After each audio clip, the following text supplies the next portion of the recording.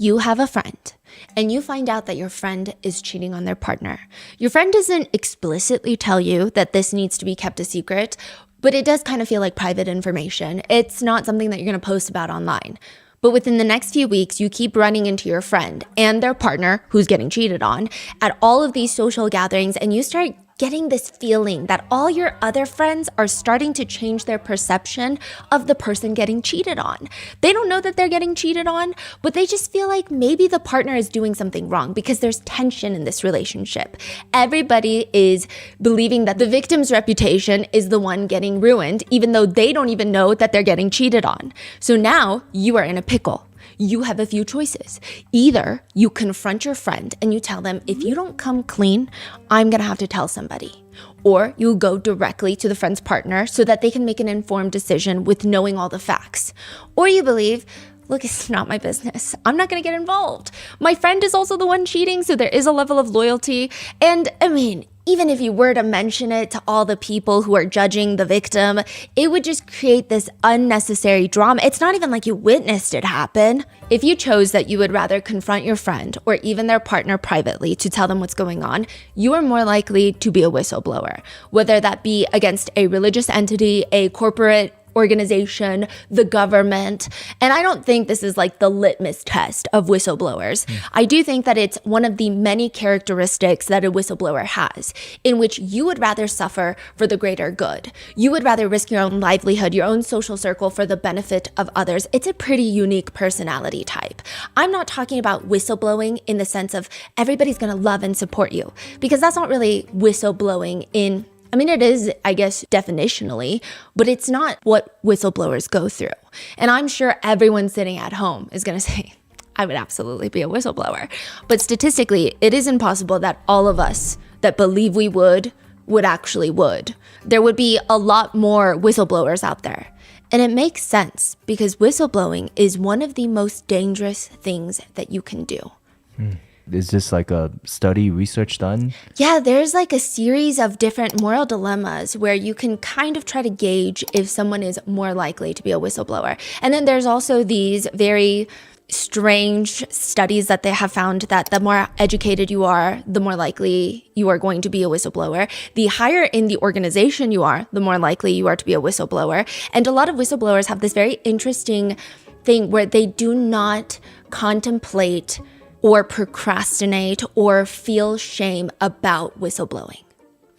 Whereas a lot of people, it's a very natural human thing. When you create conflict, you almost feel like, maybe I shouldn't have done that. Maybe that was a bad idea. I don't know if this is the right thing to do. A lot of whistleblowers, they don't have that at all. So you're saying like you're kind of born with that. Yeah. It's a trait that you're born with. Yeah. You're more likely to become one. Yes. And I'm not saying calling out bad for bad and everybody loves you. That's a very easy thing to do. I'm talking you're going to lose your livelihood and possibly risk your life. Because there is this common misconception that truth is going to set you free. If you ask someone bad, they're going to tell you that the truth does not set you free. It sends you to prison, so shut up and lawyer up. If you ask someone who's too good for their own good, they might tell you that the truth will not set you free because it's going to get you killed. There's really no statistic on how many whistleblowers are killed, mainly because their deaths are always deemed a lone act with no foul play, even when it doesn't make sense to people. Like how two big Boeing whistleblowers died within months of each other. One of them, who happened to have already been retired after working for Boeing for 30 years, he was found suspiciously deceased at 62 years old with no indication of wanting to exit his life anytime soon, to which Boeing did say that they were saddened to hear about his passing, which feels ominous. Then a few months after that, another Boeing whistleblower is found dead from a bacterial infection.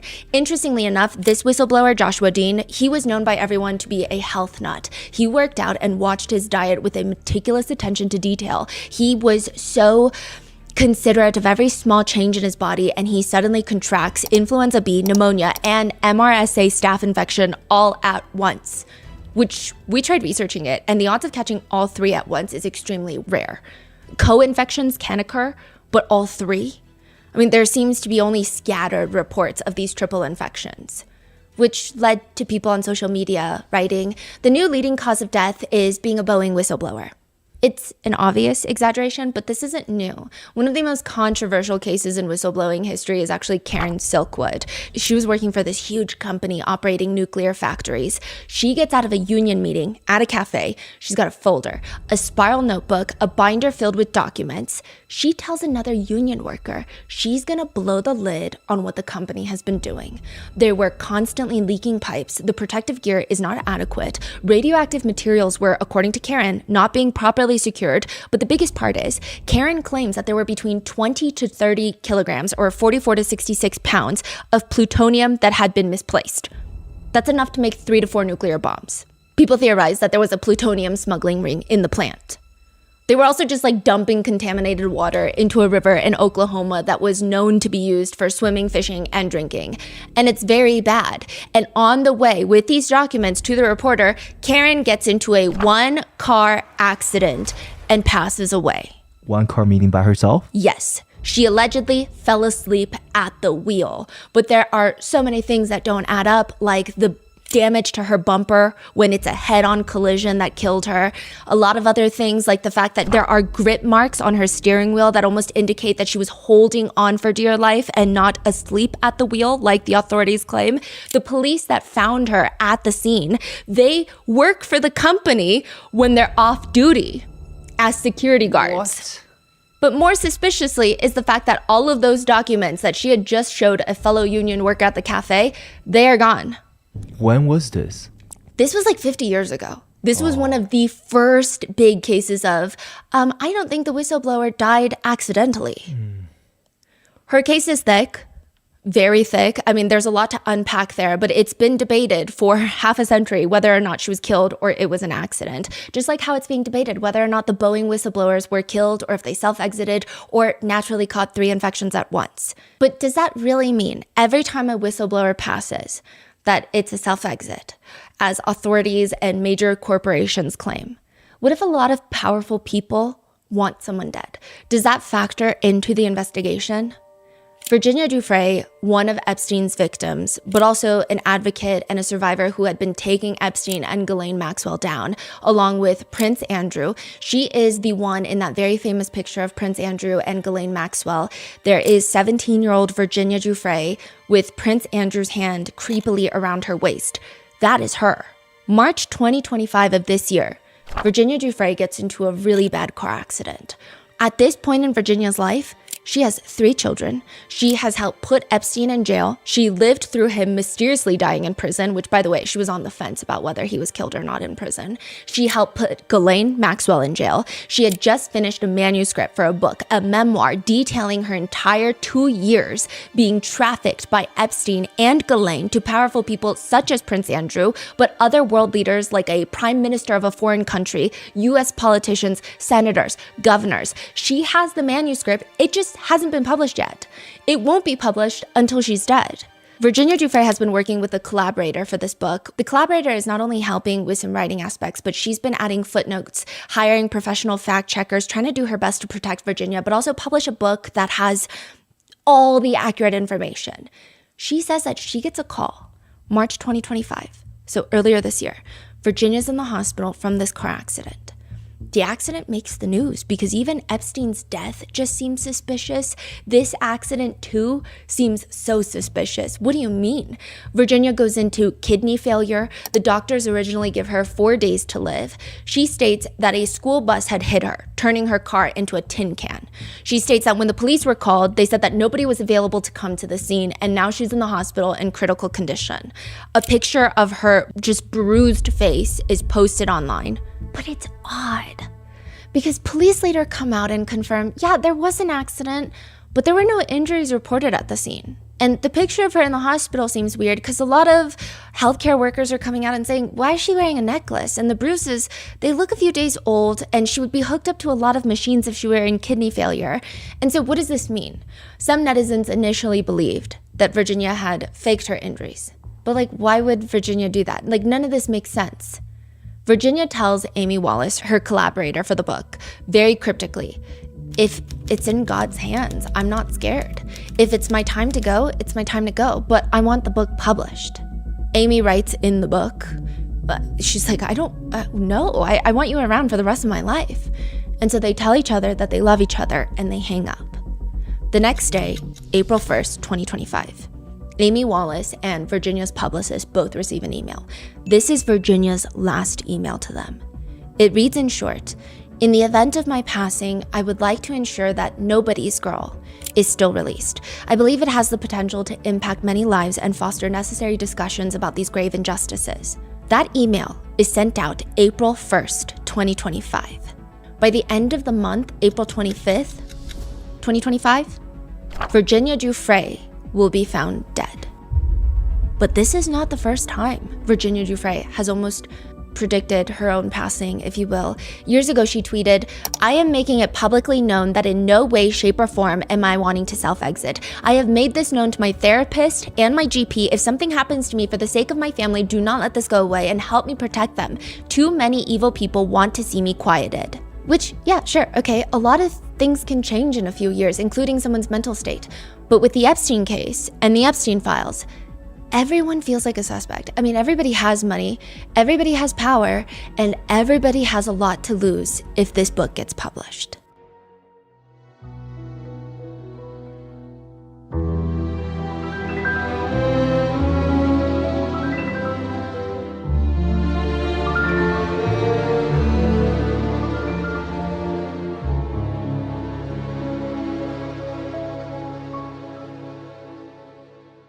We would like to thank today's sponsors who have made it possible for Rotten Mango to support the Coalition to Abolish Slavery and Trafficking, aka CAST.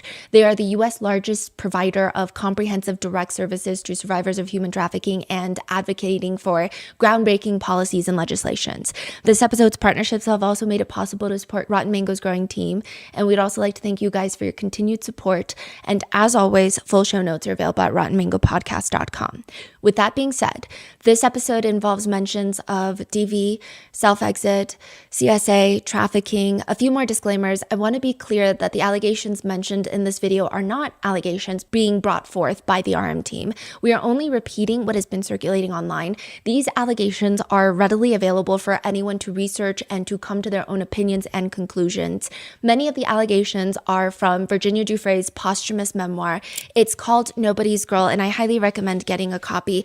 I went through and I color-coded a lot of the people that kept coming up. I took notes. There's just so much in this book that's not even going to be included in these episodes. There's so much to learn, not even just about this case, but what it means to try to support victims of trafficking. And there's a lot to gain, there's a lot to learn, and there's a lot to support in here. As well as I would even check out Virginia's brother, Sky, who she writes so fondly about in her book.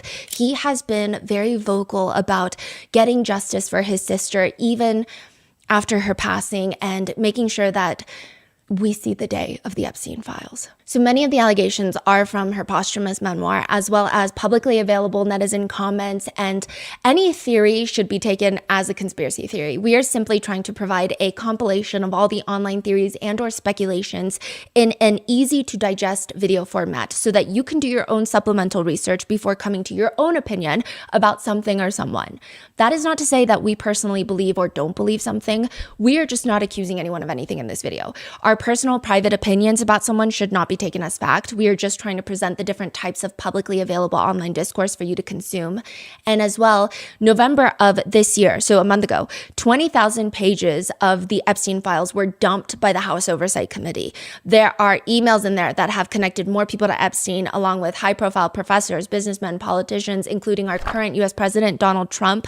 Whether these connections are implications of something much darker, I think especially when it comes to the political figures, everyone's going to have a differing opinion. I'm not here to sway one's opinion. I'm not here to make you believe one thing or another. I am just here to summarize all the people that were implicated in the late Virginia Giuffre's memoir, as well as the emails in the recent document dump. And I'm just trying to get you more familiar with what's going on before the DOJ is legally required to release all the Epstein files this month. So December 19th, 2025 is the date as mandated by the Epstein Files Transparency Act. What does that mean? The bill requires that the DOJ publish in a searchable and downloadable format all unclassified records, documents, communications, and investigative materials in the DOJ's possession that relate to the investigation and the prosecution of Jeffrey Epstein. This includes materials that relate to Ghislaine Maxwell, who's still alive and in jail and apparently has a puppy.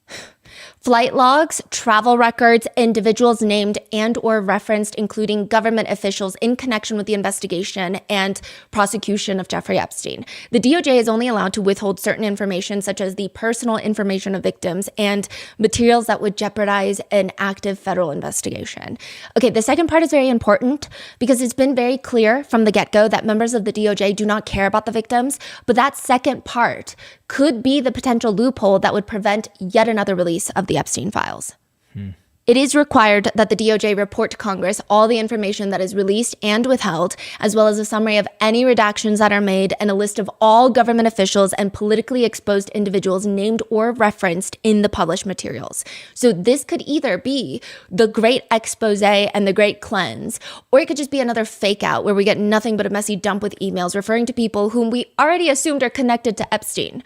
So now we have some evidence of that connection, but it's very unlikely as of right now anything will come out of it. So with that being said, hopefully these videos give you current updates that will give you a full idea before the files drop. I don't think anyone is unfamiliar with this case, but if you are, we do have a multi-part series deep diving into Jeffrey Epstein, Ghislaine Maxwell, and Epstein's Island that you can refer to. So with that being said, let's get started. Getting evicted is usually an experience that I feel only commoners have to deal with or live in fear of. It's typically not something that the ultra wealthy or Nepo babies have even briefly thought about. It's not even a brief flashing thought that they've had in their brain, especially if you are the Prince of England. That is until October 30th, 2025. Something very rare, very interesting happens. An official royal communications is released. A statement from Buckingham Palace. His Majesty, King Charles, has today initiated a formal process to remove the style, titles, and honors of Prince Andrew. Prince Andrew will now be known as Andrew Mountbatten Windsor, along with royal communications.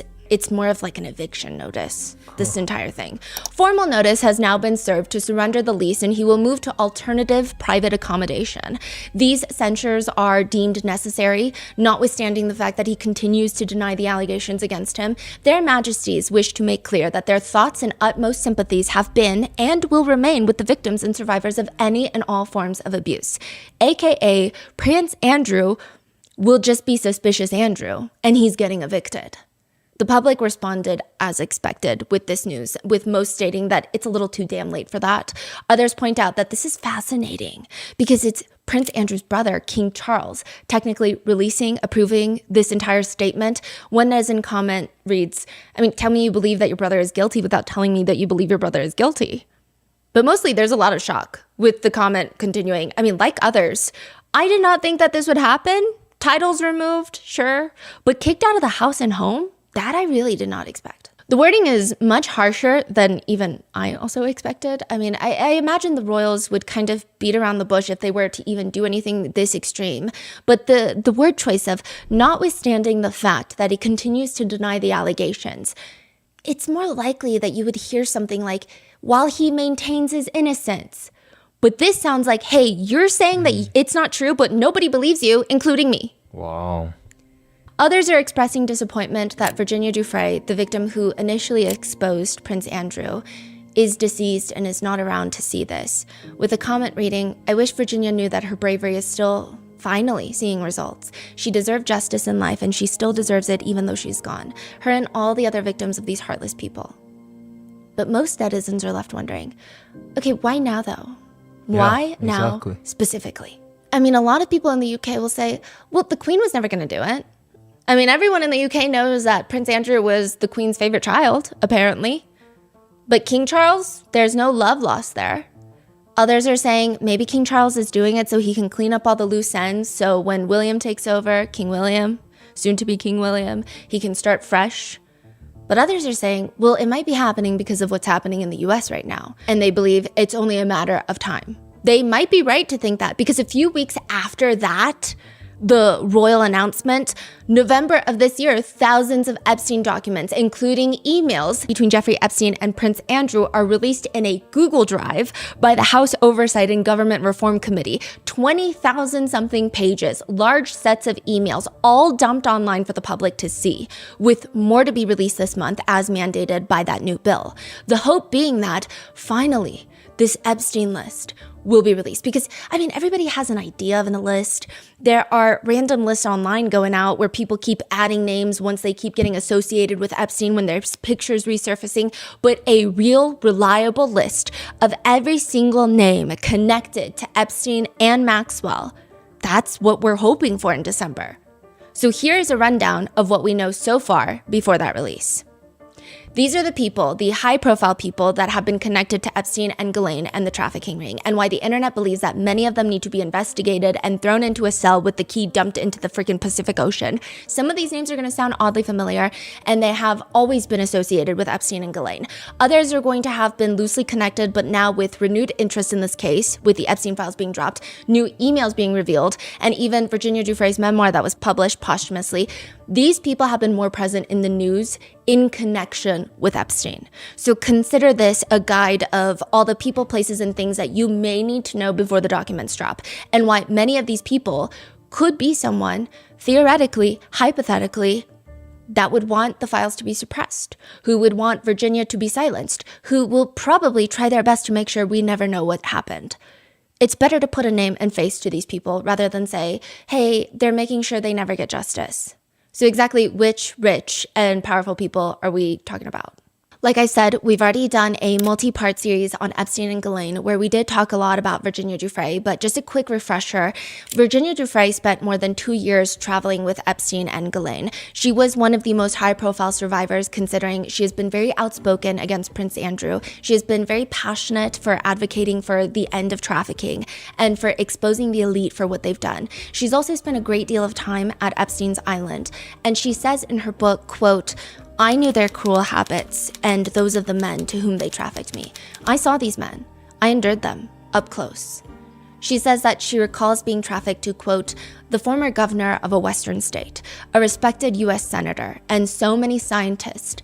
And as I've said, usually when I was trafficked to these men, Epstein didn't introduce us or tell me their names or their titles. Some critics have insinuated that there's no way I could remember these men, given the Xanax and the alcohol that I sometimes relied upon to survive in those years. But to them, I simply say this. When a man has been on top of you, his face just inches from your own, you remember him.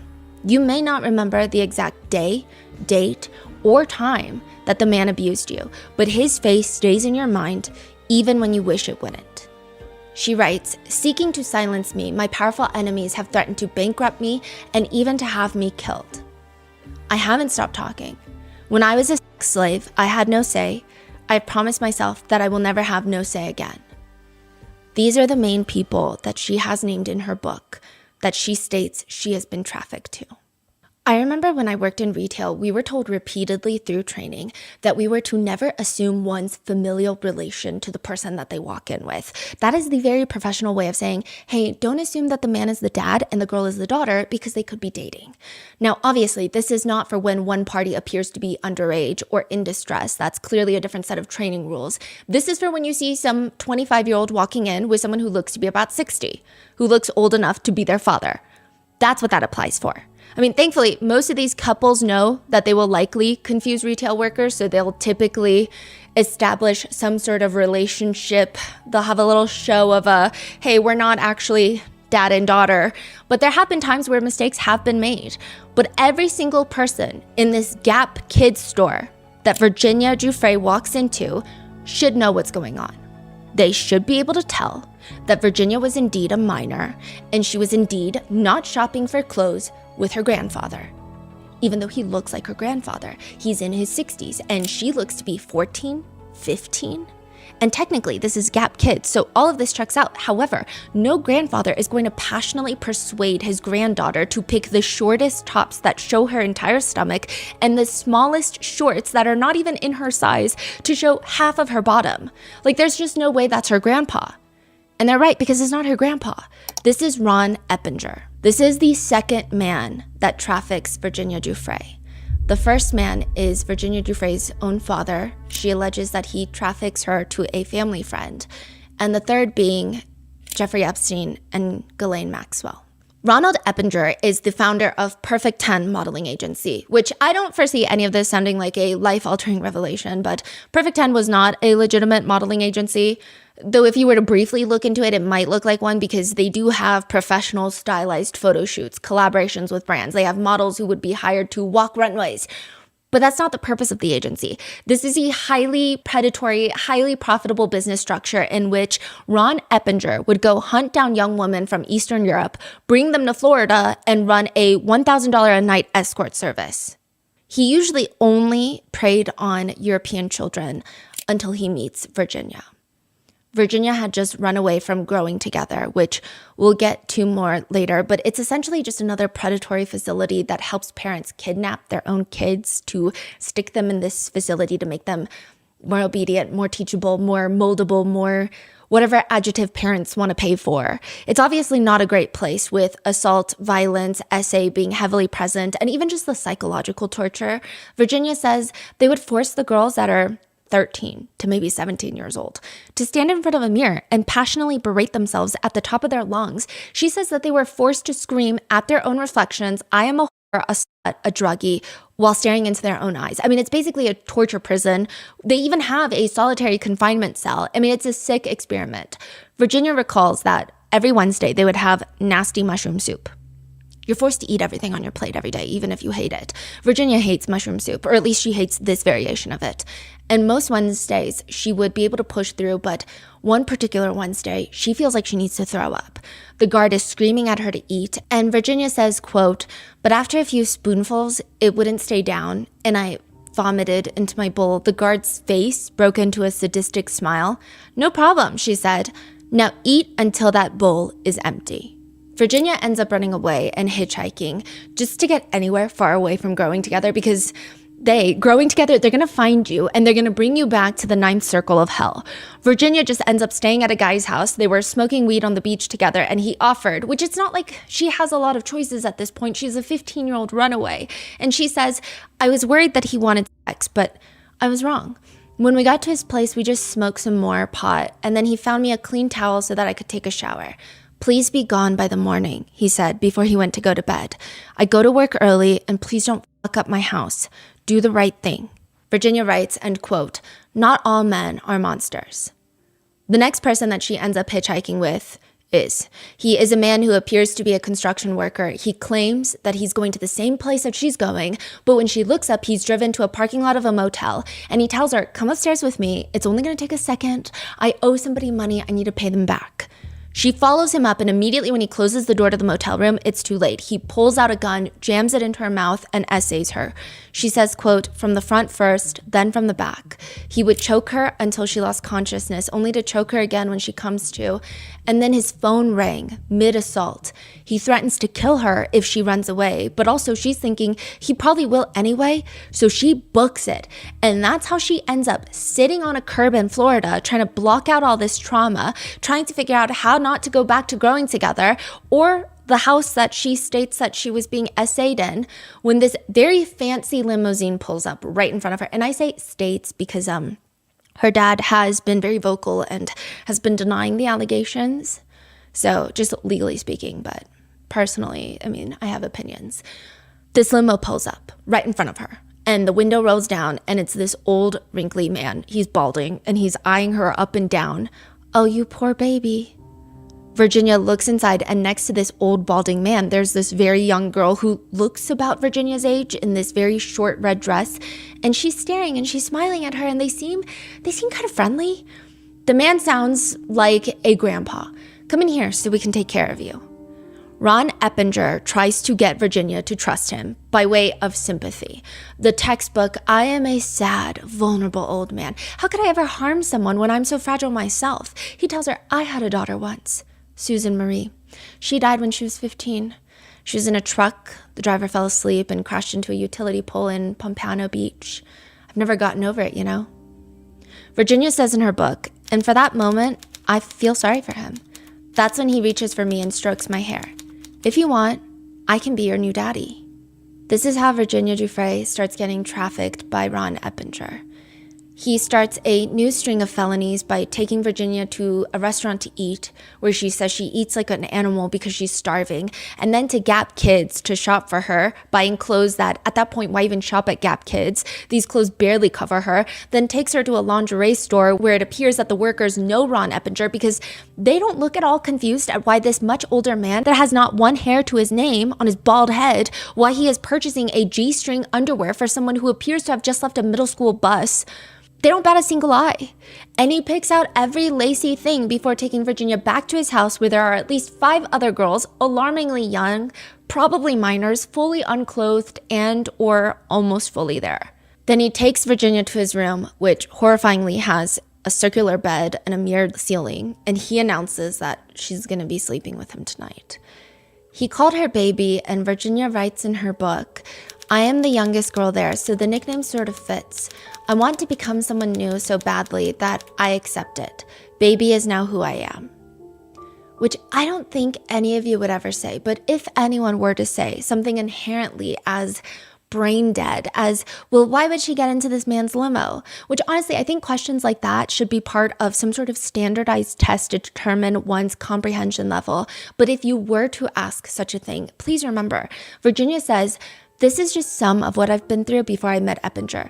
Perhaps it explains why I so readily got into a limousine with an old man I didn't know.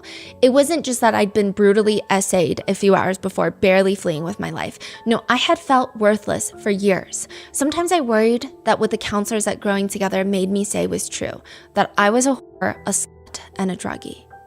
Which clearly we all know, and Virginia knew eventually, is not the case.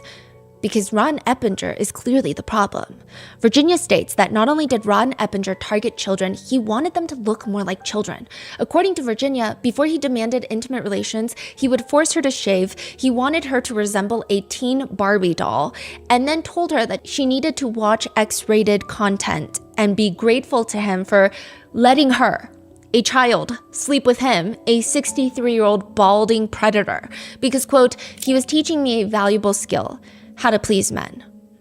What's frankly bizarre about this entire situation is that Virginia states that he would drive her around South Florida in his convertible because he liked to show off his fast car and a girl in the passenger seat, in my humble opinion, to cover up for his lack of manhood downstairs and what other laughable condition he may have. But according to Virginia, he would require that she be topless. And she clearly looks like a child.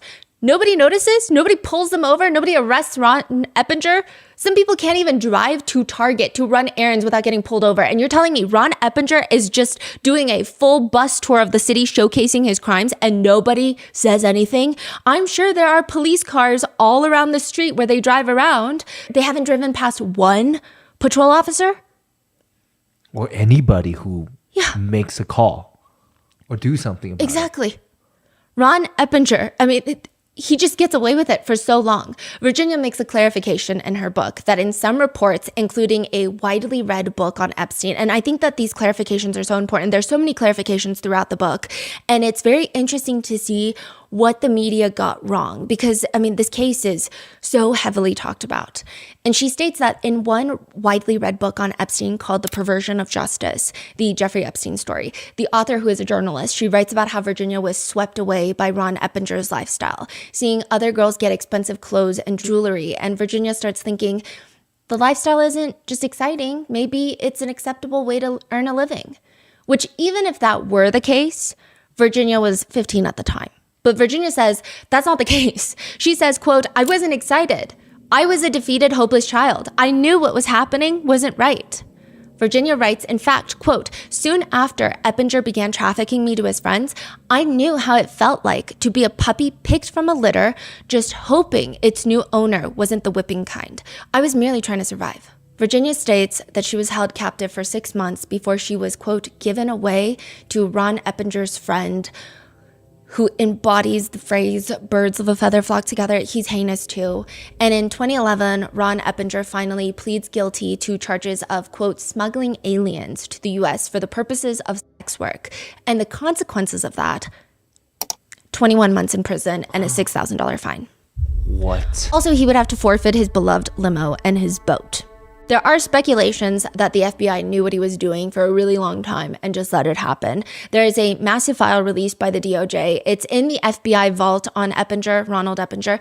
It's a good starting point to go down if you're really interested, but there is a large amount of things redacted from that file, so keep that in mind. And it just makes people wary because is that what the Epstein files is going to look like in a few weeks when it's released with everything redacted? Virginia's dad is a maintenance man at the massive country club, Mar-a-Lago in Palm Beach, infamously owned by Donald Trump. That's crazy, really. Virginia's dad was in charge of making sure all the red clay tennis courts were suitable for very wealthy people to play on, which is not an easy job. Wealthy people love to complain. And that is when Virginia is 17 years old. She's desperate. She needs a job. She asks her dad, if you can help me get something at Mar-a-Lago. She applies for a position as a locker room attendant. She says, quote, my duties in the locker room were to, make tea. I've never made tea before, so that was fun. Learn how to make tea. Clean up after the ladies who had just been in the locker room. Make sure the bathrooms were kept nice and tidy. You fold the toilet paper into a little triangle every time anyone went to the toilet. Clean up the sink area. It was a very crazy job. Crazy enough that just to be folding toilet paper and making tea, they make Virginia undergo a drug test, which, okay, standard, fine, right? But also like a polygraph. For what reason, I don't know. What? When you get hired at the Mar-a-Lago, I guess you have to undergo a polygraph. Huh.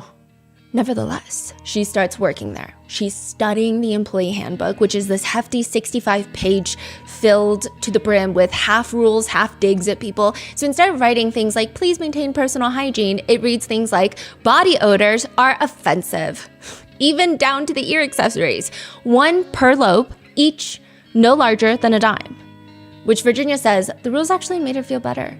She said it felt good to work at a place that was serious, because she hoped people would take her seriously. She actually gets very inspired working there, and she says that seeing how calm and de-stressed all the guests appear, which, makes sense considering Mar-a-Lago is, regardless of opinions, objectively a very exclusive club to get into. The initiation fees are in the hundreds of thousands, and it would make sense that the average net worth of a member would be at least a few million, but there are a lot of members that are worth billions as well. So yes, they should seem really relaxed. But at the same time, Virginia says she wants to work her way up to being a masseuse so that maybe she could, quote, make a living by helping others reduce stress. I believed I might finally leave my abusive past behind. Now, at Mar-a-Lago, she meets Donald Trump. And I will say, as an American, the mere mention of Donald Trump's name, who happens to be the president, makes people break out into a sweat for vastly different reasons. And I'm not here to convince you of one thing or another. I think I've made my political stance pretty clear over the years, but we try as a team on RM specifically to make sure that the main message of each video, though, I do believe that our bias do tend to creep in, politically speaking, not because of our lack of trying, but because we are quite passionate outside of these episodes. But for this episode specifically, we are going to try to swim across the Pacific and try to take out all the political opinion. There are a lot of great channels that cover the topic in depth with a lot of political insight and opinions. Great channel is, again, subjective. What I think is great, you might not think is great. I don't think that those channels are lacking from any platform, but our intention is that this serves as a deep dive so you can see the social commentary or the feelings behind each person named and listed instead of me just telling you how I feel about it. It should, in theory, give you a much clearer vision of all the things that are being said out there online. So if we just showcase our thoughts and feelings, it would not be as broad of a view. So with that being said, Virginia does meet Donald Trump.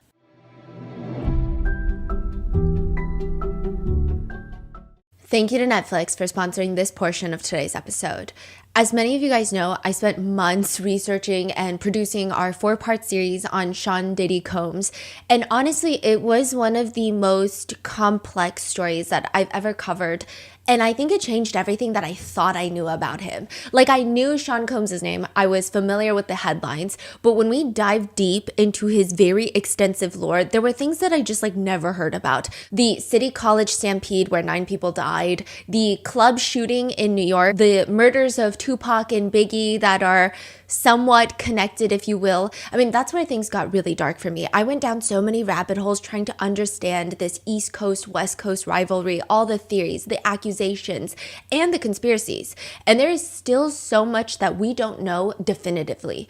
Sean Combs' lore is basically just tragedy on tragedy, and then at the very end, somehow, Sean Combs is always the last man standing.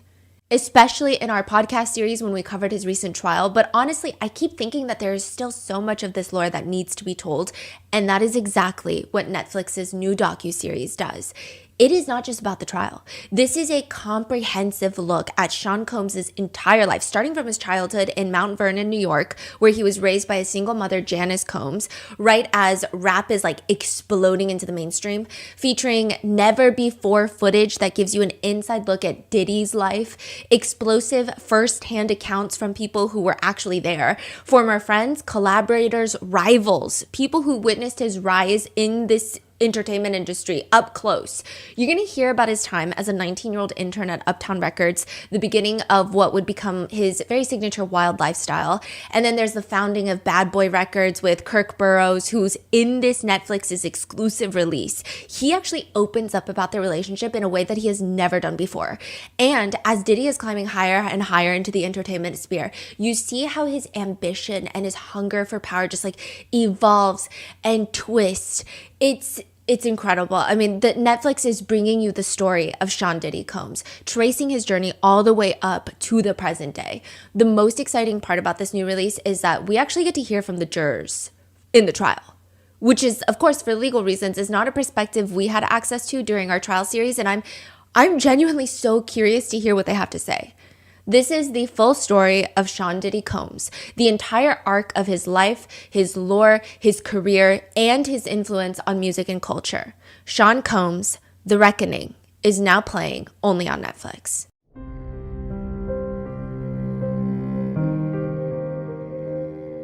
She is introduced by her dad, and she says, "Trump couldn't have been friendlier, telling me it was fantastic that I was there.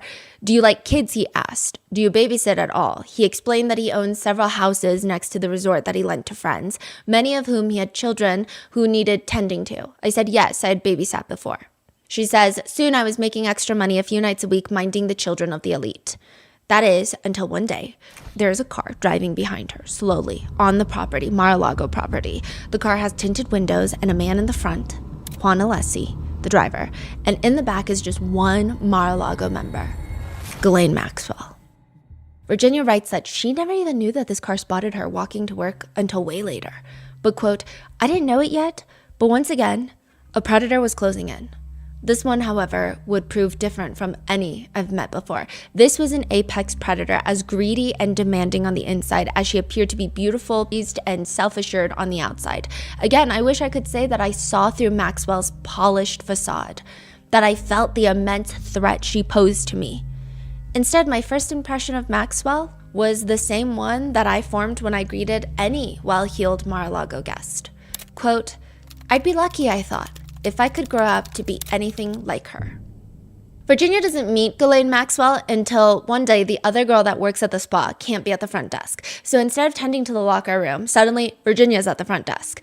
And it's so slow, she's just reading her book on massage therapy because, again, her dream is now to become a masseuse. And then she looks up and there's this woman with a hideous bob and a British accent. Virginia doesn't stoop so low to call Ghislaine's bob hideous. In fact, I guess you could say Ghislaine's bob is objectively chic, I guess, if you are threatened with a weapon, but f*** Ghislaine and f*** her hideous bob, okay? And her bag that probably cost more than Virginia's dad's car is how Virginia sees it. But she shakes Virginia's hand and introduces herself as Ghislaine Maxwell. She looks down at Virginia's massage book. "Are you interested in massage? How wonderful. Do you massage on the side?"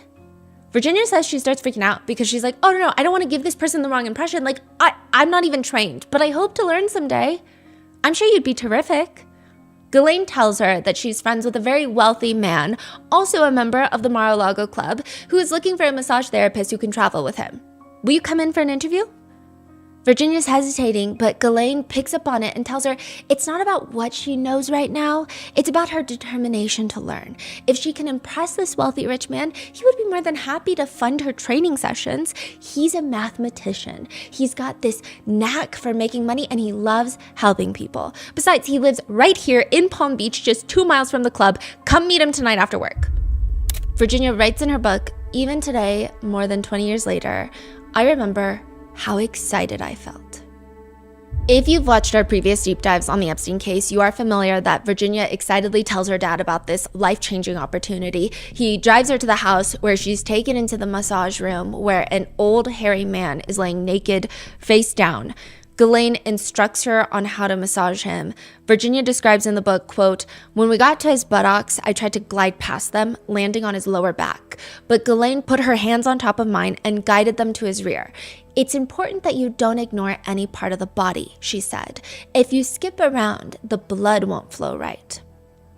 They, both Ghislaine and Epstein, assault Virginia.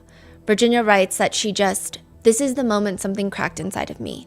Epstein and Maxwell laughing at my underwear, which were dotted with tiny hearts. How cute, she still wears little girl panties, Epstein said.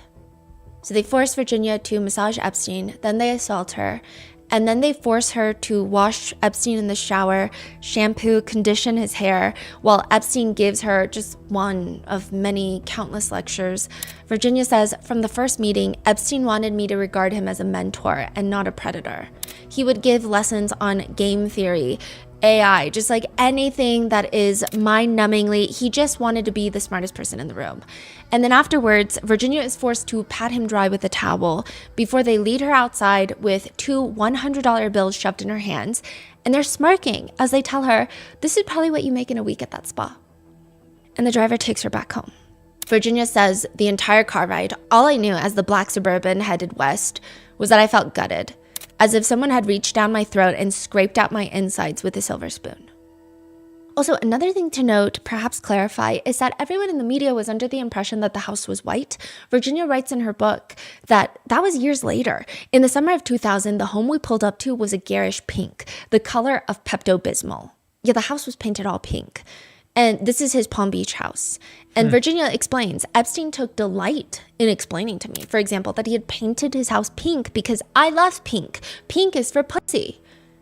And later, quote, Epstein liked to tell friends that women were merely a life support system for their private parts. He also apparently stated, I'm not a sexual predator, I'm an offender. It's the difference between a murderer and a person who steals a bagel. This is how Virginia becomes a prisoner of Epstein and Ghislaine for the next 2 years. She writes, my job was to do whatever they asked, whenever they asked it. There were no bars on the windows or locks on the doors, but I was a prisoner trapped in an invisible cage. For a few weeks, maybe months, Virginia is balancing work at Mar-a-Lago and then going to Epstein's house to train for massages.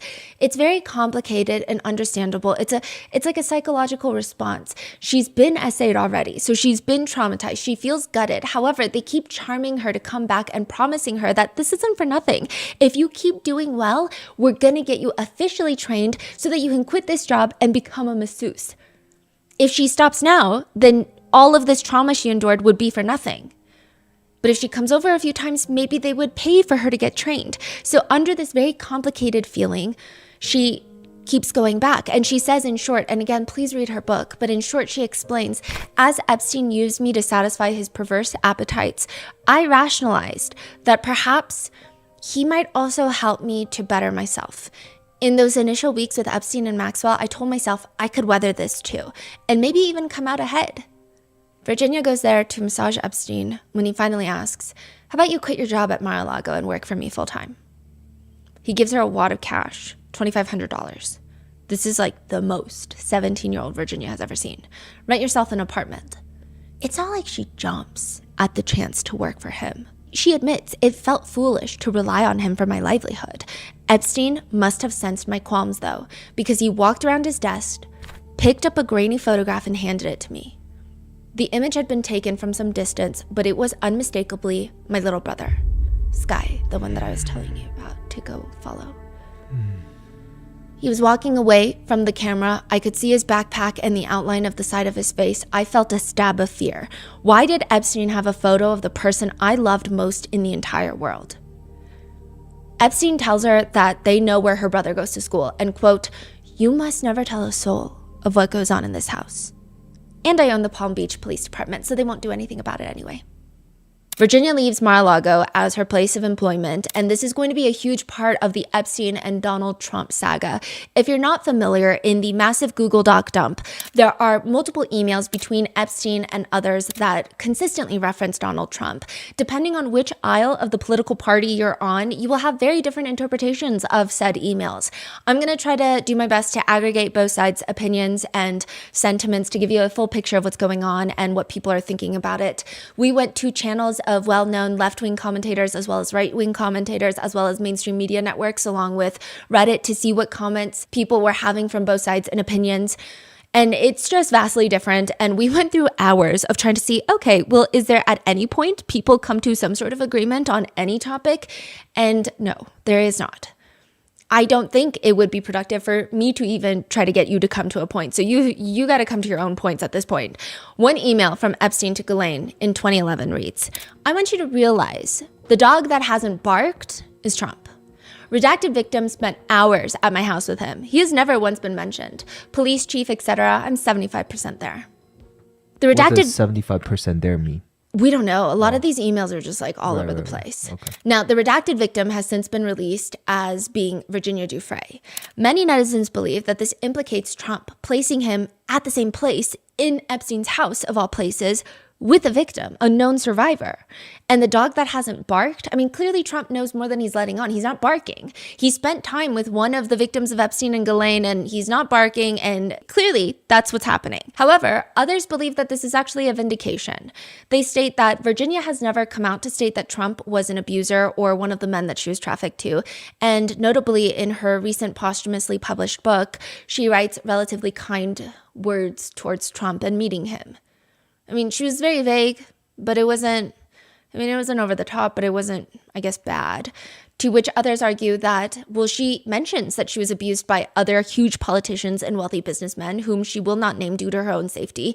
This book is published while Trump is the president of the United States. So maybe, yeah, no matter how goofy American politics seems to be, which it is, we're a mess over here, the president of the United States is still one of the highest powers in the world, which leads some to argue that it would make sense that she would not badmouth Trump in her book, accuse him in her book.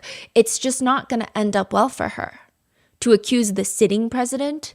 But others argue, well, she could, because others have done it before. A lot of people have actually accused this specific sitting president of lots of heinous things. So it's just, there's no end to the back and forth. And we've spent hours going in these soon-to-be fistfights in the comment sections, and it's just widely unproductive. Nobody's convincing anyone to come to the other side. So, you know. In another email that is sent to Michael Wolff, keep Michael Wolff in mind for later. He is under a lot of fire. More on him later, but he is a reporter who served as an advisor of sorts for Epstein on how to handle Trump, who was going to run for office at that point. So this is during his first presidential run, which turned out to be successful in terms of he became the president, right? That was when he was first elected as president. This email is from 2015. So he had already announced that he was going to run in 2016. And it reads, "From Wolff to Epstein, I think you should let him hang himself." He's talking about Trump. "If he hasn't been on the plane or to the house, that gives you valuable PR and political currency."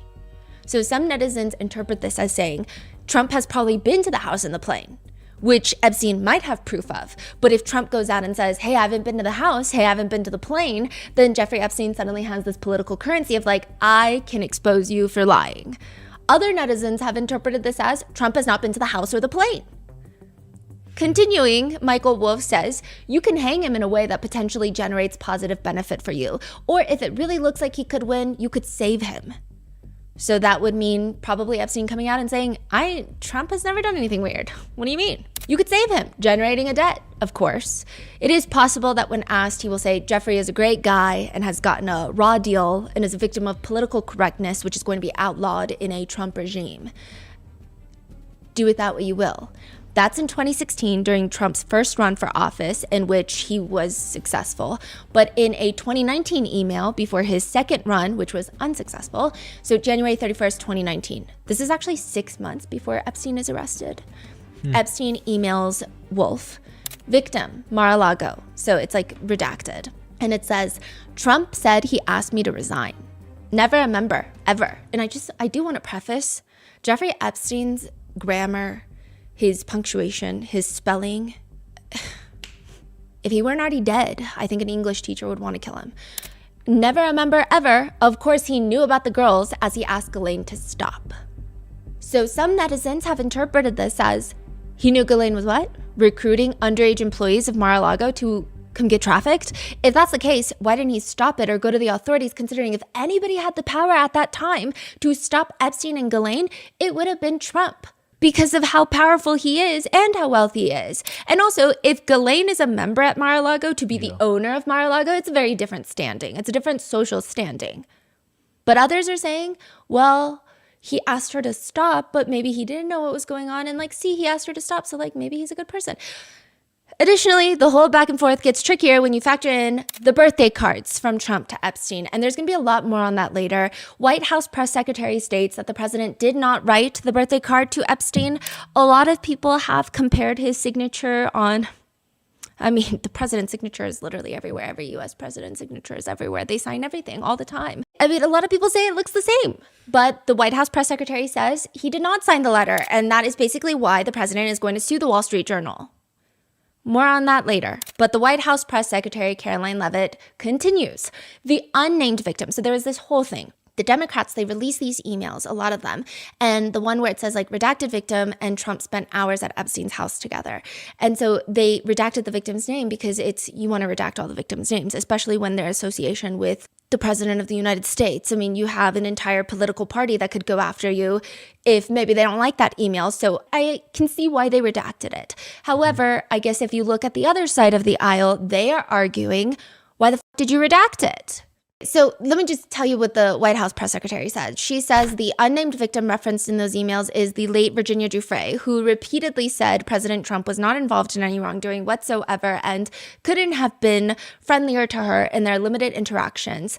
The fact remains that President Trump kicked Jeffrey Epstein out of his club decades ago for being a creep to his female employees, including Giuffre. One netizen thing that people have pointed out about this statement is it sounds wishy-washy, and second of all, she keeps pronouncing Giuffre as Guffrey. But then there is an email from Epstein to Michael Wolff that just reads, of course Trump knew about the girls.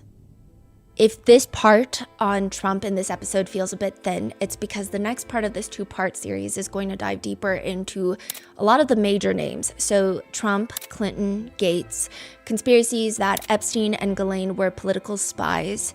This is just the starting point of the conversation of how Trump and Epstein and how it relates to Virginia Giuffre. There's going to be a lot more that is going to lead to the memes of Donald Trump and Bill Clinton having a salacious alleged affair that has now become a meme, with people memeing Big Beautiful Bill and people calling POTUS Throatus.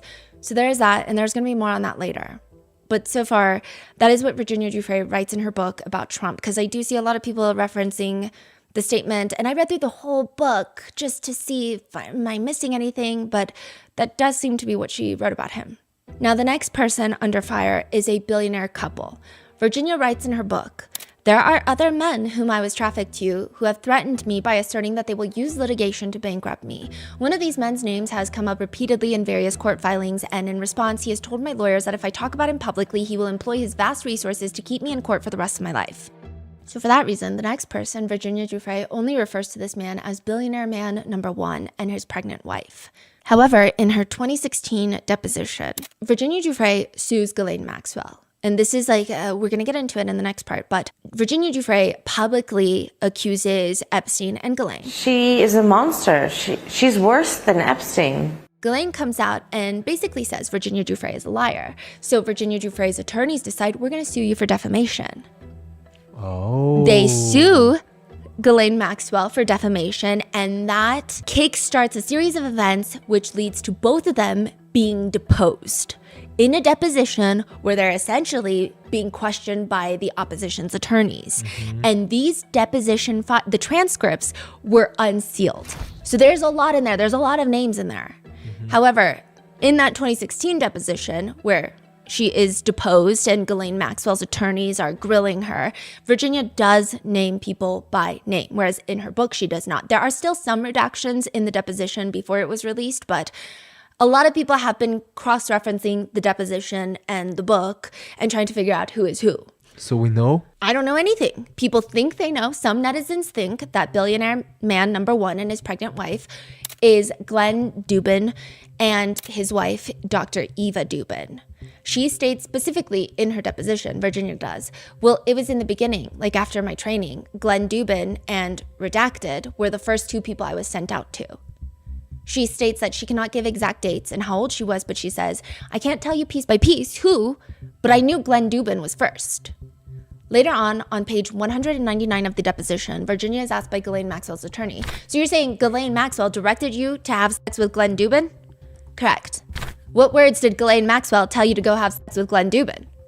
It was same. It was like the same all the time, all right? They want me to go provide these men with a massage. And when they say massage, that means erotic, okay? That's their term for it. I think there are plenty of other witnesses that can attest to what massage actually means. And I'm telling you that Ghislaine told me to go to Glenn Dubin and give him a massage, which means sex. We have no clue if Glenn Dubin is billionaire man number one. We have no clue if he was an abuser, but it's been widely talked about in the news that he has some sort of connection to Epstein, and this some sort of connection is actually a pretty strong connection. Whether that be sinister or not, it's a pretty strong connection. Virginia explains that this was a marked change in her victimization from Epstein and Ghislaine. She states that she went from being assaulted by just them two to now Epstein is trying to manipulate her, and he's getting her to believe that the next step in her actually training to become a massage therapist is to go work on Epstein's rich friends, be their massage therapist. Especially when Epstein allegedly tells her that the very first client is going to be a couple, I think that she probably is more inclined to believe him. It's going to be a man and his pregnant wife. So that would appear like a real appropriate, legitimate massage. They're staying at the Breakers, which is an exclusive Palm Beach hotel nearby where they have private residences. Epstein was very firm on the rules.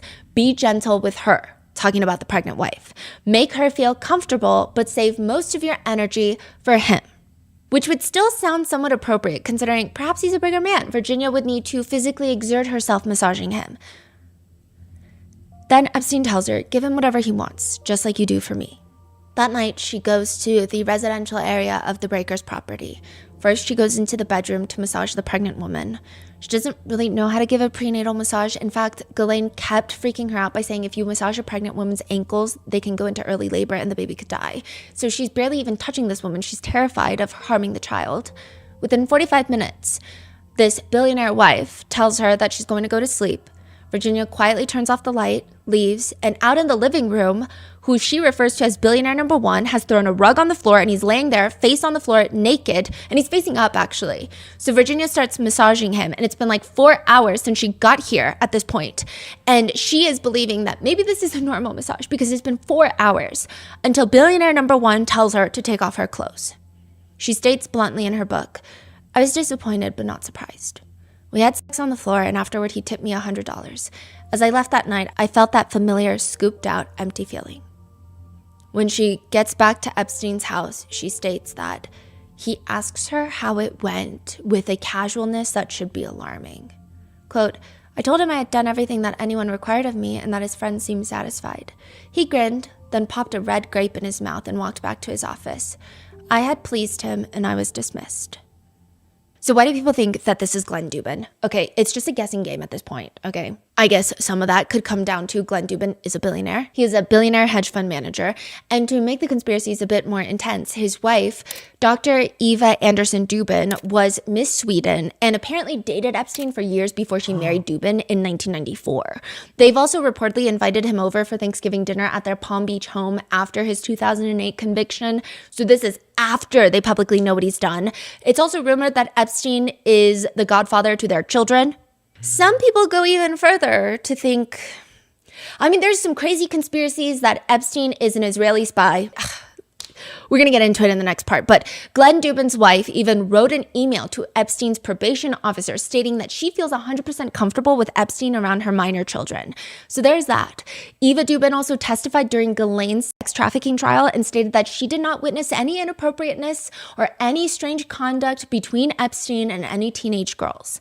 I will say that aside from the first child of the Dubin family, the birth dates of the other two children, I couldn't find super reliably published birth years, but it seems to be, the timelines could make sense that Eva was pregnant during that time. And I say that as in, I believe that this happened to Virginia. I don't have a clue if it's Glenn Dubin and his wife Eva. Although I think that they are incredibly shady, but that's just a personal opinion. They've also donated $27,000 to Andrew Cuomo's mayoral run in New York City recently, which was goofy to say the least. And based off recent files being released, it is believed by netizens that in 2017, so 2 years before Epstein is arrested, the second time, 2 years before Epstein is found dead, he claims to somebody through his email that he spent Thanksgiving in 2017 with Trump and Eva Dubin and Glenn Dubin. The same email chain contains Trump, Eva, and Glenn. So that could mean he spent Thanksgiving with Glenn Dubin and Eva Dubin as well as Donald Trump.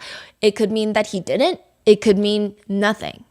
If you're interested in more about the Dubin family, I would point you to a testimony from Glenn Dubin's former butler who alleges that they saw a 15-year-old girl distraught in the Dubin family home before, and that there was it was bad, they allege. They allege it was bad. What is that?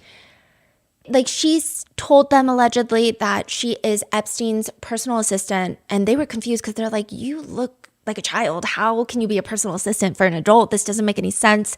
And there was just some weird energy. And they said, I mean, the Dubins have like 55 million homes. That's not true. That's an exaggeration. Did you know one time I got a letter because I said someone was a billionaire, and then they sent me a letter and they were like, I'm not a billionaire, by the way. And I was like, okay. So they do not have 55 million homes. They have multiple homes. And I think she gets sent off to be a nanny at another home. But then the Dubin live-in nanny was like, oh, I've never seen her before. So there's a lot being disputed. But I will say that that testimony is, if you believe it, very alarming. Very alarming. But I would just warn you, be very careful, because these are all very, very powerful people. Then there's the issue with Alan Dershowitz. Alan Dershowitz is a Harvard professor, a criminal defense attorney for Epstein for a period of time. You may not know Alan Dershowitz. You may know Alan Dershowitz, and chances are, if it's the latter, you know him as Alan, I kept my underwear on, Dershowitz. Or maybe not, okay, that's very niche. Maybe you know him as part of O.J. Simpson's Dream Team. And he also represented Weinstein, Harvey Weinstein. And he was on Trump's defense team in his first impeachment trial in 2020. Notably, Alan Dershowitz was Epstein's attorney while they negotiated his non-prosecution agreement in Florida in 2007. Dershowitz has stated that this is the one case that he regrets taking, the Epstein case. He has been named in Virginia's deposition, where she states in 2016. And I know Stephen Kaufman was one of the first I was sent to, so Stephen Kaufman is another name, but there's not as much on Stephen Kaufman as of right now. Continuing, she says, Alan Dershowitz could have been between Glenn Dubin and Stephen. The first time I was with Alan Dershowitz was in New York, so I wasn't actually sent to him. It actually happened at one of Jeffrey's residences. What did he do to deserve such a precise nickname, though? Alan, I kept my underwear on Dershowitz? Well, apparently, after being initially accused by Virginia as being someone she was trafficked to, he states that he did get a massage at Epstein's. But, it was given by a 50-year-old Russian woman named Olga, and, quote, I kept my underwear on. I kept my underwear on during the massage. I don't like massages particularly. Thus, Alan, I kept my underwear on, Dershowitz. He's just also an overall asshole, which is not a crime. It's just an opinion. He would get hate comments where people would write to him, you are the demon of evil. You are the best argument for abortion one could present. He would apparently happily tape them to his door. To call him a fucking annoying contrarian would probably be one of the nicest things ever uttered about Alan Dershowitz. He's quoted in an op-ed saying, there must be criminal sanctions against sex with very young children. But it is doubtful whether such sanctions should apply to teenagers above the age of puberty, since voluntary sex is so common in their age group. He believed that no matter how old the partner is, 15 should be the reasonable age of consent. He also hates when men are prosecuted for hiring sex workers. He wrote once, "These men who occasionally seek to taste the forbidden fruit of sex for hire should not be arrested." According to someone in one of Dershowitz's lectures, they claimed Dershowitz had this idea of sex workers, they know what they're doing. They need to be prosecuted. But you can't ruin a John's life over wanting to take a bite of forbidden fruit here and there. Another Dershowitz original quote is, "Radical feminists can accuse all men of being and radical African Americans can accuse all whites of being racist without fear of discipline or rebuke." However, in 2019, Virginia sues Dershowitz for defamation in the same way that she sued Ghislaine Maxwell. He countersues and they both settle. Later in Virginia's book, she states that in 2022, the two of them, Virginia and Alan Dershowitz, settle out of court with no payments made by either party to the other, and the agreement seemingly being that both of them would release a joint pre-approved by both sides statement. Virginia's statement reads, "I've long believed that I was trafficked by Jeffrey Epstein to Alan Dershowitz. However, I was very young at the time. It was a very stressful and traumatic environment, and Mr. Dershowitz has from the beginning consistently denied these allegations. I now recognize I may have made a mistake in identifying Mr. Dershowitz." Alan Dershowitz's statement reads in short, "She had come to believe that at the time she accused me, she believed what she said.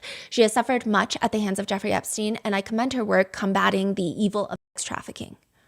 But a year before Epstein was arrested, it seemed that Dershowitz was not friendly with Epstein anymore. In the recent email dump, another person is mocking Dershowitz for being like the Kim Kardashian of the legal scene, famous for being famous. Epstein responds, "Nicely put!" exclamation point. Take that as you will. Alan Dershowitz says that Epstein wasn't a pedophile, also. There was no allegation even that Epstein was a pedophile. And not to put words in his mouth, but basically, he's saying that that term is for actually people who like prepubescent children. And I think that is always What's the going crazy. on with yeah, this guy is like literally outing himself. Yeah, and Megyn Kelly said the same thing. Yeah. What? She was like, Epstein is sick and nasty, but he's not a pedophile because legally, I don't know why people are obsessed with the definition. Yeah. A minor is a minor. I'm so confused. Let's talk about vice presidents. Al Gore served as the vice president under Bill Clinton. Virginia states in her book that Epstein had hosted Al and his wife, then wife, they are now divorced, I believe, Tipper Gore over for dinner, and that she was there.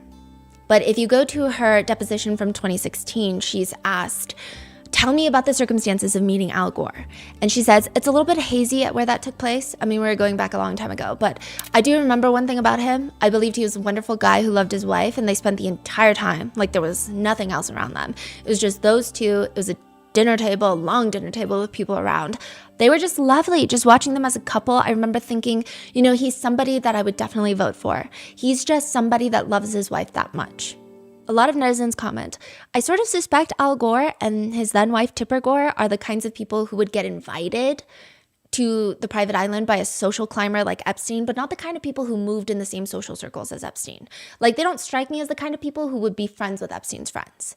With another netizen writing, Epstein was probably selective with who he showed what sides of the island, if that makes sense. Because you do have to remember that Epstein was a social climber, but it is likely that a lot of high-profile, powerful men liked what Epstein was doing in his private life. But he could probably scope out which ones did and which ones didn't. And so a lot of people are saying, yeah, okay, maybe Al Gore was at the island, but we don't think that he was doing crazy stuff. And Virginia says that he was nothing but nice and loved his wife. However, in 2010, Al Gore is accused of making unwanted advances to a masseuse at a Portland hotel in 2006, which he was cleared of by the DA. The DA said no. Al Gore has also passionately denied any of these allegations, but netizens believe, if true, sounds straight out of Epstein's playbook. I don't know. Take it as you will, okay? Everybody's got a different opinion. Virginia also states in her deposition, they, Epstein and Ghislaine, instructed me to go to George Mitchell. George Mitchell may or may not sound familiar. He is a former U.S. Senator for the state of Maine. He was a former Senate Majority Leader. He was a special envoy for then President Bill Clinton, and then later a special envoy for the Middle East peace for then President Barack Obama. He's also 92 freaking years old right now. So I don't blame you if you don't know this man, but he also wrote a heartfelt, meaningful message for Epstein in what is now dubbed the birthday book. What? It reads in short, Dear Jeffrey, the beginning of the new year is an appropriate time to count our blessings. Among mine is your friendship. It's been more than a decade since we met by chance at an airport in Washington. During that time, you've been a good friend. I'm grateful for that and for what I hope will be many more years of your friendship. Among your blessings has been the opportunity to lead a full, exciting, and fantastically varied life. Now that you've reached a critical milestone, I hope you will intensify your activities in the widest possible range of issues, especially in the field of science, where you've already done so much. With my congratulations, gratitude, and best wishes, George Mitchell. George Mitchell states that he never victimized Virginia, stating, the allegation contained in the release documents is false. I've never met, spoken with, or had contact with the alleged victim. A spokesperson later states, during the time he knew Epstein, he had no knowledge of Epstein's actions involving underage girls, stating that once he did, he, quote, he never had any contact with Mr. Epstein again. Virginia states in the deposition that, quote, they instructed me to go to George Mitchell, Jean-Luc Brunel, which, again, we've talked about him in previous episodes. He's a huge figure in the Epstein case. He's dead now, thank God, but please refer to those episodes. We're going to cover him briefly in the next part as well. But she states that she was sent to George Mitchell, Jean-Luc Brunel, and Bill Richardson. Bill Richardson being the former governor of New Mexico and the former U.S. ambassador for the UN and energy secretary during the Clinton administration. One of Epstein's biggest properties, Zorro Ranch, was in New Mexico. Later on page 200 of the deposition, Ghislaine's attorney asks Virginia, Ghislaine Maxwell told you to go give a massage to Bill Richardson, correct? Correct. When did Ghislaine Maxwell tell you to go give a massage to Bill Richardson? I don't know dates. When Ghislaine Maxwell used the words, go give a massage to Bill Richardson, where were you? Virginia's like, I can't tell you where we were. I know that I was sent to, I don't know where we were when she told me to do that. Because again, it's like, I mean, she was going everywhere with them. Where she was, she doesn't know. Where were you sent to? New Mexico. Bill Richardson's spokesperson has stated, these allegations and inferences are completely false. To be clear, in Governor Richardson's limited interactions with Mr. Epstein, he never saw him in the presence of young or underage girls. Governor Richardson has never met Mr. Frey, and that is not the only governor with ties to Epstein. It's actually far from the only governor. Thomas Pritzker is part of a very wealthy family. He's not a governor, but his cousin is. The current Illinois governor, J.B. Pritzker, who has been associated with Epstein. He vehemently denies the association.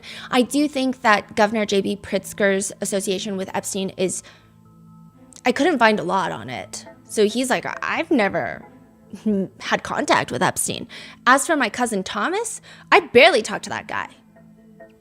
Thomas Pritzker is not the governor, but he is the executive chairman of Hyatt Hotels. Wow. Some people believe, with no proof or evidence, because we weren't in the room, we don't know anything. Some people believe that he is billionaire number 2 in Virginia's book, though there is no proof of that. She says about billionaire number 2, again, this is no proof that this is the chairman of Hyatt Hotels or Thomas Pritzker or anyone, but she writes in her book, Epstein made it clear that he wanted me to give this 50-year-old stranger with thinning brown hair a massage, so when we arrived, I accompanied this man to his cottage. He does appear to have some thinning brown hair, but again, that is not proof. There's not even association, but just saying. She states that she tried her absolute best to put on her most professional sounding voice because she thought that he would get the message. Again, this is not about Thomas Pritzker, this is about billionaire number 2. He did not, and at the end, he offered to pay her triple what Epstein was paying her if she came to work for him. She was terrified, she politely declined, and then told Epstein about it because remember, Epstein has a picture of her brother. Virginia states in her deposition, they instructed me to go to George Mitchell, Jean-Luc Brunel, Bill Richardson, the governor, another prince, I don't know a name, a guy that owns a hotel, a really large hotel chain. I can't remember which hotel it was. So that's where people are speculating that it's Thomas Pritzker and that he might be unnamed in the book because perhaps she found out how powerful this man is, or maybe she doesn't know his name. Again, there's no proof that it's Thomas Pritzker, but in the recent email releases, Epstein does refer to him as, quote, like family. Does not suggest any wrongdoing. They also had cordial emails sent back and forth.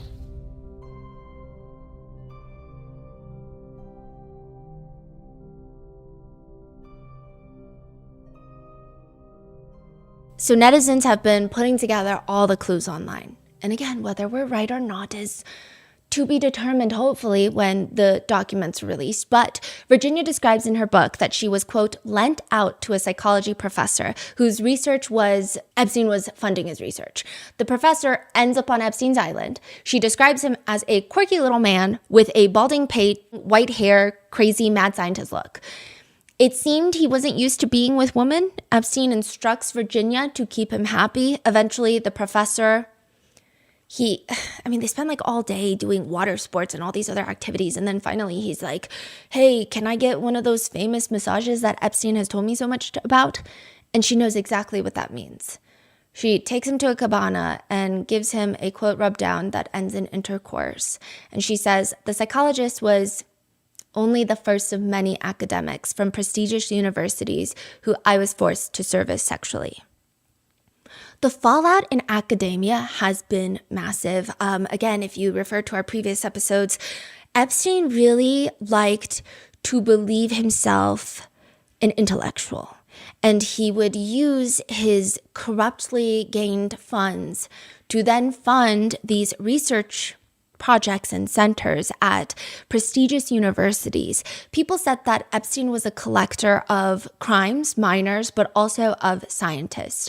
It gave him a kick to associate and be around these very objectively intelligent people, and he was heavily associated with Harvard University, MIT, and Brown University, which led in a massive fallout of even the presidents of these universities having to resign. Or some of them, Larry Summers recently went viral because he was the former Harvard president. He's an economics professor. The emails get dumped. He's got emails. I'm going to go into this later, but he has a wife at the time. He's got emails with Epstein where he's like, I'm trying to zhuzh up this girl that I'm trying to date and I need advice. And Epstein is giving him, yeah. Wow. So then he goes into his classroom the next day filled with Harvard students and he's like, hey, so I'm here to teach. I'm not here to talk about the emails. Oh, after this has been exposed. Yeah. And then he, I believe he resigned, so. Some of you will have seen my statement of regret, expressing my shame with respect to what I did in communication with Mr. Epstein, and that I've said that I'm going to step back from public activities, but for a time, but I think it's very important to fulfill my teaching obligations. And so, with your permission, we're going to go forward and talk about the material in the class.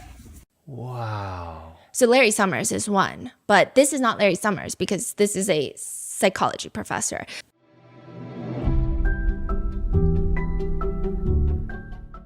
If you've been following for a while, you know that our first launch with Shopify was Grandpa Mango's art studio, where we sold these limited edition prints and original pieces hand painted by my husband's grandpa, and that was his life's dream. And so that was our very first experience with Shopify. And now we have something else in the works with Shopify. Don't get the wrong idea. I could not have started that small business for Grandpa Mango without Shopify, the world's leading e-commerce site. Shopify's point of sale system is a unified command center for your business, and it brings together in-store and online operations. Plus, with Shopify, you can keep people coming back with personalized experiences and first-party data that gives marketing teams a competitive edge. Basically, you'll know what your customers like and want before they even tell you. If you're waiting for a sign to begin your small business, this is it. Stop overthinking and start selling with Shopify. Turn those what ifs into why nots and keep giving those big dreams the best shot with Shopify. Sign up for your $1 per month trial and start selling today at shopify.com/rotten. Go to shopify.com/rotten. Shopify.com/rotten.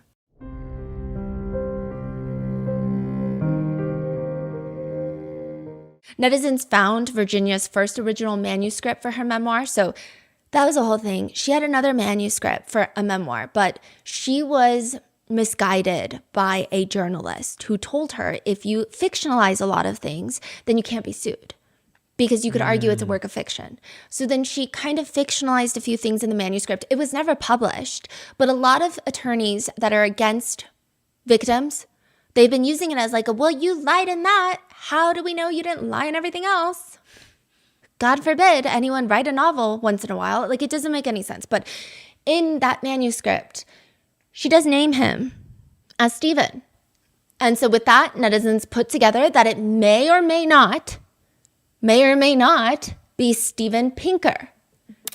She says Stephen was a quirky little man with white hair and a mad scientist look about him. Steven Pinker is also a Harvard professor like Larry Summers. And he is someone who had previously rallied against cancel culture. And then he started blocking anyone who mentions Epstein in his mentions. So, okay. Wow. He says that he has no association with Epstein other than, quote, other than third parties who have invited us to some of the same events. He also states, that is not me. I've never set foot on Epstein's Island nor any of his other residences. This is not to say that Giuffre's accusations are true, just that they are not about me. We don't know if Steven Pinker is associated with Epstein in any sort of sinister way, and there is no proof that he is the psychology professor described in Virginia's book, but that's just the discourse. Then we have Marvin Minsky. He is a prominent MIT cognitive and computer scientist. He helped co-found the AI division, like the AI Research Center at MIT. He's also dead. He died in 2016. Yeah, Virginia states in her 2016 deposition, they instructed me to go to George Mitchell, John Luke Brunel, Bill Richardson, another prince, I don't know his name, a guy that owns a hotel, a really large hotel chain, I can't remember which hotel it was, and Marvin Minsky. There was just a whole bunch of them that it's just hard for me to remember all of them, you know? I was told to do something by these people constantly, my whole life revolved around just pleasing these men and keeping Ghislaine and Jeffrey happy, and their whole entire lives revolved around sex. They call massages sex, they call modeling sex. Virginia's asked, where did you go to have sex with Marvin Minsky? I believe it was the U.S. Virgin Island, Jeffrey Epstein's island in the U.S. Virgin Islands, Epstein Island, which Virginia's attorneys later checked records. And in 2002, while Virginia is being trafficked by Epstein, sure enough, Epstein and Minsky hosted a gathering with prominent figures in AI on the island. That's not to say definitively that that is evidence that she was trafficked to Minsky, but there is a connection there. Virginia states transparently, this could have been when I was trafficked to him for the first time. I'm not sure of the date. What I do know is that Minsky was in his 70s then, precisely 56 years older than me. We shared a birthday, and I remember what happened. Wow. She alleges in her book that she was sent into one of the cabanas, and she will never forget Minsky's bald head and just trying to focus on the waves outside, the sound of the waves, as she was forced to. Later in the book, she details how when she first went public with accusations against Marvin Minsky, a colleague of Minsky's at MIT, Richard Stallman, sent out an email blast suggesting that Virginia was a willing participant in the cabana. According to Virginia, he wrote, quote, we can imagine many scenarios, but the most plausible scenario is that she presented herself to him as entirely willing. But according to NPR, this is also the type of guy that writes, I'm skeptical of the claim that voluntary pedophilia harms children.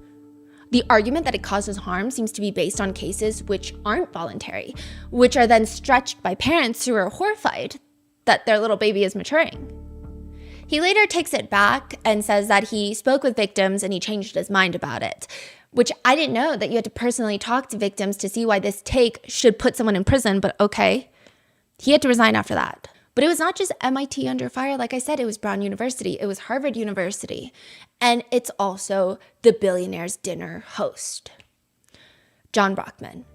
John Brockman owned one of the most powerful literary agencies in the world of academia. He is the one that's publishing all of these books from these scientists and these think tanks, and he would host this Billionaire's Dinner annually at the annual TED Talk conference in Monterey. Yeah. Virginia describes in her memoir that at one point she flew from Epstein's property in Zorro Ranch to Northern California near San Francisco, where Epstein had all these meetings, and they were in town for the Billionaire's Dinner hosted by John Brockman. which also the TED conference is there. And Virginia describes Brockman as being a fixer for Epstein. So he would connect Epstein to scientists who were doing research that Epstein was interested in funding. And again, a lot of people are like, okay, this is where a lot of conspiracies come in. Some people are saying, hey, he was a narcissist. He was this kid from Brooklyn who was obsessed with the ultra elite. He wanted to be the smartest guy in the room. So he surrounds himself with all of these scientists so that he could present himself as one of them. And then there are others that are like, or he's an Israeli spy that's also funding all of these major things.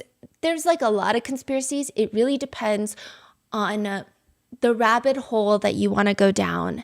And I think also conspiracies are one of those things where it really depends on the day that you're reading them. Some days you feel a little more conspiratorial. Some days you don't. So I guess that's up for everyone to decide which rabbit hole they want to go down. But Virginia states in her book, in due time, Epstein would force me to have sex with at least 2 other people in Brockman's circle. This does not implicate John Brockman directly. He might truly have no idea what Epstein was doing, but he's also connected to Marvin Minsky, Steven Pinker. I mean, they are all academics, so that could be why, but there could be something else. I will say it's very interesting that he's been pretty quiet. He has not really said much, but again, this is not to say that he is definitively connected to any wrongdoing at all. I'm just saying it's a name that comes up.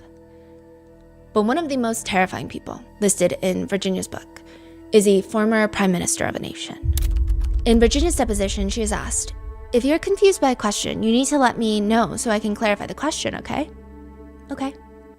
For example, if I asked you the question, were you sexually trafficked to a foreign president? Do you understand what that question means? Yes. What does it mean? Was I lent out for the purposes of sex to a foreign president? All right, what is the answer to that question? Yes. Virginia describes this man in legal documents as, quote, a well-known prime minister. She says, this was the most violent man that she has ever witnessed. Quote, he wanted violence. She describes as how he would choke her until she loses consciousness, only to bring her back and do it all over again.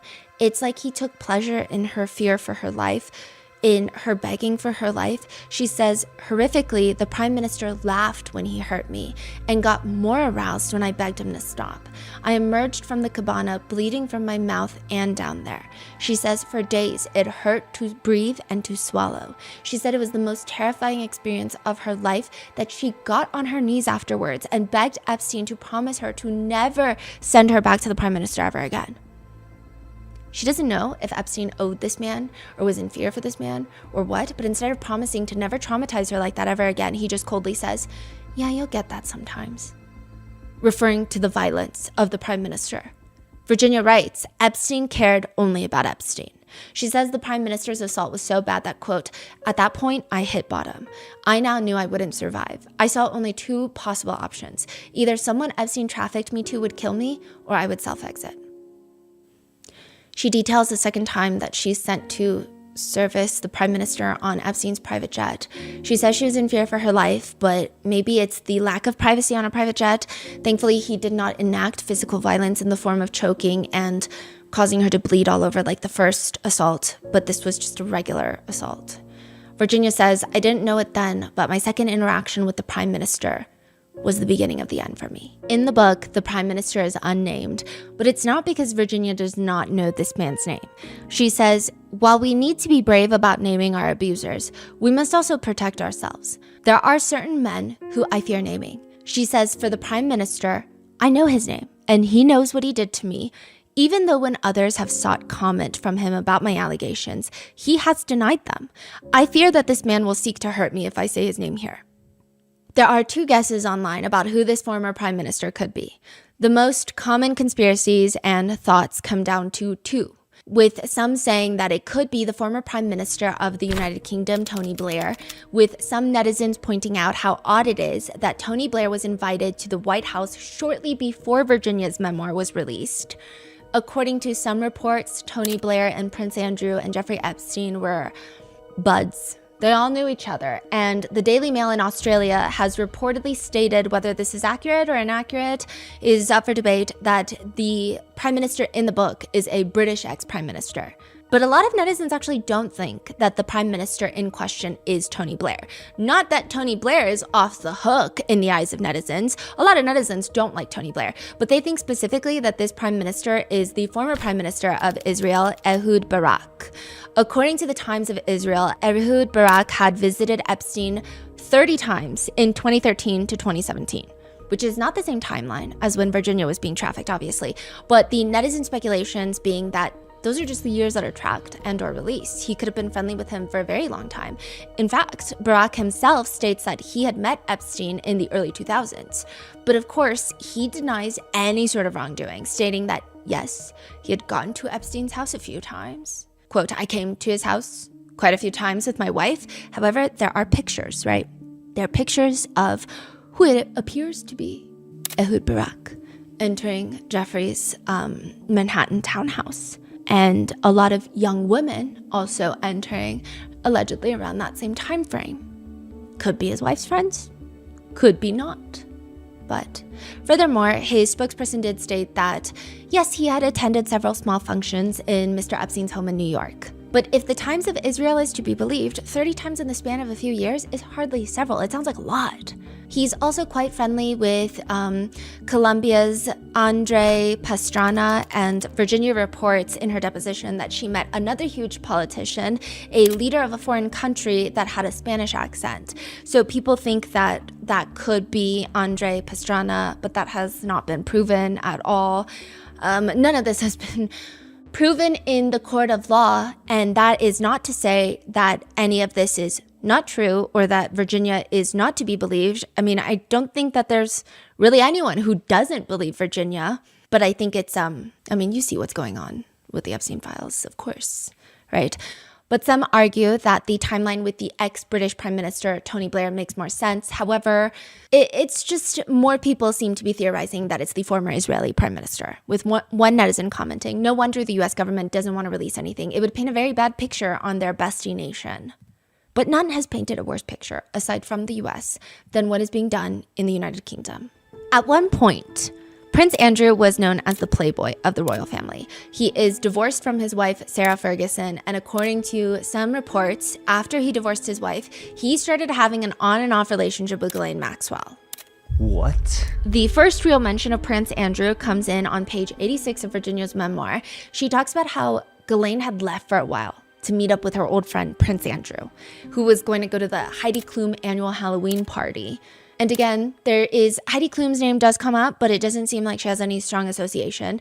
I will say that her annual Halloween party, everyone's invited. I mean, I've never been invited, but it seems like a lot of people are invited, if that makes sense. It doesn't seem like hey, this is a very intimate gathering of people that I vetted and I love to hang out with. And Prince Andrew was going to be there. Ghislaine was going to be there, along with Donald and Melania Trump. This is in like the early 2000s before they ever became residents of the White House. But that is not when Virginia meets him. Virginia meets Prince Andrew in London in March 10th of 2001. And that day is already starting off very different for Virginia.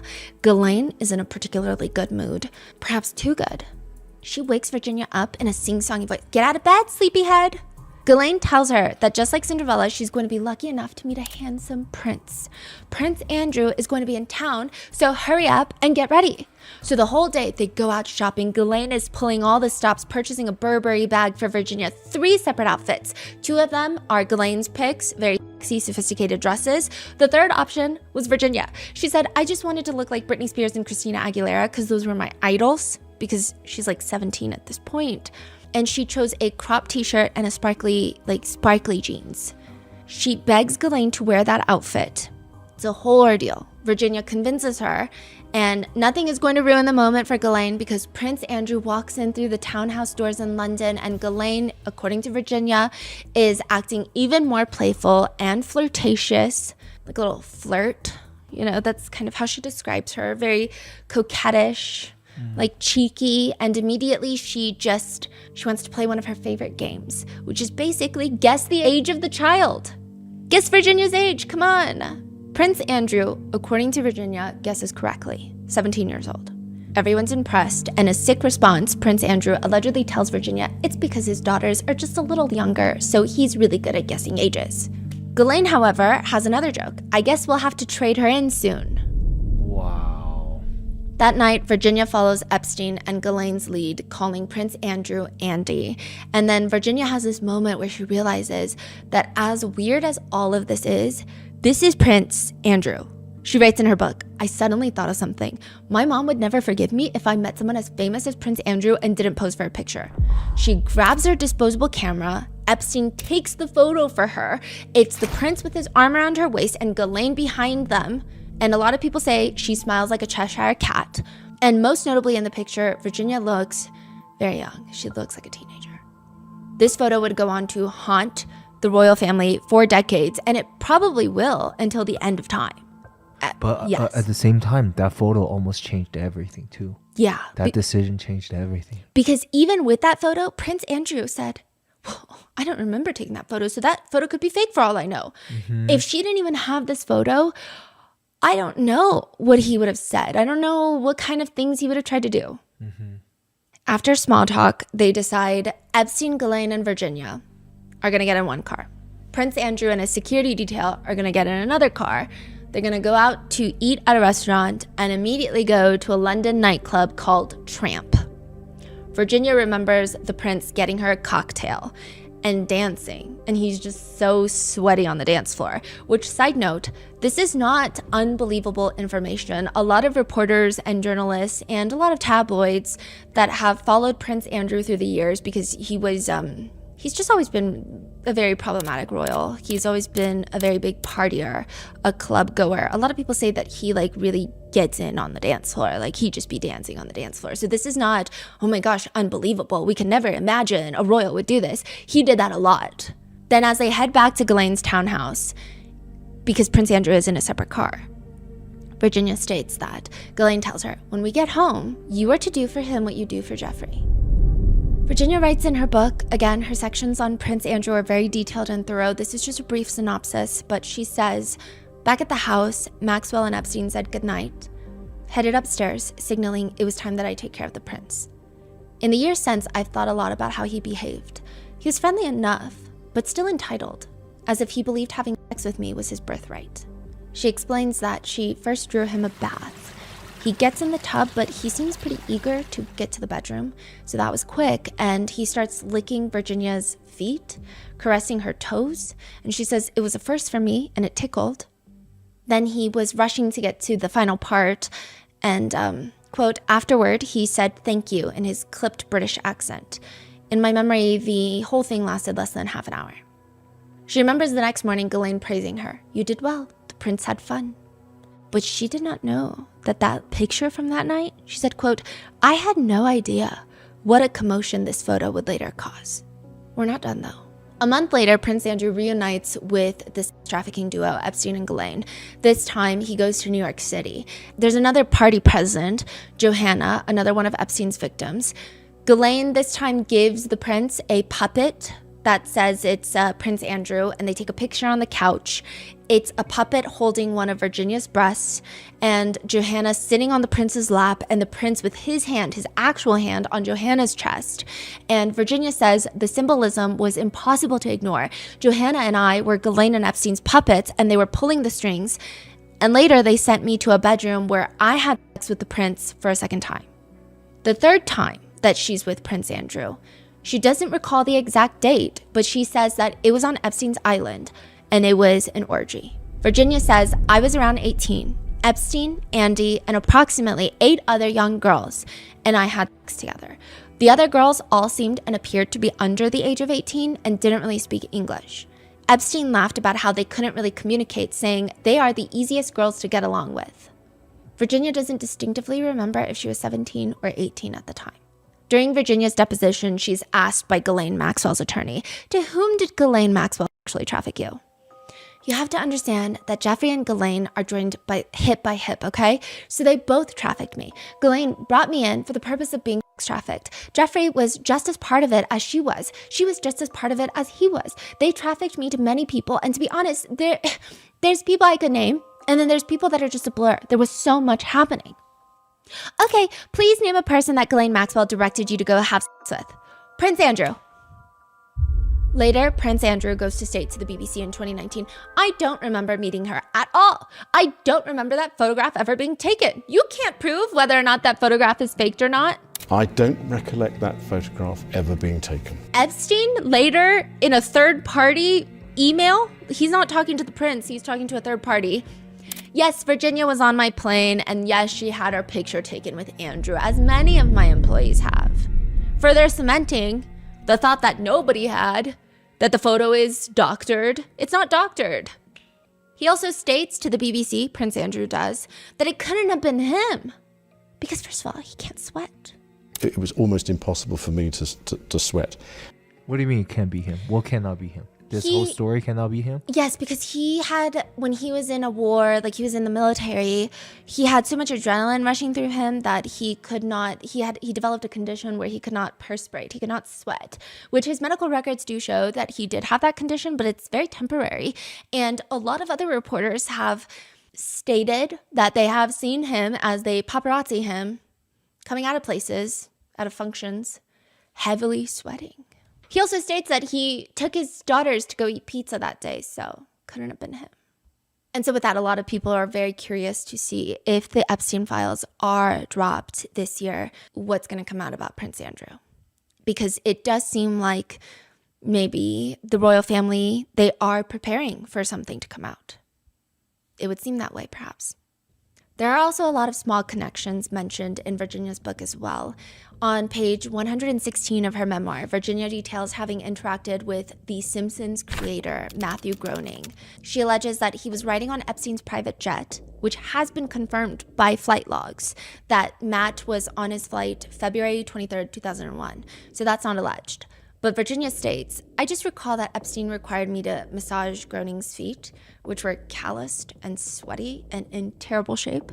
I did as I was told, as usual, tempering my disgust with the knowledge that I'd now met the genius who'd invented the dysfunctional family, Homer, Marge, Bart, Lisa, and Maggie Simpson that helped me survive my own family. Before we touched down, Groening kindly drew me 2 sketches that I asked him to sign for my little brother and my dad. I never had any sexual contact with Groening." It seems that Matt Groening was arranged to fly with Epstein by his agent, and he has crusty feet, but that seems to be really his only connection. It doesn't seem like he has any other strong connections as of right now. So it doesn't seem like he's a reoccurring person in the world of Epstein. Then there's disgraced actor Kevin Spacey. Virginia details in her book that she wasn't on this flight, but she knew that Epstein and Ghislaine were preparing to fly to Africa on Epstein's private jet with a bunch of high-profile people. Chris Tucker, actor, Kevin Spacey, actor, and former President Bill Clinton. More on Bill Clinton later, but Kevin Spacey recently released a statement on X. Release the Epstein files, all of them. For those of us with nothing to fear, the truth can't come soon enough. I hate to make this about me, but the media already has. I mean, the media barely has, but okay. However, I will note that he has not been accused of wrongdoing in direct connection with Epstein. But also, I believe that he's gay, so I don't think that he's... I don't know. I don't think that Epstein has had any... Okay, so Kevin Spacey was accused by many male actors in the industry that he had harmed them when they were children. He has been acquitted. And there's just a lot of... Kevin Spacey is a whole rabbit hole of its own, so I'm not really going to touch that. But Spacey states that he traveled with Epstein and President Clinton and Chris Tucker to Africa for Clinton's advocacy tour, which... could make sense. Chris Tucker also states that he went to a trip to Africa for this advocacy tour because when a former president calls you to come for an advocacy tour, you just kind of go, right? You don't really... And it does seem that Chris Tucker is not really immersed in the Epstein world in any way. So a lot of people don't necessarily associate him with Epstein in that context. A surprising name to come up in the book, however, is well-known actor George Clooney. Virginia states that Ghislaine would brag about, quote, enjoyed repeating that once at some random event, she'd taken the actor George Clooney into a bathroom and given him a blowjob. Whether it was true or not, we would never know, is what Virginia writes.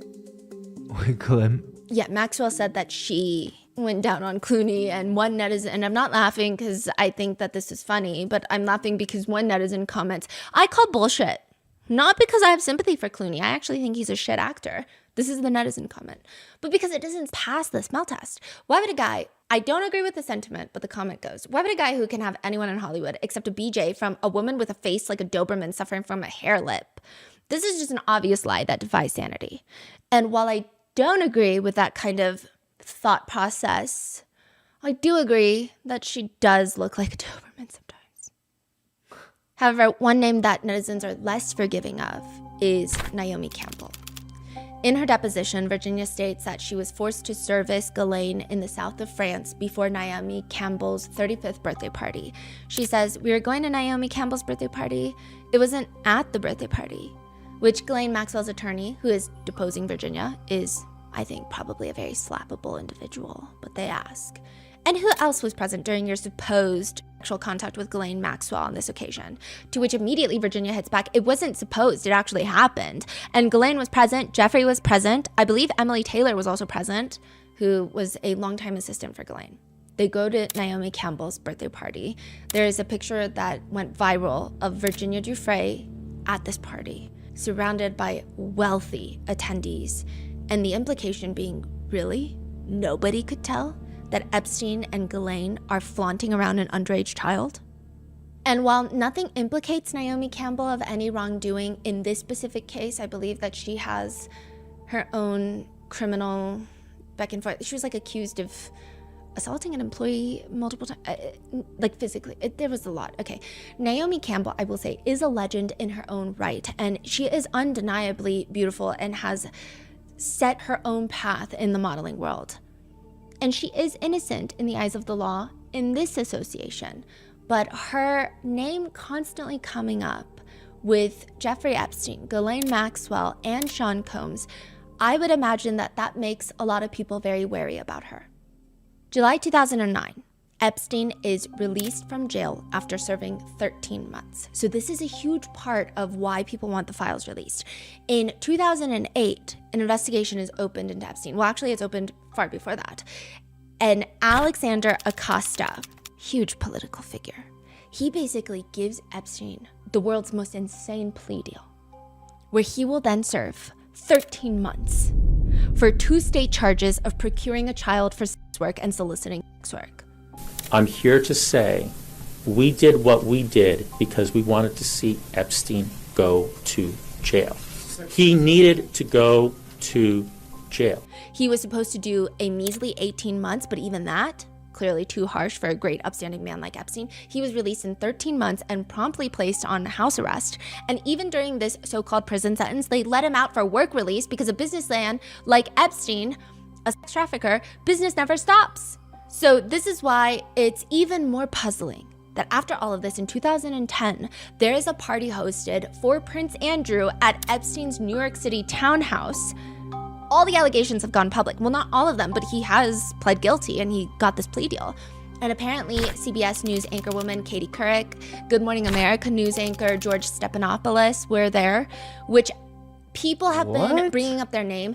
These two people, I find it to be very reasonable that they're there, considering they are journalists who, they do tend to go into the fire to figure out who the arsonist is, right? I don't imagine that they're just hanging out with them as best buds, right? But netizens were initially very puzzled because Chelsea Handler, the comedian, was present. Now, she does clarify, I had no clue who Epstein was. And you have to remember, in 2009, the allegations were public, meaning that everyone around Epstein, in his circle, his friends, they knew what happened to Epstein. But he was not this big of a figure as we know today. So she's like, I don't know this guy. I actually went with Katie Couric. And also, we didn't stay for long. Chelsea Handler actually left because she runs into Woody Allen and his wife, Soon-Yi Previn, who was, Woody Allen was married to actress Mia Farrow, who adopted Soon-Yi Previn. And then Woody Allen divorced Mia and married Soon-Yi Previn, the little child he watched grow up. But Chelsea Handler states, so she goes there and she asks Woody Allen how he and his wife met. She was like, I was curious. I had forgotten for a moment. And so I asked them because I would ask any other couple. But as soon as it came out of my mouth, I knew it was too late. And I was like, she says that Woody Allen loved it. Soon-Yi, she doesn't think heard it. But Katie, the reporter who invited her, was like, we gotta go. Chelsea Handler does not appear to have any sort of association with Epstein, but her name did come up in the book, and so just to mention. But the same cannot be said for some of the most powerful politicians in the world. In part 2, we're going to go over in depth the emails that were released, the birthday book, and the things that are connecting Donald Trump, Bill Clinton, Bill Gates, Alexander Acosta, the DOJ, to Jeffrey Epstein. So stay tuned for part 2. Be safe, and I will see you in the next one.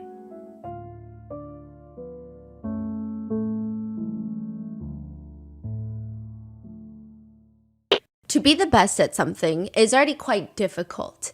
To be the best at hosting parties in Los Angeles is near impossible. I would not be surprised if the best party event planner in Los Angeles is paid in the 7-figure range per year. It's all about the famous caterers, the decorators, a giant ice sculpture shaped like a throbbing Academy Award, because how else will anybody know that you have one? Trays of caviar being served with McDonald's chicken nuggets, because pairing and wasting caviar on something that is not expensive is the ultimate signal of wealth in Los Angeles. These are likely some of the prerequisites on throwing the best parties in LA. Unless your name is Al. Al does not do any of this. But everybody wants to go to his house parties. There are no trays in the bathroom for people to do lines of snow off of. There's not a single fish egg in sight. Just strange invitations that show up at your doorstep. The invitations are vague, but they're pretty straightforward in the sense of like it's vague depending on how you're going to execute it.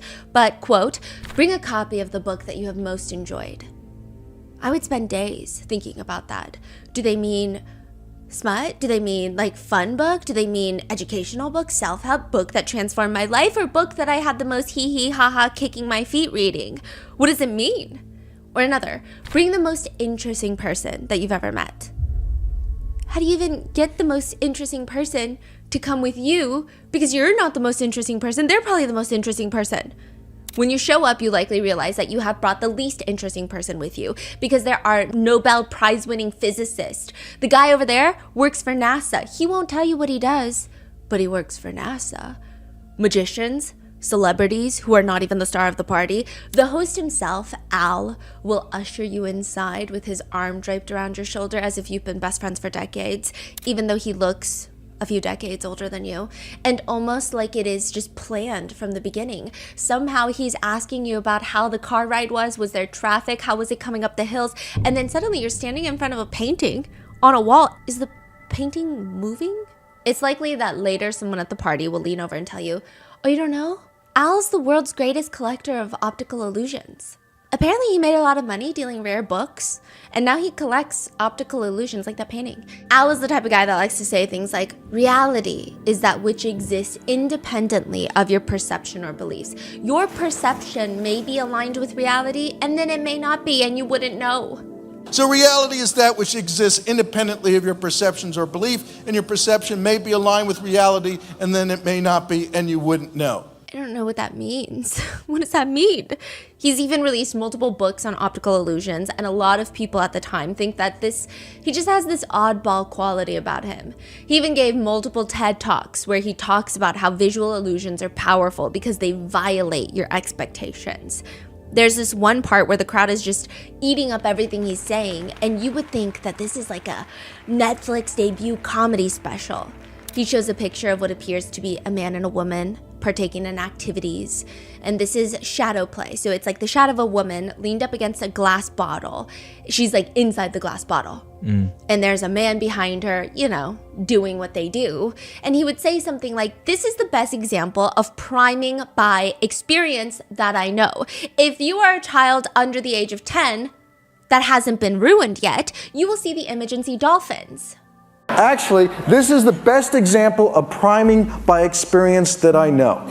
If you are a child under the age of 10 who haven't been ruined yet, you will look at this image and see dolphins. Yeah, you see dolphins? No, but it's odd that he says a child under 10 that hasn't been ruined yet. It's just a little weird, okay?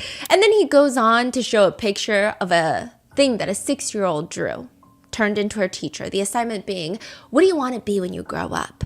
And because of the way that the story is presented, his voice, his tone, his cadence, clearly it looks like this 6-year-old drew someone who might be a midnight ballerina. That's what it appears to be. And the 6-year-old writes on there, when I grow up, I want to be just like mommy. So now the insinuation is mommy is a midnight ballerina, because it looks like someone on a pole and there's a bunch of people holding up wads of cash. The crowd is laughing, and then he shows a letter. This is the letter that the mother sent the teacher. Dear Miss Jones, I wish to clarify that I am not now, nor have I ever been, a dancer. I work at Home Depot, and I told my daughter how hectic it has been last week before the blizzard hit. I told her we sold out every single shovel we had, and then I found one last one in the back room, and that several people were fighting over it and who would get it. Her picture doesn't show me dancing around a pole. It's supposed to depict me selling the last snow shovel we had at Home Depot. From now on, I will remember to check on her homework more. Thank you. So it's a lot of weird stuff, but it's not alarming. It's all like fun and games, right? Until the recent release of the Epstein emails. December 16th, 2010, one email from Al Seckel to Jeffrey Epstein reads, the job was far worse than originally expected. You have a dedicated group of people trying to undo and damage you. He's talking to Epstein in 2010 after his conviction, his first conviction. Including now, they have started up again last week, full force again. It's obvious that they can't fuck with your wiki page because we blocked that. So he's going in and he's making sure no one can write in Jeffrey Epstein's Wikipedia page. The woman from the Daily Beast who wrote an article about you, we have programs that track this stuff. And so for the past few days, Mike has been having a cyber war with her minions who are actively trying to undo what we are doing. She's trying to push her Daily Beast and other articles back up, so we have to go back and push them back down in the Google searches. Then there was the issue of trying to, create a positive web presence for you with the science and organization sites. I spent literally 4 months of nonstop work creatively and my own political capital to get you this far, which saved you not only time, but countless dollars, and isn't something that can be readily bought. I had people also working for free. We did manage to get rid of the Daily Beast article, which is now far removed in spite of their own efforts to keep it prominent. Wikipedia was an important victory, and it will always be at the top of the search engine results. Now the headlines do not mention convicted sex offender or pedophile. Instead, philanthropic work, Epstein Foundation, promotion of scientists. We've stopped the hacking on your wiki site, and that was a major effort. Your wiki entry now is pretty tame, and bad stuff has been muted and pushed to the bottom. Careful editing and wording has muted the effect immensely. We also hacked the site to replace the mugshot in the caption. They hacked Wikipedia. These emails are from 2010. What is the connection between Al Seckel and Epstein? Is this just another one of Epstein's friends who owes him a favor? Al Seckel is actually much closer than that.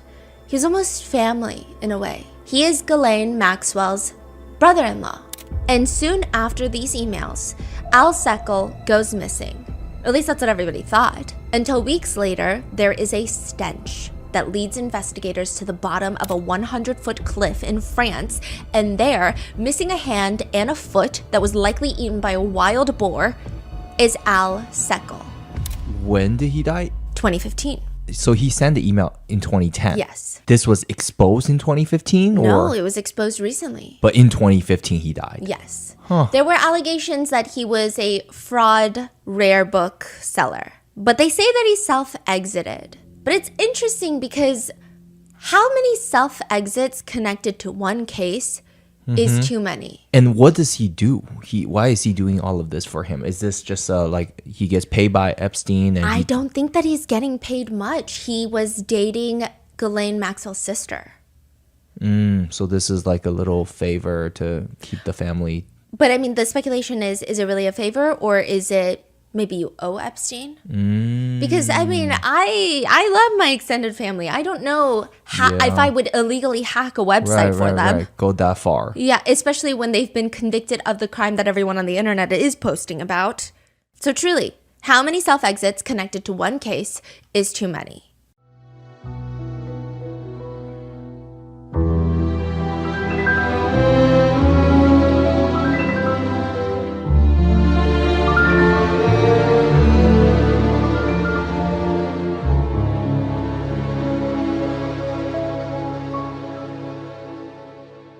We would like to thank today's sponsors who have made it possible for Rotten Mango to support the Coalition to Abolish Slavery and Trafficking, aka CAST. This episode's partnerships have also made it possible to support Rotten Mango's growing team, and we'd also like to thank you guys for your continued support as we work on our mission to be worthy advocates.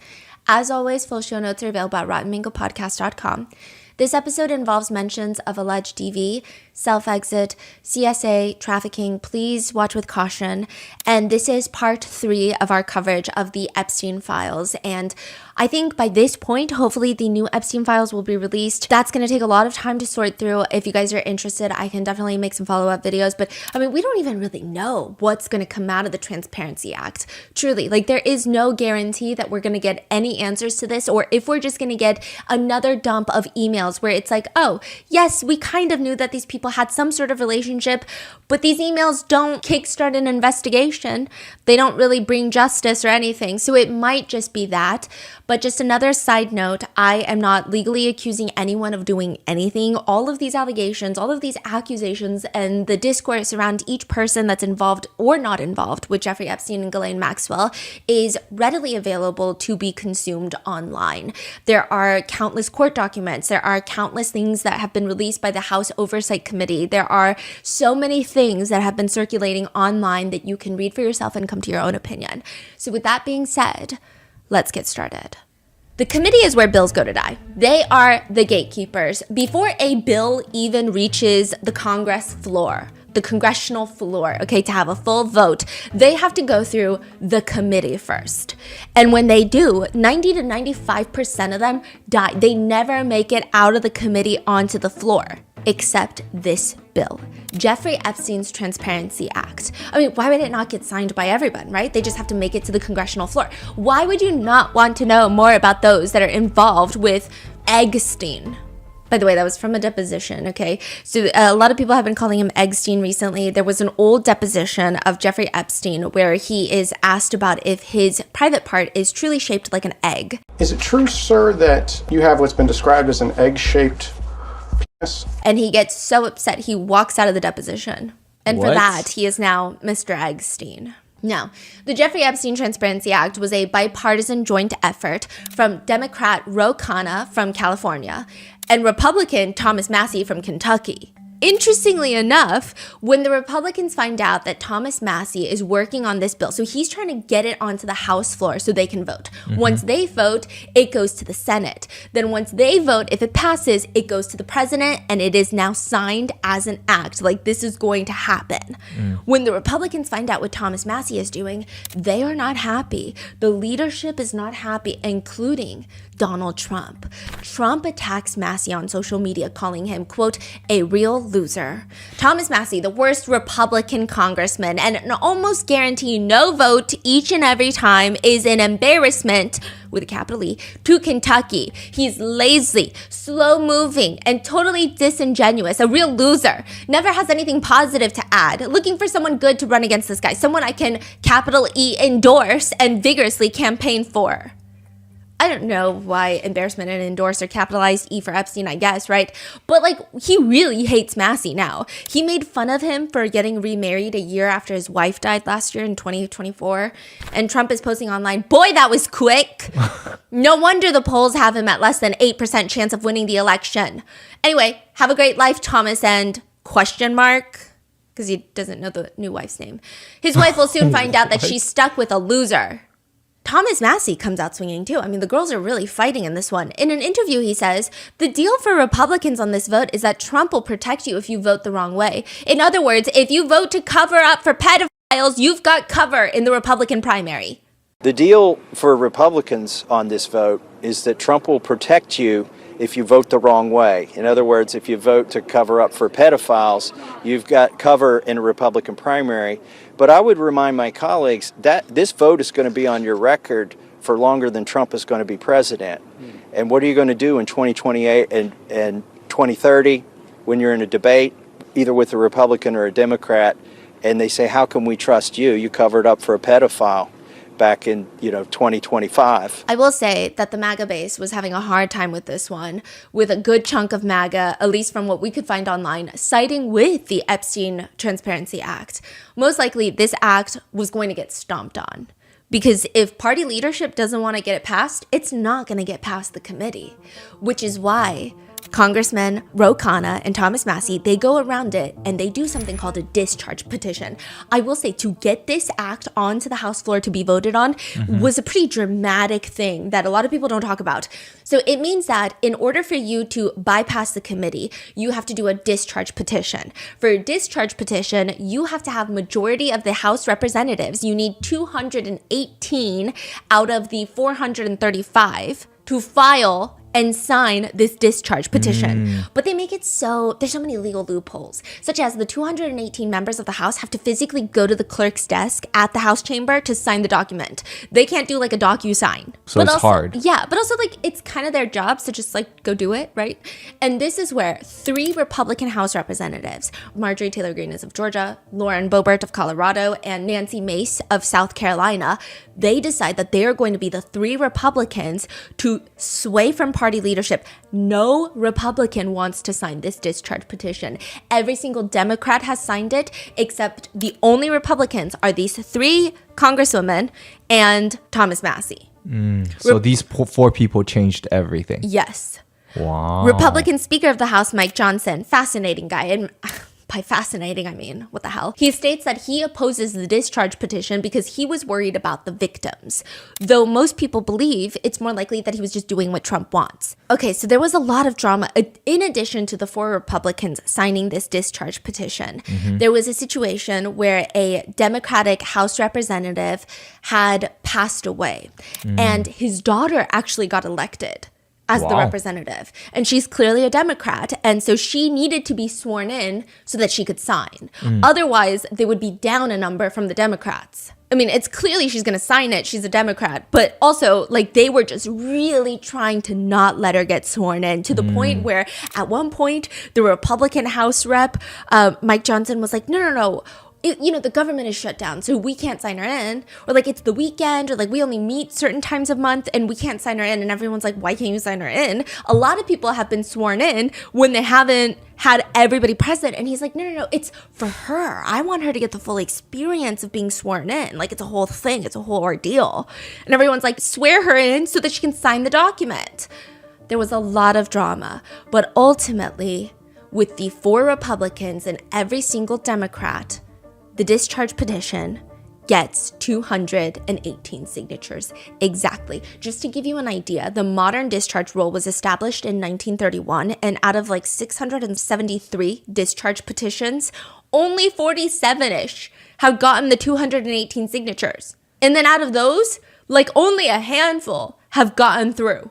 Wow. The odds are not in the favor of the Epstein Transparency Act, but it does now go to the floor to be voted on, and they have to get it through the House, then the Senate, and then finally the president. When the discharge petition gets on the House floor, the House votes 427 to 1.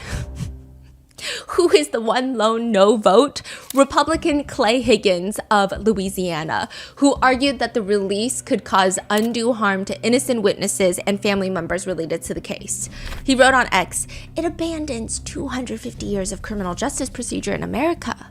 As written, this bill reveals and injures thousands of innocent people, witnesses, people who have provided alibis, family members. If enacted in its current form, this type of broad reveal of criminal investigative files released to a rabid media will absolutely result in innocent people being hurt. So everyone voted to like release it at that point. Is it because like they know it's gonna happen? Yeah, so at that point, even once the discharge petition went through, even Trump was like, Republicans should just vote yes. Oh. So Republicans get the party leadership approval, which is so everyone got the memo. It's like, okay, it's gonna happen now, regardless. Yeah. But that guy still decided to vote no. Even House Speaker Mike Johnson, he decided to save his own skin, because at that point, everyone is looking at anyone who's gonna vote no and go, hey, so what's on your computer? Who are you emailing? People wanted to know. And so I think at that point, everyone's saving their skin except for Clay Higgins, who has always been super MAGA. So then it goes to the Senate. And the senators, they unanimously passed the bill. And like, it sounds climactic. It sounds like every single one of them sat there and was like signing the bill. But no, they were just like, hey, just anyone have any objections, or are we just going to unanimously pass it? They were like, okay, no objections. It is passed. And by November 19th, 2025, the bill lands on President Trump's desk and he signs it into law. There's a lot of reasons why people think and have these conspiracy theories that Epstein was a spy, an intelligence officer for a foreign nation. The main one that comes up is Israel, that he was an intelligence spy for Israel. Netizens think that this is just too much power. The way that if you read through Epstein's emails, he does not align himself with one political party in the United States. When someone he's talking to is Republican, he takes a more Republican viewpoint. When someone he's talking to is a Democrat, he takes a more Democratic viewpoint. And it just seems that all of his connections lined up more so to be in the Democratic Party. Because he had Ghislaine Maxwell, who knew the Clintons, and then they knew all of these connections, but it does not seem like he himself was like a staunch Democrat, like, oh, I lean left, these are my political views, which is so interesting. But he's so well connected globally to a bunch of international foreign nations and leaders. And the tapes, the alleged tapes that Epstein has of his client list abusing children, there is this question of, do those tapes exist or not?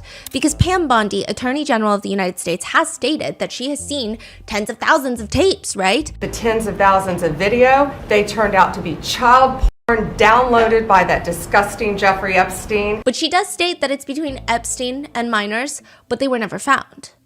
And some people say it's because they were never Epstein's. They belong to the foreign intelligences, and they're not going to let it be found.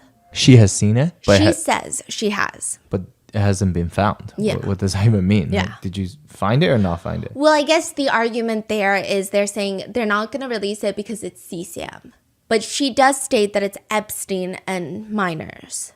Now, what's interesting is that all of the victims, well, most of the victims for Epstein and Ghislaine, they don't recall being filmed when they were partaking in activities with Epstein. But a lot of them recall that Epstein and Ghislaine would allegedly talk about how they had some sort of power over these powerful men that these women were trafficked to, that these girls were trafficked to. So it doesn't make sense. That's why people are saying it wouldn't make sense that Epstein has videos of himself committing acts. Like tens of thousands of videos of himself partaking in illegal activities with minors. Like, what would be the purpose of that unless he gets off on it? But none of the victims have said, oh yeah, he gets off on filming these things with us. So that's why people think that those tapes are not of Jeffrey Epstein.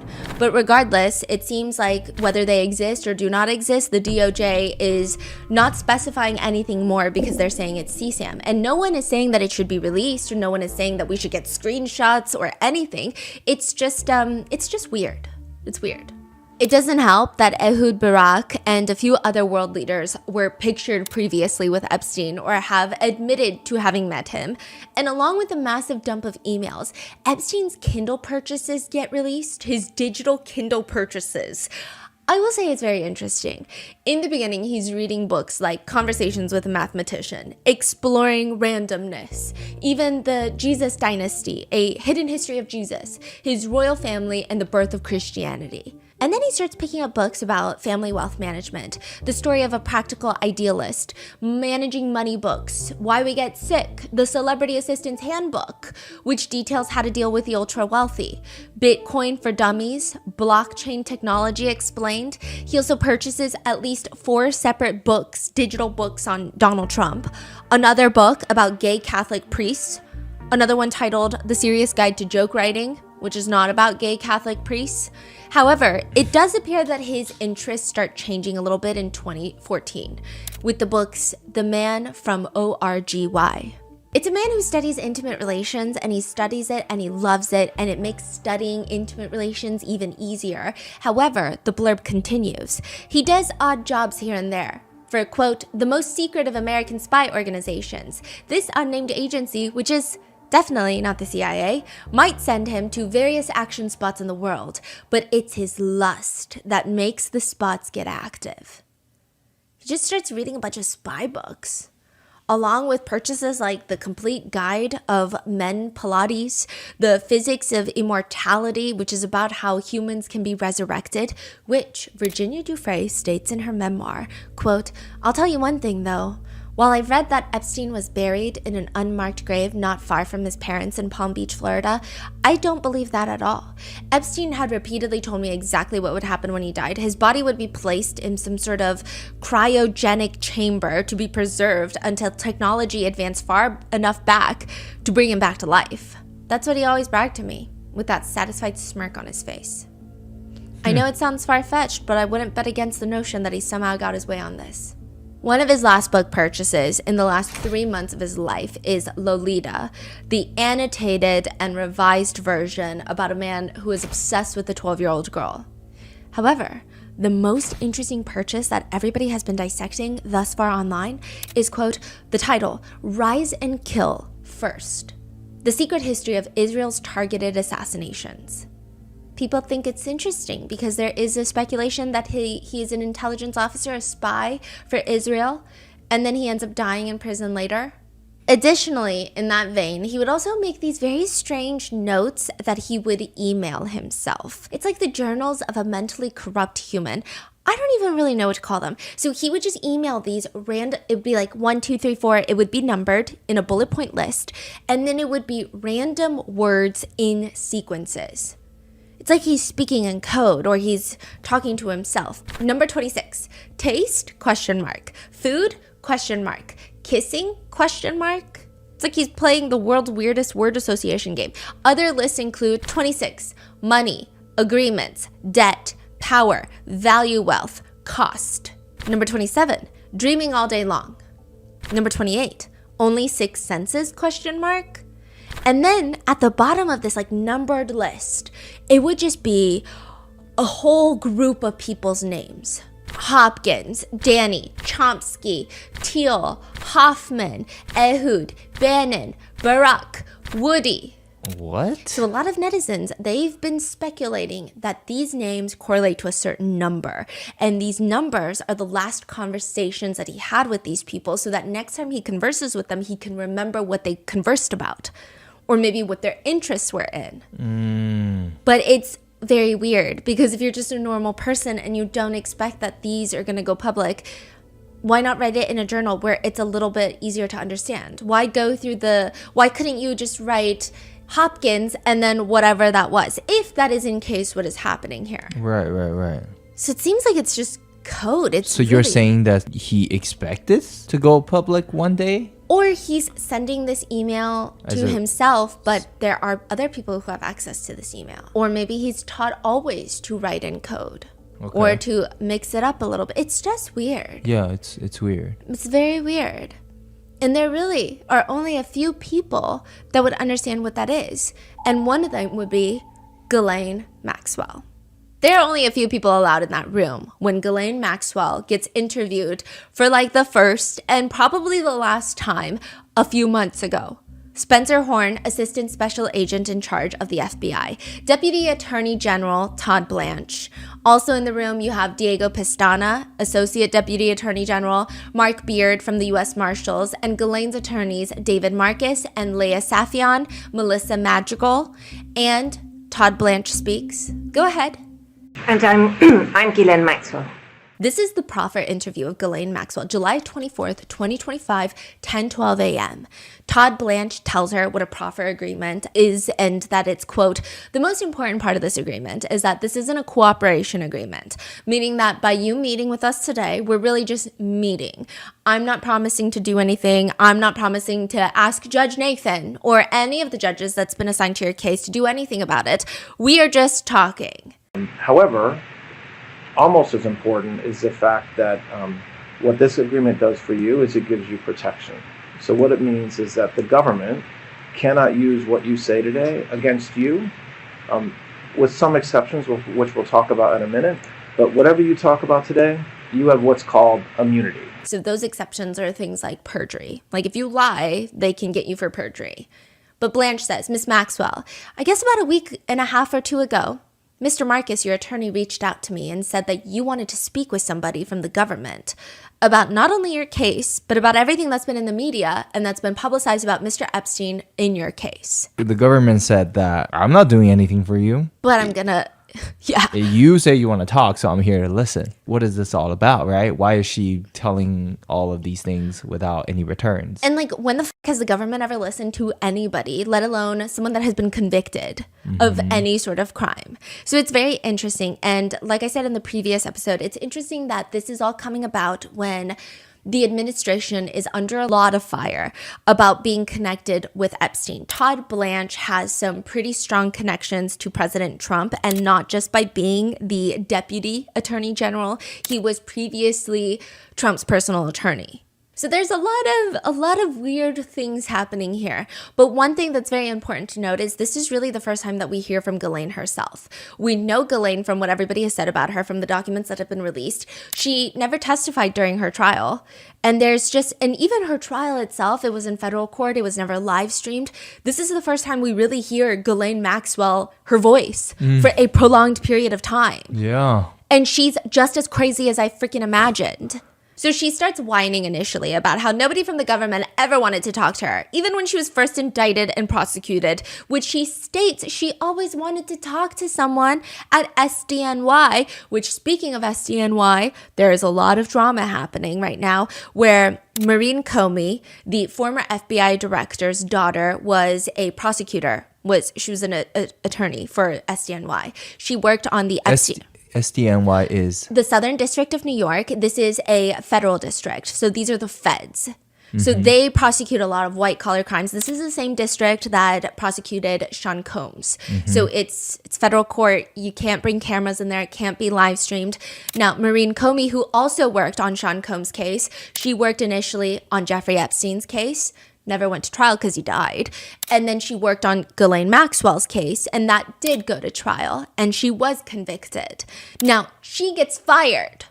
She gets fired this year, all around the time of this Epstein file talk. And her father, James Comey, who was the former FBI director, he's in like a huge lawsuit, and it's so messy over there. But people just think all this timing is very odd and interesting. Very odd and interesting. So Ghislaine Maxwell is like, SDNY never wanted to talk to me. Even when they indicted me, they didn't want to talk to me. And she says, quote, and I offered myself, and I kept asking if they would meet with me. And I kept asking if they would meet with me so that I could talk to them, and for whatever reason, that was not happening. So she starts from the very beginning of how she met Epstein, where there were rumors that it was through her dad, that it was on a blind date. And in Ghislaine's version of events, she says her friend is like, hey, you're almost 30. So she says, quote, I don't need to tell you guys that's a very important moment for a girl to like think about important things. And a girlfriend of mine, who an American, told me I broken up with I've been engaged, getting the very long-term boyfriend, and we've broken up. She said, I got, as your girlfriends do, I got a guy for you to meet. And I'm like, who is it? And she goes, he's been dating my sister. You'll love him. He's looking for a wife. I'm edging towards 30. I don't need to tell you guys that's a very important moment for a girl, just to like think about important things. Sure, I'd be happy to meet him. So her friend is like, because you're an old decrepit little lady now, you got to think about dating somebody. So her friend introduces her to Epstein, who is dating the friend's sister. Imagine you're like, hey, you need a boyfriend? My sister's boyfriend could be a great pick for you. He's great. I think you guys should get married. And apparently that's what happened. So Ghislaine meets him at his office, where she notices a giant ketchup stain on his tie. And she is so smitten by this ketchup stain that she was like, yes, I will commit atrocious felonies with you. Let's do this. Ghislaine also thinks that we have the intelligence of a drowning cockroach, because she tells Todd Blanche that she slept with Epstein one time in the beginning of their friendship, you know? So in 1992, I slept with him one time. And I was like, oh, that's it. We're going to be dating. I never slept a single night in the house. Ever. They were never really dating, per se. They slept together once. And then she didn't sleep with him again for a very long time. And it was the relationship was just not that serious. Were you in a romantic relationship with him at this point, or just No, friends? Just friends. You know, Epstein told me that he had a heart condition.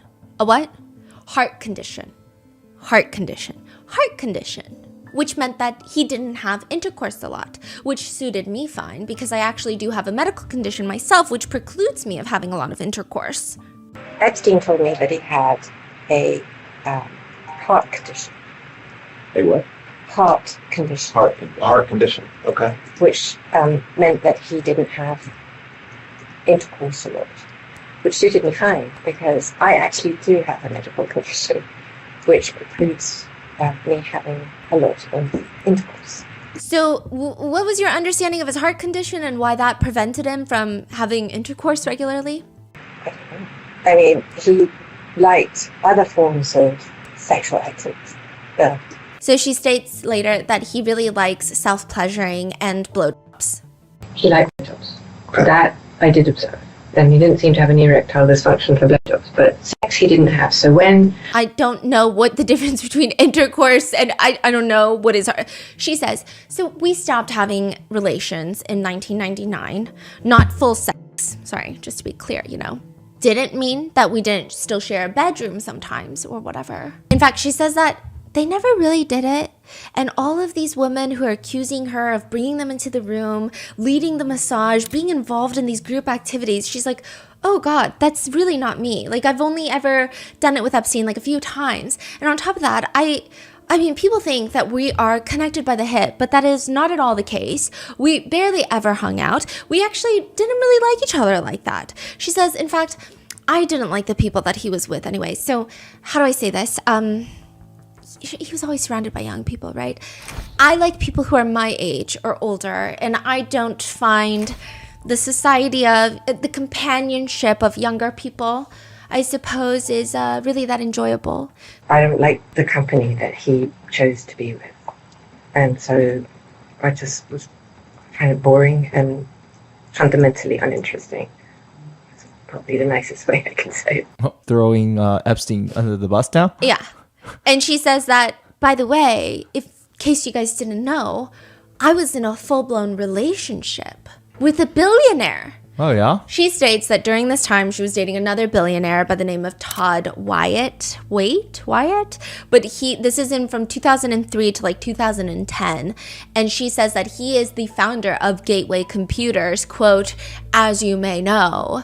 And we had an amazing relationship that ended up until 2010, I think. And I was with Ted from that time. So she says that she even attended Chelsea Clinton's wedding as Ted's guest. Weird. And she says, you know, back in those times, if you asked Ghislaine where Epstein was, she would even tell you, I would have no idea. I didn't even have the keys to his houses. Like, I think it's crazy. Like, she makes it seem like it's crazy that everybody is saying that they were joined at the hip, that they were Bonnie and Clyde. She's like, I barely saw the guy. If you asked me where he was at any given point, I don't think I would have had the answer. I didn't think so. I mean, that's how detached we were. What time frame was all the crimes happening? Is that the same time frame that she claims? Yes. So she claims that I wasn't even there. Yeah, she's like, I barely know the man. Blanche is like, okay, so when Epstein was first arrested in like 2008, that's when you realized that something was wrong with the guy? She's like, I didn't even know that. I didn't even understand. She's like, I didn't even know that he was arrested. I read through the press. And then when he's charged in New York federally, how did you learn about that case? In the press. And had you, as far as you know, been contacted by law enforcement before his arrest? No. I wasn't in the indictment. No, I know that, but even as a witness or asking you if you would give documents or materials. Up until when my lawyers said that, I don't even know, I had no knowledge of them being interested in me. Honestly, I want to say until he had died. What? She's like, I didn't have any context for that. You know, I'm not even sure what I thought. I was like, that's weird. So after you find out, what happens with your relationship with Epstein? I asked him what was going on. And he said, not to worry. Nothing, taking care of it. Don't worry about it. He didn't share, I wasn't part of it all. I was off with Ted. I really just was off with Ted. Meanwhile, while he's in prison, she continues to take care of everything for him, and he keeps paying her lots of money. Okay, so what's going on with this conversation? Like, she's just making up random stories and they're just listening to, okay, yeah, I believe you. Keep going.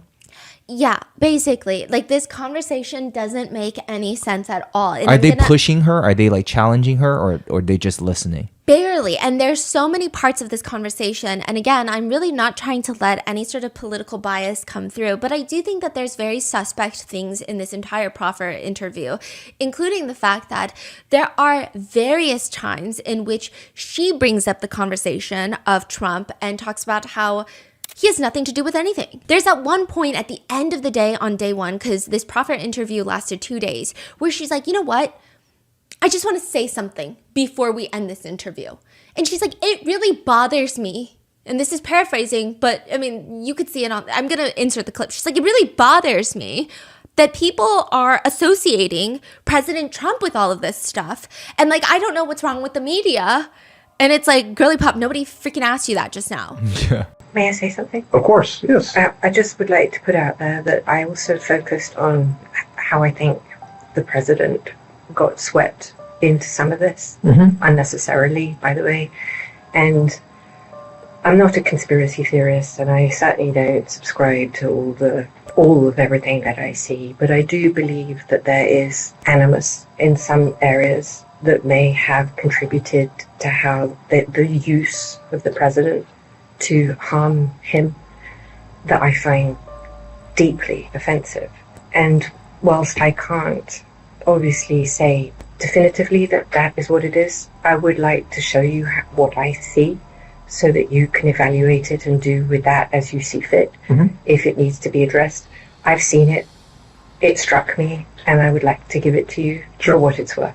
Okay. It's just weird. It's weird. It gets even weirder because there are moments where, okay, so for example, there's this one point of the proffer interview where Todd Blanche is just like, look, if Epstein's flying from Palm Beach to St. Thomas and he's flying all over the country to New Mexico, to New York, or even to Palm Beach, and then there's young women, you know, putting aside whether they're under the age of 18 or in their 20s, they're there every day at the house, multiple massages on some days. You're interacting with the masseuses constantly. Ghislaine hits him with a, huh? You're interacting with the masseuses constantly. Todd Blanche walks it back. Or maybe that's not right. That's not right. Let me take back what I just said. Ignore that part. Okay. Or maybe that's not right. Let me take back what I just said. Ignore that part. Wait, what is that? Because the whole interview, she's talking about how she never really even interacted with the masseuses. So like if she went to go get a massage from a third party and she says, quote, not one of those funky places. And in my effort to find them, I would go to massage spas, like legitimate spas. We're not talking, you know, funky ones. And if I got a massage from somebody in a spa that I liked, I asked them if they would do home visits. If they said yes, I would ask them to come to the house and he would see if he liked them or not. But these were people who worked in spas. I never ever checked their age and I never checked their credentials. I never asked for a certificate. Meaning like a proper massage place. And she likes the masseuse. She'll bring them in to work on Epstein, but she never was like recruiting underage people. She never really hung out with the masseuses. She states she wasn't even the one paying the masseuses, which goes against like every single victim's testimony. But she's like, I really had nothing to do with these masseuses. I never even saw anything sexual happen with a massage, like a masseuse, nothing. And so at this point, he says, you're interacting with the masseuses constantly. And she just hits him with a, huh? He walks it back. Or maybe that's not right. That's not right. So like he's catering his story based on whatever she just said. Yes. And I understand that there is, to some degree, you want to make the convicted felon feel a little bit more comfortable so that they feel like they should open up and they should tell you things that they might not tell someone who is bringing in a hostile environment. However, it's so accommodating that we're getting absolutely nothing out of this. I mean... Yeah. It's so ridiculous. Am I Todd Blanche? Like, this is the most non-confrontational thing that I've ever witnessed in my life. But how are you the deputy attorney general? And Todd Blanche is actually quite a confrontational person. Really? Yeah, so, I mean, I just don't understand what the hell is happening here. So they seem very friendly. So friendly, so accommodating, so polite. Mike, see. what is happening? Yeah, at all? I don't even understand the purpose of this interview. Exactly. The purpose really just seems to be President Trump is a great man, and I don't think that he's involved.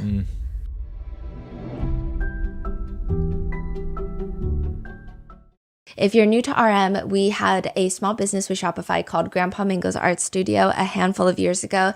It was kind of our first time dipping our toes into the pool of small businesses, and by nature of the art being limited edition, it was a much smaller endeavor. Fast forward to today, we have a very special project in the works that is hopefully going to be on an even bigger scale compared to Grandpa Mingo's Art Studio, and we're so excited to reveal it to you. And the whole process of being a small business owner is like the reason why we love Shopify. Shopify grows with you and your small business. So no matter the scale, whether you're in person or just online or both, your inventory, transactions, consumer data all sync up seamlessly. Shopify's point of sale system is a unified command center for your business that brings together in-store and online operations. It makes everything simpler so customers can shop how they want and staff have the tools to close the sale every time. So turn those what ifs into why nots and keep giving those big dreams the best shot with Shopify. Sign up for your $1 per month trial and start selling today at shopify.com/rotten. Go to shopify.com/rotten. Shopify.com/rotten.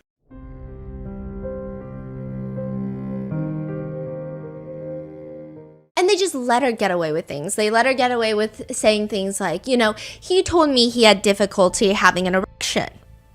I believed him. Blanche is like, can you elaborate? Like, what do you mean by that? Because when I didn't have sex with him after the first time, I took it as a, you know, I asked him, so was it me? And he told me it was him. Todd Blanche is like, what? She says, I had never, up until this moment in my life, as if I'm, you know, not stupid. I'm not stupid. I'm very bright. I've had an excellent education. I traveled all over the world. I had boyfriends. But I had never met or understood that somebody could be so, would lie to me about, it never occurred to me. I didn't have a frame of context within my life experience where somebody would be so manipulative and devious with me. And plus I just didn't have, and I was happy not to have sex because I have a condition that doesn't lend itself to that. So she just says, I never had intimate relations with Epstein because he can't have a bonbon or whatever you want to call it. This is her excuse for everything. She says, I was never involved. I was never having these relations where I was assaulting children with Epstein because he cannot. I've only had relations with Epstein one time. And then it was only one time, so I asked if it was my problem, and he said, it's not your problem. The only thing that Todd Blanche does kind of stick to is like, hey, but you are getting paid a lot of money. Were you relying on that money to live and his generosity to live, or did you have your own money? Okay, so we're going to come back and spend more time on the money with respect to Mr. Epstein and his wealth. But what did you learn about his wealth and how he was and how he accumulated his money? What is he doing to make money that you see? Does he have clients? Does he have rich clients? Does he have famous clients? So you're saying that you're not recruiting masseuses for him, like inappropriate masseuses, that these are regular massage therapists, but then you're just, what? You're a house manager? You're signing contracts for third-party designers for all of his homes?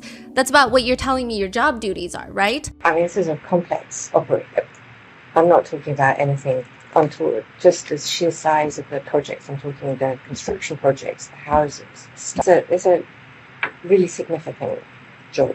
I ran all the properties, the staff in the property, the management of the properties. So we're talking $18.3 million in 1999, $5.5 million 3 years later in 2002, $7.4 million in 2007. That money adds up to be around $30 million. Ghislaine Maxwell responds, I don't believe any of that was my money, even though they're going straight to her accounts. That money adds up to around $30 million.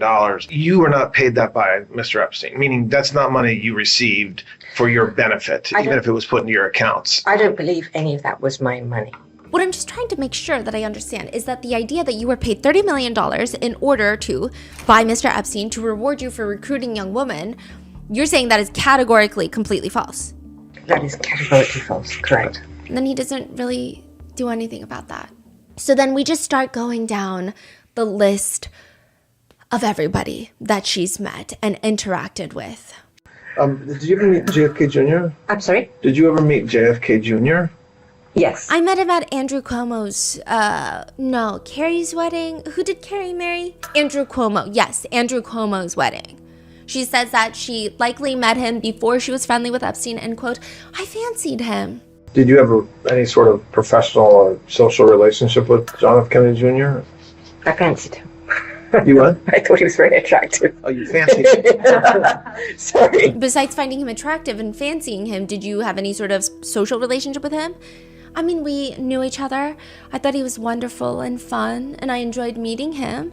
We went out, and I want to say we had a dinner or two, but obviously I was very excited. But that was it.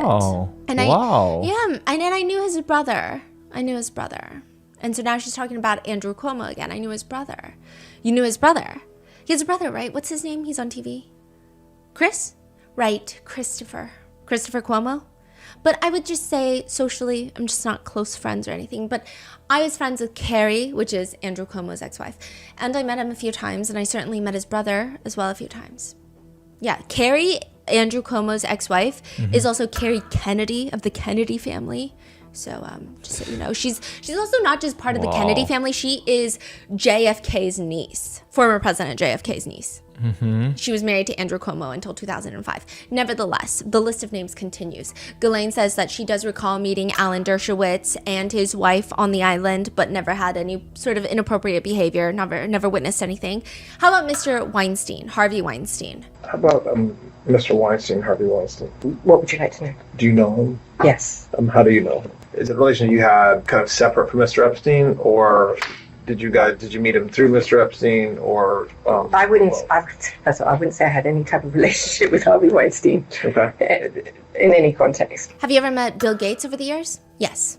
Because of your relationship with Mr. Epstein, or separate? I met Mr. Gates when I went to a TED conference. I actually spoke at the TED conference, not the main stage, the substage. And I also gave a few TEDx speeches. But I might have met them there. But we were friendly, and I actually did meet him because I knew of, I don't know if he was chief of staff or whoever, but Boris. Did you meet Bill Gates over the years? Yes, because I knew I don't know if he was chief of staff or whoever, Boris. Who's Boris? Boris is the chief of staff for Bill Gates, apparently. And you don't recall ever being on like a plane with him flying to the island or to anywhere? No. Do you know Elon Musk? Do you know Elon Musk? I do. And how did you meet Mr. Musk? I met him, I don't remember the year, but it's going to be in 2010, 11, something like that, I think, if my memory serves. I was at an event for Sergey Brin, the co-founder of Google. How is she in everybody's business? It's crazy. Everybody's business. That is crazy. Yeah, that's why everyone's like, are they So she's like the peak intelligent? social climber type of... People are saying this is not a normal level of social climbing either. It's so weird. And the fact that Ghislaine Maxwell comes from a disgraced family, where her father was like stealing money from pension funds, it doesn't make sense. Right. It's like, why are these people talking to her? That's why people think that she was working with intelligence agencies. But she said that she was at an event for Sergey, the co-founder of Google. And Sergey, it was his birthday. And so a bunch of them, she says, quote, maybe, I don't know, if I would say 40, it could be wrong. It could be 30 or 50, I don't remember. Went to another friend's island. Went to another friend's island, somebody called Mr. Bigotzi in the Caribbean, and not with Epstein. He was not there to celebrate Sergey's birthday. And we were there together for, I want to say, 3 or 4 days, something like that, in my memory. And Mr. Musk was a present for that. So everybody has an island, and you just like hop to different people's islands. Yeah, and she does mention that like Richard Branson also has an island nearby. Yeah. Oh my God. Did you meet or know Mr. Musk's brother? I don't know if I ever met him. I know that he has a brother. I don't think I met him. She mentions that they also met again after an Oscars after party. And Elon Musk? Yeah. I believe that Epstein knew Musk. And do you know whether Mr. Epstein knew Mr. Musk? I believe they did. And the only reason I say that is not from my memory, but because I think I saw, my memory is that in Discovery, they were communicating on email. But I mean, it's not necessarily the most incriminating thing. People have not been bringing Musk's name into the Epstein client list because he was the one that tweeted that Trump is not releasing the files because there was a whole drama. Right. So a lot of people are like, well, he probably is not on the files if he's saying all that. Yeah. And lots of people were on the emails. Also, he's like the richest man in the world. Don't sue me. Then they go back to RFK Jr. and again, he is the one with the worm in his brain, and he does sound like he just smoked like 9 cigarettes before doing a press interview. It's crazy, but Ghislaine says that she had gone dinosaur bone hunting in the Dakotas with him. Bobby Kennedy knew him. Sorry, say that again about Bobby Kennedy. Bobby knew Mr. Epstein. How do you know that? Because we went on a trip together. We went to dinosaur bone hunting in the Dakotas. Protect the dinosaurs and protect the bears is what I'm learning from this. And she says, I knew Bobby's wife. So Bobby is his nickname. I knew Bobby's wife, Mary, pretty well, actually. And before he met her. Mary passed away in 2012 while her divorce with RFK Jr. was still pending. This divorce is not without its controversies. RFK Jr. accused Mary of running over and killing their family dog in the driveway, that she was violent and abusive. Mary accused RFK Jr. of being a sexual deviant, of constantly cheating on her and waging a scorched earth campaign against her. And whilst the divorce was pending, Mary died by self-exit. Ghislaine states that her boyfriend back in the 80s had a brother who dated Mary, and that's how they knew each other. And then Mr. Epstein. Did Mr. Epstein meet Bobby Kennedy through you? I don't think so, because Mr. Epstein... Surprisingly, everyone says everything happened through me. That's just not true. I mean, I think yesterday I explained that he had friends from London, and they were what the people would call fancy. They were fancy people. So she's like, no, he didn't meet Bobby through me. But then she states, I never saw anything inappropriate with Mr. Kennedy. I mean, yesterday, if I didn't make it clear, I will reiterate. I never ever saw any man do anything inappropriate with a woman of any age. I never saw inappropriate habits. Now, I'm not going to say hands I mean, that to me is not inappropriate. A what? I guess like holding hands. Oh. Now, somebody's inappropriate and mine might be different. We're not talking about anything that resembles the accusations that we've discussed. So that would be a flat out no to any man. Also, she just can't remember anything. I don't remember. I believe I don't remember. I don't remember. I can't remember what. I can't remember now. But. And as for why she can't remember a single damn thing and has the hippocampus of a toad that's been deceased for half a century, she says, I don't recall all of them. Not because I'm trying to be evasive or anything. But I just don't remember them. And after a while, in the incredible job that you all have, all of you, that when you're so high pressured and you're spending so much time with extraordinary people, like with President Trump, it can blur. It just does. Does she really talk like that? Yeah, basically. It's so obvious. I mean, this is like a very dramatic interpretation, but I think that her accent doesn't help. She does have a very posh way of speaking that's very... holier than thou. She has a very posh accent. You know, in the incredible job that you have, all of you, that when you're so high pressured and you're spending so much time with extraordinary people like you do with President Trump, it can blur. She also says about Bill Clinton, so I started spending a lot of time. I don't want to categorize that, but I started spending time with the former president and with Doug and his team. And then I had no purpose really other than I obviously offered something. I don't know, ideas of, I don't know. And he started to travel. Who started travel? Bill? Yeah, so she's like, I'm traveling with Bill Clinton and like I offered him ideas or like, I don't know, or like ideas or like, I don't know. It doesn't make any sense. And then she talks about how there is a rumor where she flew Bill Clinton on a helicopter to the island for nefarious reasons. And she says, that is so patently absurd that I flew him in a helicopter. I am a helicopter pilot. That is true. I am a helicopter pilot. That is true. But the notion of me flying an ex-president on a machine, that would terrify me. I would never even take that responsibility. Can you imagine? Yeah, no, I'm not No. And then she goes on to state that the reason that she can't really remember anything is because she was in solitary confinement at MDC Brooklyn for quite some time. And MDC has one of the most heinous, and she starts talking about the prison system there. And Todd Blanche is like, not on my transcript. We're going to stop you right here. Moving on. My memory's not as good as it was because when I was in Brooklyn, I was in the SHU for almost 2 years. And I was on suicide watch for almost 2 years, which meant that they woke me up every 15 minutes for the entire time. And it really did affect my ability to understand. Okay. Yeah, he said, not on my watch. So, but she just tried to blame MDC Brooklyn for the reason that she's very messed up. And I don't think so because, I mean, yes, I think prison reform and I think MDC Brooklyn is probably one of the worst, but also you were messed up from the get-go. So I don't know what she's talking about.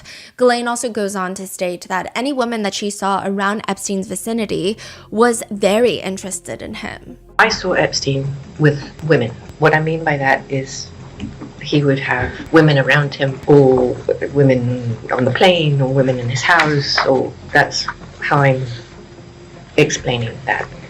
Those women were very interested. What my characterization of the relationships between all women that I saw with him and him was characterized by their interest in him as I would see it. And by that I mean I never saw anybody who didn't want to be with him. Nobody was there by force or uncomfortable or in distress. She says, I never saw that. She said, you know, if you were massaging his feet, I mean, they were happy to be there.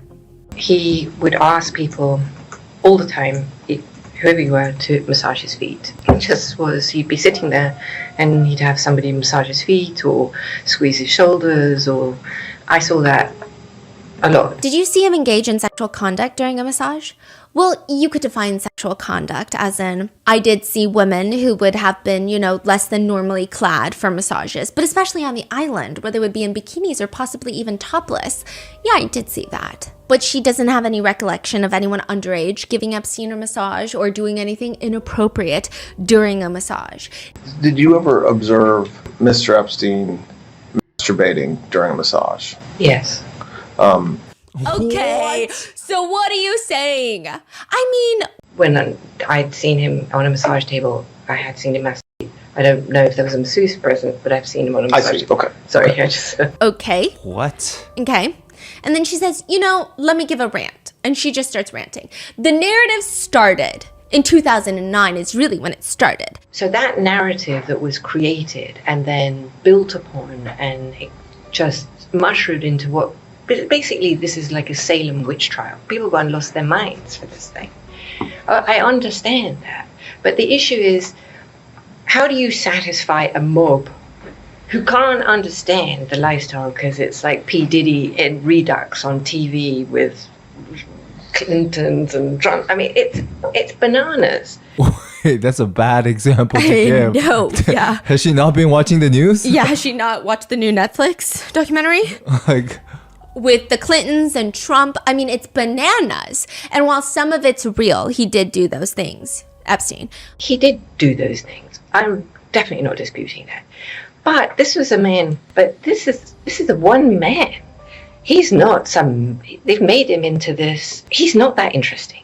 He's a disgusting guy who did terrible things to young kids. You're not going to hear me say what he did to people who are over the age of 18.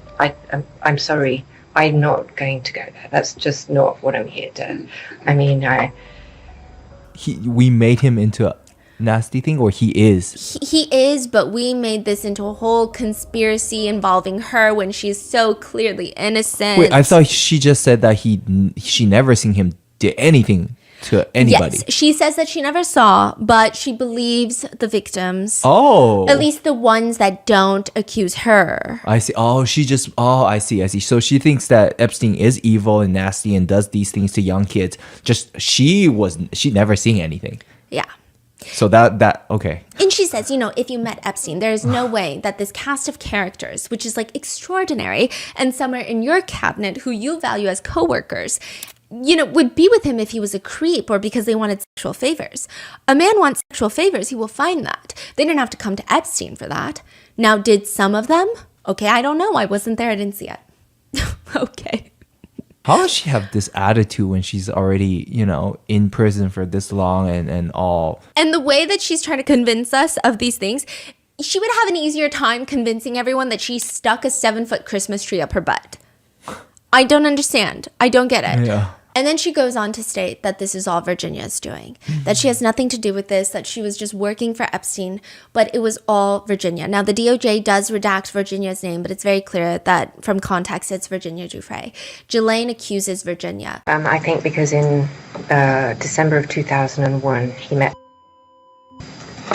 and I think was responsible for that in its entirety. When Virginia was a child herself, like this is what she's saying. Like Virginia was a child herself, and she is saying that Virginia is responsible for this. Ghislaine says she was a self-confessed, having been abused as a young girl, and was trained. Her words, I'm quoting now, not mine, in all the arts of whatever that is, the sex program by a man called Ron Eppinger, who was her pimp from when she was 14, I believe, or 15, I don't know. Virginia Giuffre was trafficked by Ron Eppinger, if you listen to part 1, and Ghislaine is saying that she was trained to do this. She was trafficked. And she continues, and in her book describes him training her to be what every man wants in all its manners, fellatio and everything else. Ghislaine goes on to spew nonsense about how Epstein's interest in underage masseuses started because of Virginia, and that Virginia was the one recruiting fellow young girls to come in and service Epstein. She also badmouths Virginia by saying things like, so she takes up with the local drug dealer and she becomes druggy. Like, you know how druggies, well, maybe you don't. I live with a lot in Tallahassee. They become even more unreliable than normal. So now she's saying she's unreliable because she got into drugs. And so she blames everything on Virginia Giuffre. And how convenient is that when Virginia Giuffre, just a few months before this proffer interview, passes away? She says, quote, every single person who came to his house came through, and her boyfriend Tony, and then whoever else underneath her. And that is how it started. So, did they push back on that when she said that? No, they just kept saying things like, well, let's not get into he said, she said. Let's not get into individuals. It's messed up. But one of the biggest things that came from this proffer interview is that lends itself to the theory that Ghislaine and Epstein were working as foreign national spies, gathering intel and blackmail material on the most powerful people in the US. There is a fascinating email from a redacted person who reaches out to Epstein in 2013, asking what he knows about being an offset service provider. I don't know what that means. That sounds like you work for Verizon or something, okay? But Epstein responds, yes, one of the most complex negotiations, as they are very strange. Someone buys fighter jets, but with the fighter money, some must be used for specific third-party items, such as, I will buy your pussy for $10,000, but with 2 of the 10, you have to buy me food. And to make matters worse, I need to borrow another 10 from you. The person responds, so the offset service provider does what? Negotiation between the parties? Complex. Sounds interesting. Epstein says, Brazil has tried to buy fighters in the past. They don't have a lot of money. The redacted email responds, apparently Brazil is a hot investment place now. It's more about the offset part than the jet deal. Sweden and the USA are all lobbying to get the jet deal, as aviation is tied with potentially big tourism deals. 36 planes. I was just on call with a guy in Sweden who is dealing with this. I never know if the stories are real, but he claims to work with the Brazilian president, Obama, and Warren Buffett, etc. So, I mean, it's happening? The amount of knowledge that he has in military contracts and fighter deals is odd. So people are saying this doesn't sound like someone who's just scheming billionaires. Like if he is just blackmailing billionaires or being a financial tax advisor, this is weird stuff that he has access and knowledge to. In another email, he tells a redacted individual, I passed your message. In addition, I'm not sure what role you and your boss would like to play in the Yemen issue moving forward. The rebel leaders are ready to propose a document. They would like a ceasefire and halt. If you'd like, I could pass on their proposal. This is not what I do. My expertise is only money, but it seems like your part of the world would like advice. So he's now dealing with a ceasefire in Yemen. In another text message, Epstein is talking to another redacted individual writing, spoke to my China guys and they said China stronger, plays weakened, strife art of war, etc. Said all the players are Xi loyalist. Main complaints is that there's no counterparty in US, either no one home or new to the game. He texts again, this is just a year before his death. I had 3 China guys today. I told them that they should brief you. There's a 40-year anniversary in Beijing of the beginning of Economic Growth Initiative. He's also meeting in 2017 with the Mongolian ambassador for the UN. And this is in 2017. This is just 2 years before he dies.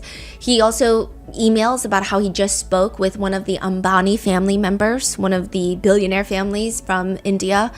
He also writes, India, Israel, key, not for email. So this is, a lot of people have interpreted this as telling an Ambani family member that the key for India and US relations to soften is Israel. Israel is the key. Wow, wow. There's also pictures of him with African warlords, which Ghislaine comes up with this like very bizarre explanation for that in the Proffer interview where she says, no, so the reason that he hangs out with African warlords in that picture is because he had a business idea where if a billionaire had money stolen from them, like if a cartel has money stolen from them, he would go find that money, track it down, and he would bring it back and he would get a percentage of the recovered money. So let's say you have El Chapo, and El Chapo is laundering money or he's working with the Sinaloa cartel, and he steals money from the Sinaloa cartel and he moves it to wherever. So he's got stolen money from the Sinaloa, goes to Epstein. This didn't happen. I'm just just coming up with something in my head. And the Sinaloa says to Epstein, can you track down my $1 billion that the other cartels stole from me? And Epstein will go and find the $1 billion and will take a portion of the money that was stolen as a fee and give back the remainder. That would be on a percentage basis. And everyone's like, what does that have to do with African warlords? Mm-hmm. But to address the rumors that Epstein and Ghislaine were spies, Todd Blanche asks her, have you ever had any contact with any representatives that you know from Mossad, the Israeli intelligence agency? Can you ask me that again? Have you ever had any contact with any individuals that you understand to be from Mossad, an Israeli intelligence agency? Well, not deliberately. Pardon me? Not deliberately. Well, not deliberately. Pardon me? Not deliberately. Okay. And did you know, we asked this, we talked about this a little bit earlier, but just to put a finer point on it, did you ever know that were we ever told, you ever think that Mr. Epstein was getting any money from any intelligence agency, including Mossad? Well, I don't believe so, but I wouldn't know. I mean, I would be very surprised if he did. I don't think so. No. Were there any international businessmen or politicians that had a very close relationship with Mr. Epstein that we haven't already talked about? Off the top of my head, I can think of Ehud Barak, the former prime minister of Israel. What was his involvement? She says that they weren't that close. And she says, for good measure, you know, anything that touches Israel or the state of Israel, I'm always interested in. My father loved Israel, and so I pay attention to it, and we have ties to Israel. When you said it was later, though. Ties meaning friends and family relations. Also, this is like a lot of people have interpreted this as she's trying to tell Israel that like she's not turning on them. It's really weird because the way that she just is like, I have family in Israel and I have so many ties to Israel and I'm always interested in Israel because my father loved Israel. It's really bizarre. Do you know the nature of Ehud Barak's relationship with Mr. Epstein? I don't. Were you ever with them together? I think I have a memory of meeting Ehud, but I don't know if he was with Epstein or, I don't remember. I just know that I did see him and I'm struggling to remember the context around it. But I'm sure it happened, but it must have been very brief because I don't have any serious memory of it. And then as to make things, I mean, this just makes everything sketchier, but she says, certainly my father had a background in intelligence. He is a British intelligence officer. I think that my sort of belief is that once you've been an intelligence officer, it doesn't mean that you're formally employed. So I don't think my dad in any formal sense was, employed by the agency. And then she's like, but I think it's absurd that everyone thinks that we are spies. But then later she'll say shit like this. I've had some interesting things that have happened in my life. And one of them was I found out the IRA, so this is in Ireland, had me on their kidnap and murder list. One of them was to be found on an IRA kidnap and murder list. Her dad is like a British intelligence officer. Yeah, but after that happened, you know, my father always wanted to put a lot of protection on me, obviously. So it's weird because this didn't make it any clearer. I don't think that this Prophet interview is going to make these conspiracy theories die down or feel less legitimate to the people who already believe it. Now, at this point, that's pretty much all we got from her Prophet interview, and there have been speculations because she was moved to a very low, minimal security prison that she's going to get pardoned at the end of Trump's term. And he's been very evasive about it. He would say things like, I don't want to talk about pardons. Let's not talk about pardons right now. But she's got access to phones, emails, weekend visits, recreational sports. I believe it's like unlimited yard time. So she was moved after this interview? Yes, exactly. So she's moved after this interview, and she's still trying to get out of her entire conviction by saying that she had a non-prosecution agreement as by the sweetheart deal that Jeffrey Epstein signed in 2009. So I guess we're going to have to see. But Virginia Giuffre, on page 139 of her memoir, she writes, I had been trafficked to dozens of men by this point, and I remember their faces clearly. There were old men and even older men, nerdy, shy men, and boorish, arrogant men. There were men who wanted me to wear outfits and men who wanted to see me naked, and men who didn't notice if I was clothed as long as I touched them. There were men who behaved as if I were lucky to be with them, and there was at least one man who ignored me as I serviced him sexually, preferring instead to focus his eyes upon and even fondle Epstein. Someone just like to, yeah. A lot of people want to know who that is. A lot of people want to know who everyone is. Virginia writes in her book, nobody experiences trauma and emerges unscathed. I certainly haven't. Even before I met Epstein, I'd experienced awful things that I've made some observers label me as his perfect victim. But I was also resilient, or I wouldn't be here now. I still have night terrors and panic attacks. I still have moments of feeling worthless. Perhaps I always will. But on many days, especially when I've been able to help another survivor, I thrive. My hope is that this book can aim some light at the darkness and force it to crawl back into its cave. My point is that while Jeffrey Epstein is dead and gone, there are many others around the world who are still committing the same kinds of crimes that he did. Hopefully, the files will put an end to that. And the files should be coming out, like after you see this, probably in like a week. But we don't know if things are going to be how they've always been and we're going to get a whole bunch of nothing, or if we're actually going to get something this time. So stay tuned. Let me know your thoughts in the comments. Stay safe, and I will see you in the next one.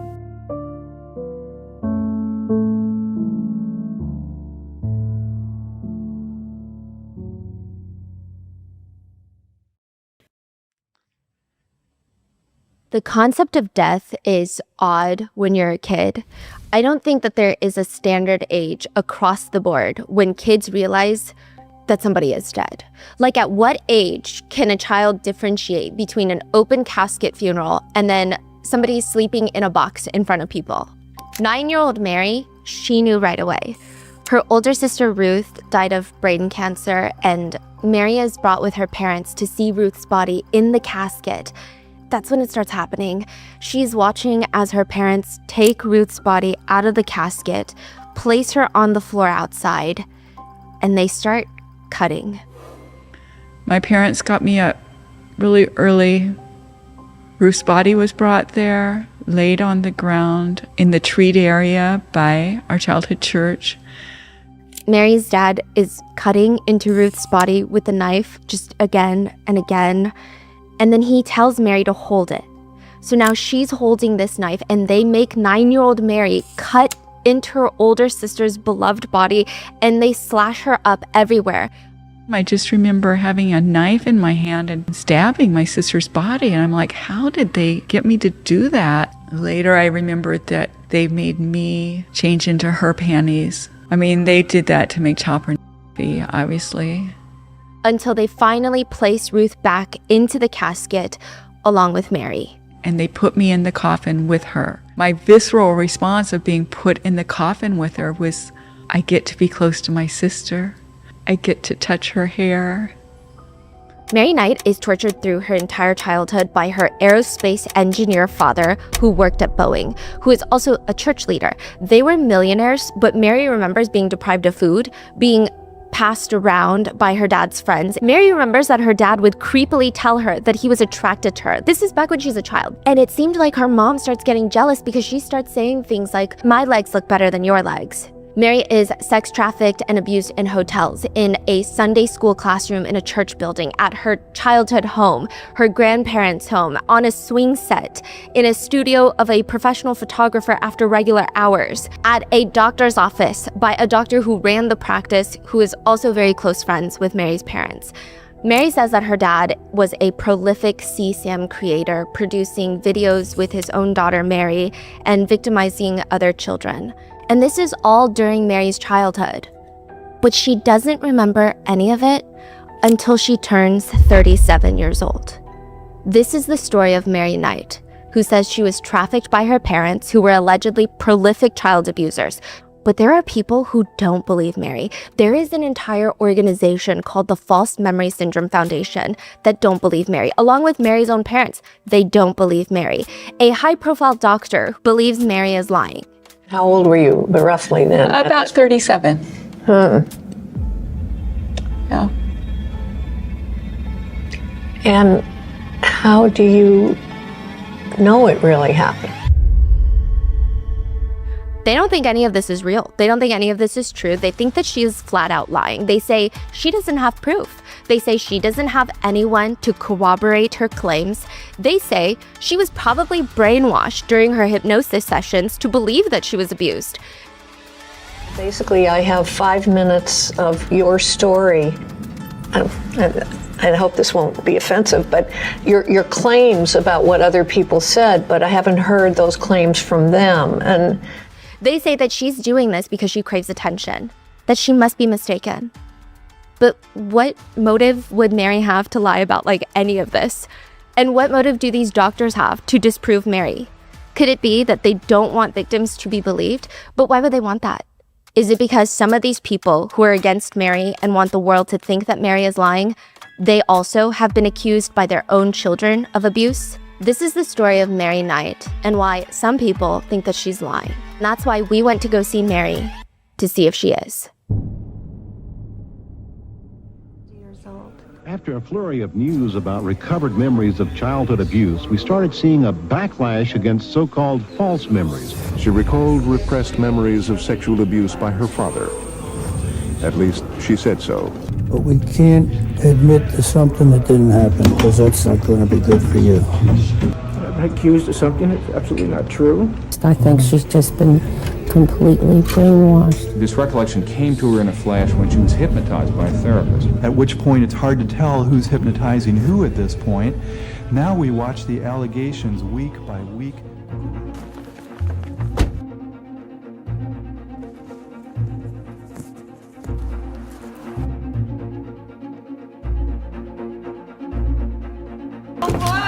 How are you? Nice to meet you. I love your Good to see you.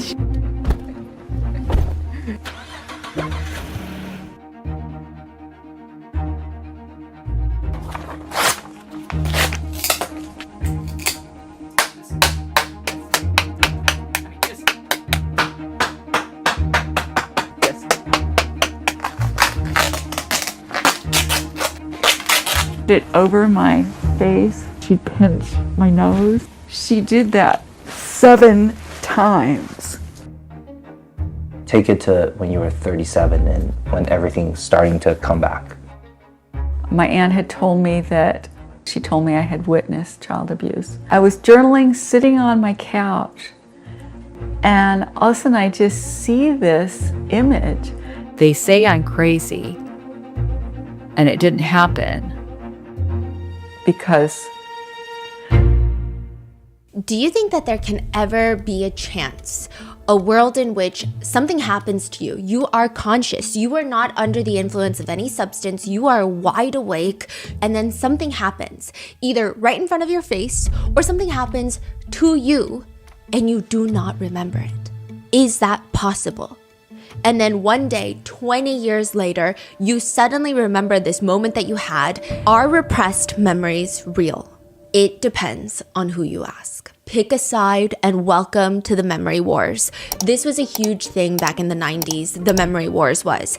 There is one side of people who believe that your mind is so powerful that you can repress these traumatic memories deep into the back of your brain, and then they can come back to you when your brain decides that you are safe enough to start working through this trauma. Then you have the other side of people who believe that this is not a real thing, that you cannot just forget a memory and then suddenly remember a memory. And the stakes for the memory wars are very high. You're talking about criminal convictions, multi-million-dollar lawsuits, families being ripped apart. If all you have is a memory from 20 years ago, how do you know who is telling the truth? It could be likely that if you ask someone from the False Memory Syndrome Foundation, they would tell you that they're all lying. This isn't real. You cannot have repressed memories. The people who say they do, they're lying, and the memories are false. They're untrue. That's why we call it false memory syndrome. Now, I will note, this is not like a real syndrome that's recognized by the DSM-5 or anything, but I guess you could throw syndrome behind anything. They say this is real. False Memory Syndrome Foundation. This is a nonprofit organization that believes that people are following the trend of recovering repressed memories for all sorts of reasons. Attention, to feel special, to feel traumatized, to feel victimized. They're accusing their incredible parents who have raised them of being abusers. Church leaders are losing their positions in their community because someone recovered a memory 20 years later of abuse. And if it's not stopped, the False Memory Syndrome Foundation says the world is going to be ripped at the seams because this is pretty much, an epidemic. She recalled repressed memories of sexual abuse by her father. At least, she said so. And I've been accused of something that's absolutely not true. I think she's just been completely brainwashed. This debate on whether or not repressed memories are real was so big that it was dubbed the Memory Wars. Doctors from both sides wrote paper after paper to disprove the other party, and in the end, nobody comes to a freaking agreement. But regardless of what the doctors are arguing, and a lot of people have experiences, like firsthand accounts of recovering repressed memories. One netizen writes, "For me, it always starts with a feeling. It feels like something is trying to get my attention, but I don't know what. I just know that I'm forgetting something important. That could last for weeks. And then I'll get an image. Usually it's a blip of something. And it lingers very unsettling for a few days, a few weeks, whatever. And then something happens and then I suddenly will remember. And with that memory, it's not even just the memory I remember. The appropriate feelings that were repressed just hit you like a brick at once.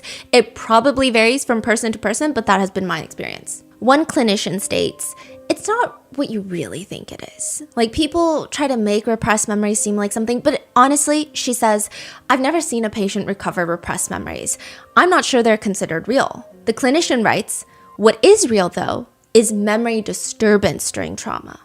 So she's just saying there's so much connotation with repressed memories. We just call it memory disturbance. Memories may be missing, they may be incomplete, they may be warped, and it's not that these memories are corrected in any way for you to remember, but the memories you do have will be associated with other memories and sensations and experiences that you already have on file in your brain. Some of these memories can be surprising because you may not have thought about them in a really long time, and the emotions attached can be surprisingly intense. So think of your memory like a computer. It's not designed to pull things out of the recycling bin, but it does take all the junk that's sitting on your desktop and tags it with things, sensations, emotions, images that are related, and then they file them away properly. The way that they're explaining it is sometimes you will have this very specific experience trigger that file to be automatically opened, like a file that you didn't even remember you had. And that is precisely what happens to Mary, repressed memories. Mary says in her book, My Life Now, Essays by a Child Sex Trafficking Survivor, I am sure that my life is better because my mind allowed me to place memories of abuse into a compartment that I couldn't open until age 37, when I finally felt safe to do so. So what exactly does Mary remember? I was 5 or 6 years old.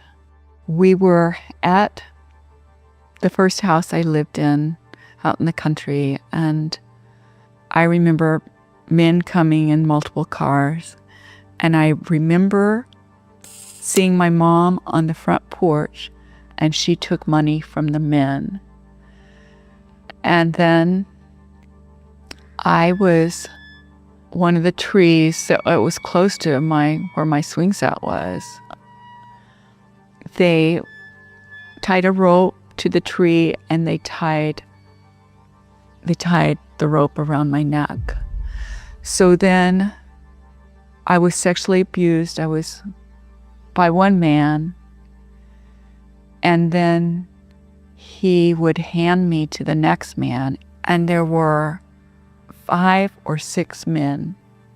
And then the rope was cut, and I was on the ground, and they used the bathroom on me, the men did. And one of the men got mad at my dad and said, "You went too far, she's gonna die." And my dad said, "She's mine. I can do what I want." I remember searching for my mother's eyes because I thought maybe my mother would have compassion for me, but she didn't. When she did look at me, it was like she was looking at an insect. Like I was not even as valuable as an animal. After that, my mother brought me into the house and bathed me, and it seemed like she was being kind to me. And then she put me on a bed that had brand new sheets on it that smelled good. And then she came in and she fondled me. FMSF and skeptics of recovered repressed memories, they say it was like a trend in the 90s. A lot of people were recovering repressed memories. A lot of high-profile books came out at the time, is what they argue. You could just pick it up at the bookstore, and they'll say, "Are you a survivor of incest? Here's a checklist." And they would include things like anxiety, depression, eating disorders. And then that would make you feel like maybe I was. They state that these books are the reason that people start believing that they were abused as a kid. Skeptics say that a lot of cases, false memory implantation happens by way of, quote, suggesting things to people, guided imagination, taking them through imagination exercises when they can't remember something, sexualized dream interpretation. Oh, you have a dream of this, maybe it goes back to your childhood. Hypnosis, giving people books to read that advance the theory of repression, putting them in group therapy when they don't have any memories and they listen to a lot of other people talk about childhood abuse, exposing them to other forms of suggestive psychotherapy. Those are why people have these repressed memories. And they say, boom, that's all it takes for this new memory to form, for you to believe that you were abused as a child. I will say the False Memory Syndrome Foundation aren't particularly the most convincing people out there. However, one thing that has stuck with a lot of people, and I'm just saying netizens out there, on the debate of whether or not repressed memories are real, is that a lot of research so far has shown that emotional and traumatic events are typically remembered better and not worse than mundane experiences. So studies on trauma survivors consistently show that traumatic memories, they tend to be very intrusive, persistent. They're difficult to forget rather than inaccessible. So they state that in neuroscience, when your body has a spike in adrenaline and norepinephrine, it actually strengthens memory consolidation through the amygdala, which makes emotional memories more durable over time. This is human adaptation because remembering threats helps us avoid them, but that's just what research shows. That doesn't mean that's the only way that our brains work. In fact, trauma makes brains work in very strange and unreasonable ways. Other scholars argue differently, such as Jennifer. She's a doctor, and we'll get into Jennifer in a second. She states that children who are abused by their caregivers are in an impossible situation. So a lot of people who have repressed memories, it's from their childhood. And she states a lot of it is because when you are being abused by your caregiver as a child, there's no reason for your brain to keep it in your mind as a threat, because there's nothing you can do about it. It's not like you can avoid the threat any longer. This is your caregiver that's abusing you. You don't have a choice. Not that anyone who is abused has a choice, but it's harder to do threat assessments as a child versus an adult. Okay, what does that mean then? If I go to the grocery store and I get whacked, and this is obviously a much simplistic analogy that has no, I don't want anyone to think that I'm comparing the severity of SA or anything like that. But if I go to the grocery store and I get hit with a cart, I'm going to remember that as an adult because I don't want to get hit with a cart again. But as a child, that's why children are so reckless with their bodies sometimes because there's less of a threat assessment that can be done when you're that young. And so she's saying, if you were abused as a child, your brain might not remember it and keep it at the forefront of your memory because there's no way for you to avoid that threat next time. Whereas an adult, you may feel like you could try to avoid it. Again, not saying that SA is avoidable by any means. That's but interesting. Okay. Your brain might try to think that it is. These kids are dependent on the ones that are harming them, which means they may adapt. This allows the child to fake security in their parental relationships, maintain that relationship that is necessary for survival. It's almost betrayal blindness. That's what she calls it. Also, it can be argued by those with repressed memories that, yes, the memory formation is there. I mean, clearly the memory is there. It's not like it disappeared. It's not like you didn't form the memory. It's not like you threw it away. It's just stored in a way that's difficult for you to recall. Basically, dissociative amnesia. And this is highly studied and highly recognized. Is this the same thing as the repressed memory or different? There's differences between the two, but a lot of people actually think when you really hone in on repressed memories, they think it's like a variation of dissociative amnesia, which there's not a lot of debate on whether or not dissociative amnesia exists or not. Okay. So people are just saying this seems like a different, almost like a fragment of that. Eleanor Goldstein is a big member of the False Memory Syndrome Foundation, and she has her own book out, which is not the best read. I will tell you that.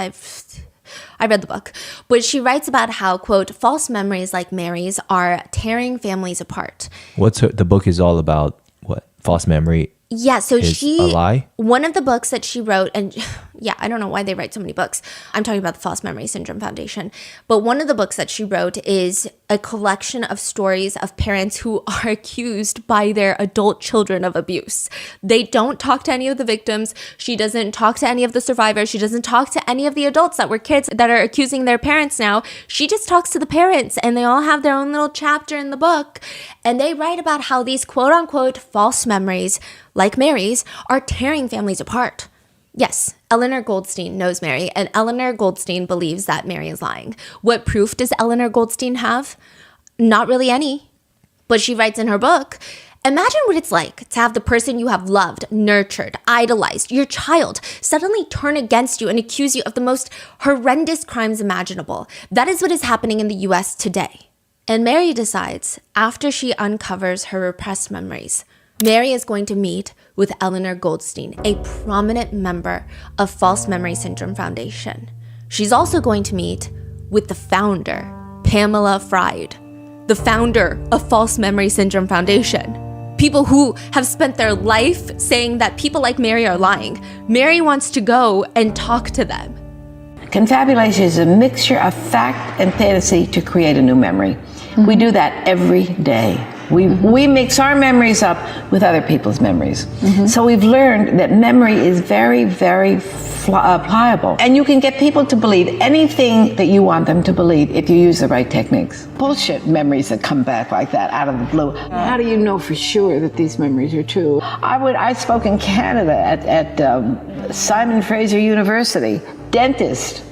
And all of a sudden, 20 years later, some patient comes and says, I remember 20 years ago you abused me when I was in the dental chair, but I forgot about it until I went to therapy. Now I remember. I remember my dad saying that he was sexually attracted to me. I think that's... How old were you when he said that?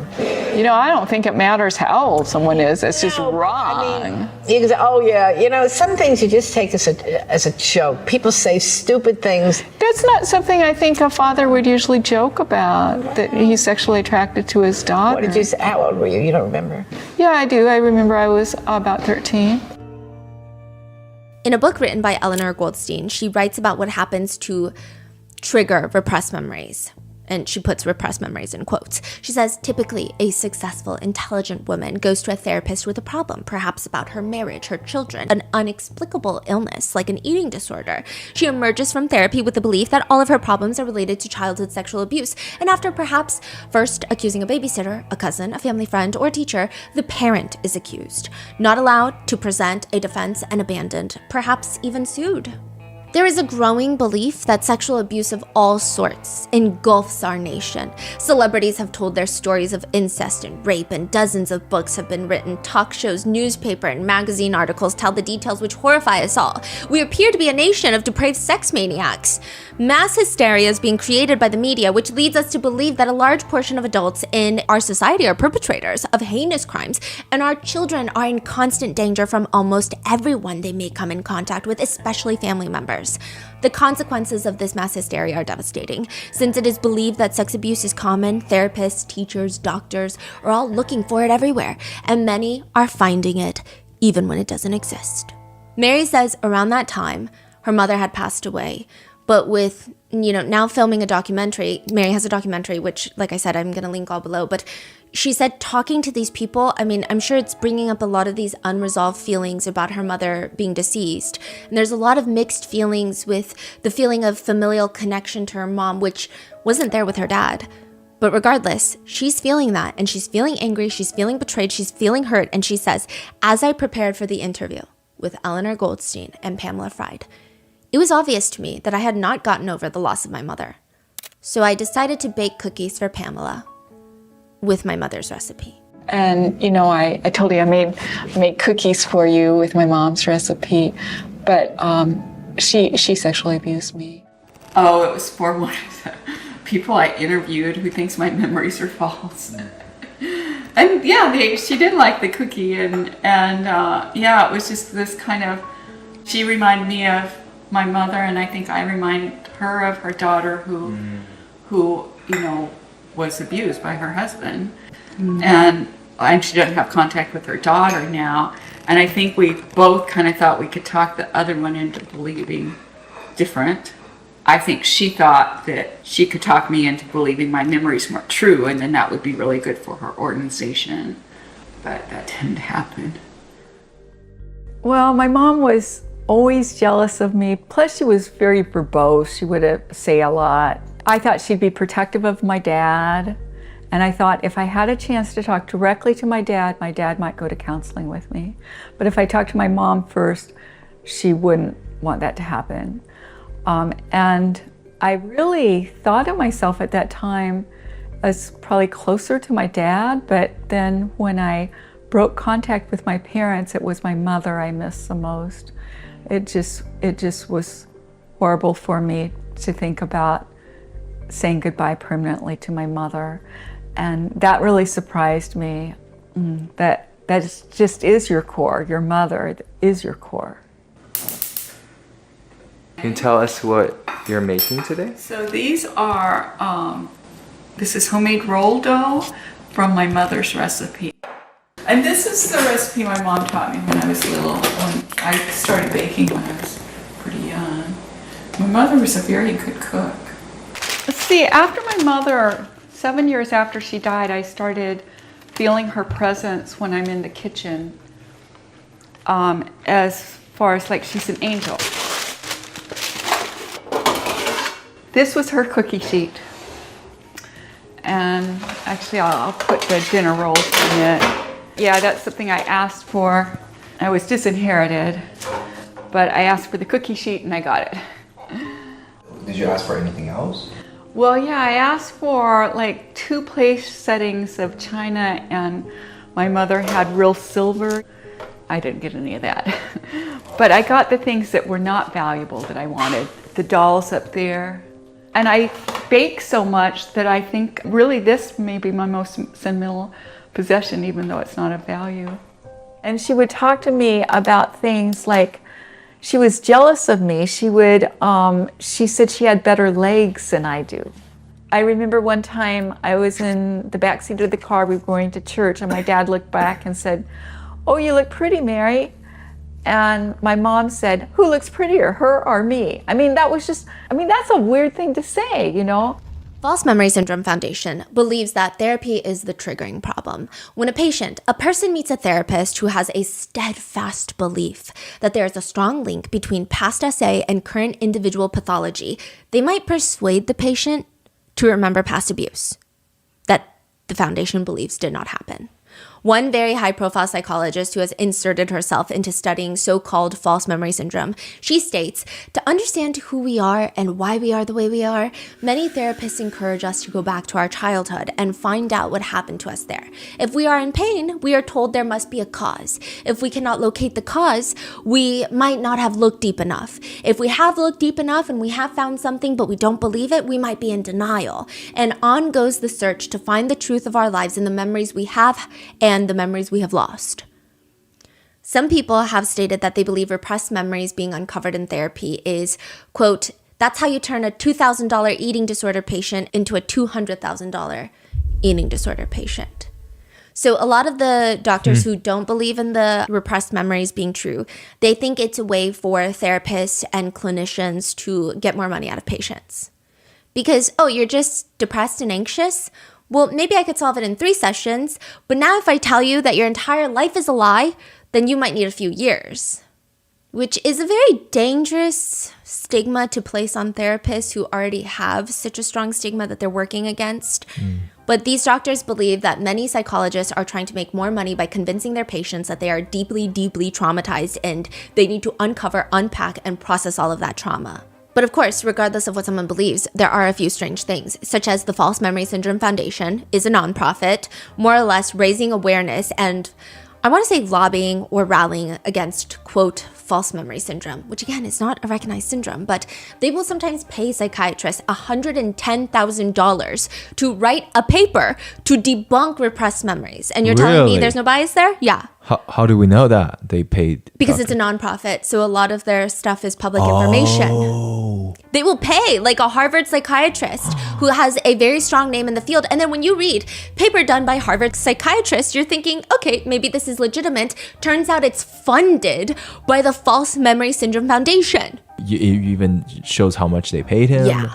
Wow. And everyone will take this paper at face value without realizing that they got paid a fat fee for it. I mean, I think there is no doubt that hypnosis can create a state of suggestibility. I don't think anyone is arguing that. I also do think that the power of suggestion, and I do think memory is a wishy-washy thing in the sense of, I think no one has an airtight memory.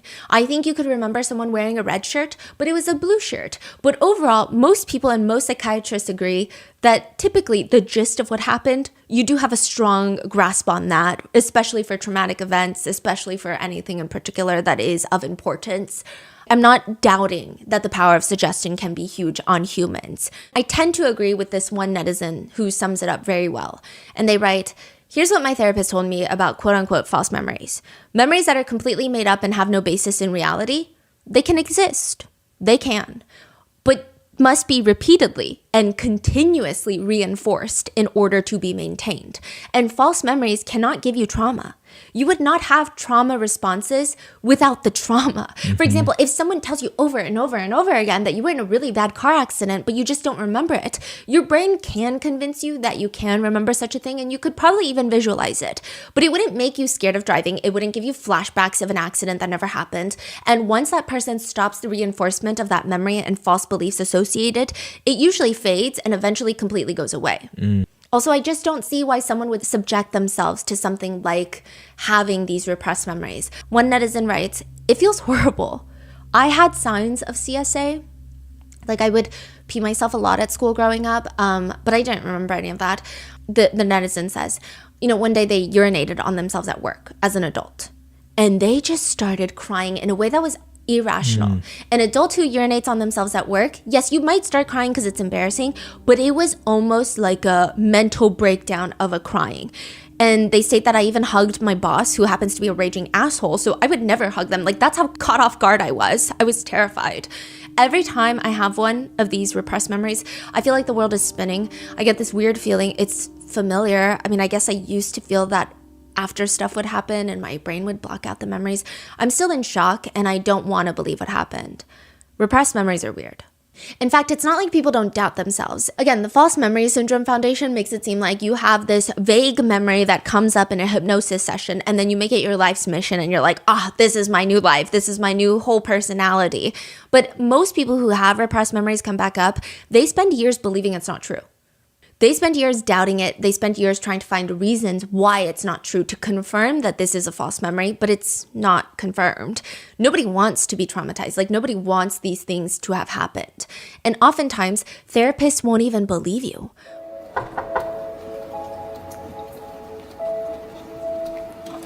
Hi. One thing was saying, like, a young child who's under age 2 or under age 3 will never remember any abuse, and if they are abused, won't be affected by it. Is that what you think? A child under 2 really doesn't have memories of anything that happened. Anything that isn't painful, the child, it wouldn't hurt the child. I mean, it may be morally wrong to touch a child who's under 2. It may be obnoxious. That's a terrible thing to do, and society says no. But if you think about it, it doesn't damage the child. It's wrong, but the child is not damaged by it unless it's physically hurt. Physically injured or hurt? Physically injured or hurt. Well, unless what the if child cries? If the child cries, then would that affect the child later? So far as we know, children who've been physically abused, anyway abused, they don't remember that, and it doesn't seem to have any later effect on them. My son's wanting to find babysitters for their kids because their kids' oldest is 2, and so even if their kids are beat up a little bit at the babysitter, it's not going to affect them, and unless there's an injury. And moreover, we know that most abuse of children under 2, most real sexual abuse that occurs, has to do with touching, usually not penetration. It's usually not very violent. It's not violent at all. It's usually more curiosity, exploration. You think a reason someone would fondle a 1-year-old is curiosity? I think that's usually what people think. So someone who would want to touch a 1-year-old's vagina, does that for curiosity? Well, that would be one motivation. And what would they be curious about? What would an adult be curious about a 1 year? I don't get it. That's why it's deviant. Yeah, but you think it wouldn't hurt them? When I was 3 and 4, I used to love my maternal grandfather. I called him Daddy Bob. He wore cowboy boots, and I would put little objects in his boots, so when he put them on, there'd be something in them. And he just thought I had a really good sense of humor. My mother and him would go into the bedroom. My dad would be at work. They would set me down at the dining table and give me chocolate chip cookie dough. And that was my distraction so that my mother and her father could have sex. I remember hearing them in there. I remember that it happened enough times that it didn't seem unusual for it to happen. And then they brought me in. My Daddy Bub had said that he would never do anything that would hurt. And of course, for a young girl, it hurt. It hurt. And I remember how betrayed I felt by Daddy Bub. But the other thing I remember about it is that not only was my mother not protective, she was so jealous of me. And afterwards, she beat me. And she said, I'm his only little girl. I'm his only precious little girl. And she kept saying that to me when she beat me. And my mom was always like that with her father. I mean, stroking the vagina of a 2-year-old child, an unrelated male stroking a child for curiosity, for any other reason. For sexual reasons, and having an orgasm when the child's there would not affect the child. That child wouldn't remember that. For example, if a 2-year-old child saw their parents murdered, they wouldn't remember that. That would be a terrible thing to observe for a 2-year-old child, but they wouldn't remember it. And therefore, wouldn't be affected by it. One of the kids, the first time she came in, a cute little redheaded girl, she did this. I mean, just loud as and I didn't know her history at all. But then I just say to the child, like, oh, it looks like you're hitting. And she said, yeah, she pointed out that the clown is smiling. And she hit the clown because the clown was smiling. People who abuse children are sometimes triggered by a happy child. She had experienced the murder of her little sister. So she was 3 when she started counseling with me. Biological parents put a blanket over the child's face, and they said they did it so the child wouldn't cry at night. And they said, well, we did it with our other daughter and she never died. One time when she came in, she put this flashlight over, and of course I couldn't let her because that would hurt me. But and I'm like, what is she trying to do? And then she started, when she would come in, she would want me to lay down. And she'd say, lay down, and I would. And then she'd say, put your head down. So she wanted me straight down like this. And then she'd get this blanket. And it's a weighted blanket. And she would put it over my face. She would put her hand. There were times she put it over me like this. And then she got to where she'd pinch my nose, which I would need to stop her then because she's not allowed to hurt me. She did that 7 times. The law enforcement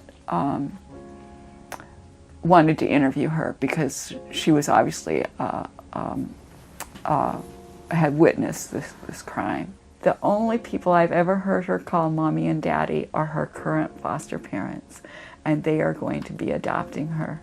Oh, so she gets to live with the people she calls mommy and daddy. Yeah. During the interviews that Mary has with Pamela and Eleanor Goldstein, they act like Mary doesn't have any corroborating evidence, like zero, none. But Mary does. Mary's cousin actually remembered abuse 9 years before Mary did. She reached out to Mary to tell her that she had been abused as a kid by her father. Mary remembers, I had just become a mother. I brought my infant son with me. I sat with her on an old faded couch. I breastfed my son while I listened to her heartfelt recollections. And when she finished, so this is the time when Mary was working as a social worker. So she's very good at listening to people. She's also very good at identifying gaps in stories because, you know, you're interviewing parents to see if they're fit enough to take care of their children, and you have to be able to realize when people are lying or it doesn't make sense. And she tells her cousin, I believe you. And her cousin's face falls because clearly she does not want to hear that. Mary says she wanted me to say that she was wrong. I mean, no one wants to believe that their own father essayed them. There was another cousin. Mary really tried to get in contact with her, but they drifted apart. Eventually, she runs into her own cousin at, of all places, Survivors for Child Abuse Conference. Mary didn't even realize it was her cousin that she had been searching for, and that cousin thought that Mary was ignoring her on purpose in the hallways. Eventually, they exchanged emails, but Mary took down the wrong email, resulting in them losing contact for another year, until finally they met up 2 years later. Mary decides that she's just going to ask her cousin. Not really expecting any sort of answer, she asks, did my father ever essay you? The cousin tells her yes. She says, he wasn't somebody who physically touched me, but almost coaching others somehow. Taking pictures as well, encouraging others to be involved in sexual acts with me and filming them. Which is exactly what Mary, she had these memories of being filmed and that CSAM was being created. She hadn't told her cousin this. Furthermore, the church that Mary used to go to, the Church of Christ, she went back to try and figure out if any church members were known to be abusers because she had these recollections of being abused in like a Bible study room in that church. And she couldn't really investigate much because the police didn't want to help her, and it's not like she can just conduct interviews with people in hopes that they give her a confession that would lead them straight to prison. However, Jimmy Hinton, he is the minister of the Church of Christ in Pennsylvania and also a very good friend of Mary's. Jimmy's sister had a very similar experience to Mary. Jimmy became the minister after his dad had been the minister of this church for 40 years. He's adjusting, trying to be a dad, trying to be a minister. And that is when his adult sister, Alex, is like, Jimmy, I need to talk to you. And she tells him that she has these repressed memories of their father, the minister, abusing her. Alex is actually interviewed and she's asked, I understand that you felt like you had a pretty happy childhood, but in 2011, you started having flashbacks that remind you of the abuse that occurred. What can you tell me about that? Alex says, I saw this picture of my dad touching me in an inappropriate way. But it was one of those things at first I tried to shrug off the image in my head, like, oh, that didn't really happen. You know what I mean? Like maybe it was an accident. Maybe I'm not remembering something correctly. I just kept trying to brush it off. It was just like bits and pieces. I didn't have a full memory of it, so I couldn't quite put it together. Then in 2011, I was 20 years old. My dad had asked me to help him babysit kids a couple of times. So he was still babysitting after he retired as a minister for like church kids. I took them swimming and it was just like small things that the kids would say. Of like, can we sleep over at his house today? And just like, he just gave her a weird feeling. Wait, the kids say if they can sleep over at the dad's house? Yeah. Huh.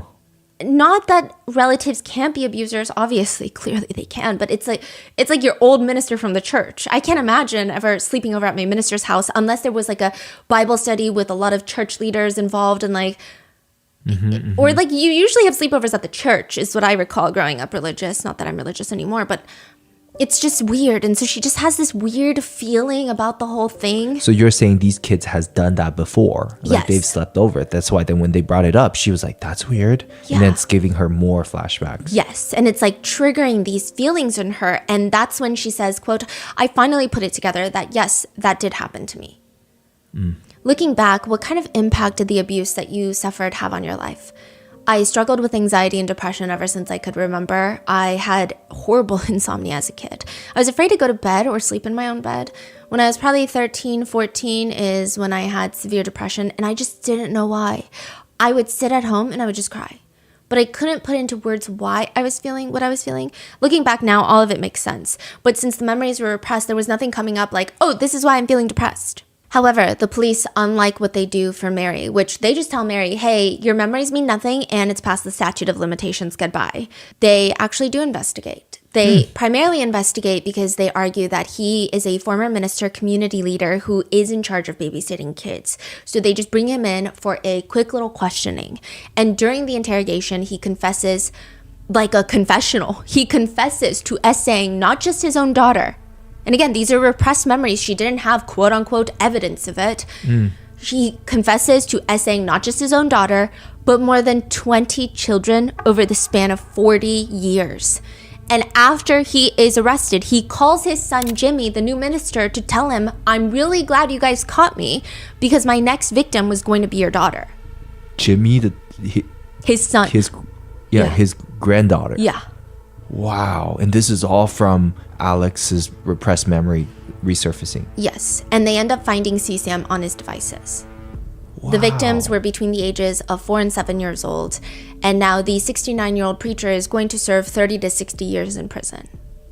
Side note, that's another strong similarity of Alex and Mary's story. Both of their dads are very active members of the church, and from an adult perspective, nobody thought that they were creepy. Like, you know how some people, you say, oh, they just give me a creepy vibe? They never had reputations like that. They were all seen as well-to-do men. Jimmy, the minister's son of the predator, the son of the predator, he states, when I go and I do seminars of abuse now, I say, if you're looking for the weird guy who's hiding in the bushes or even the guy that's awkward to be around, you're looking in the wrong place.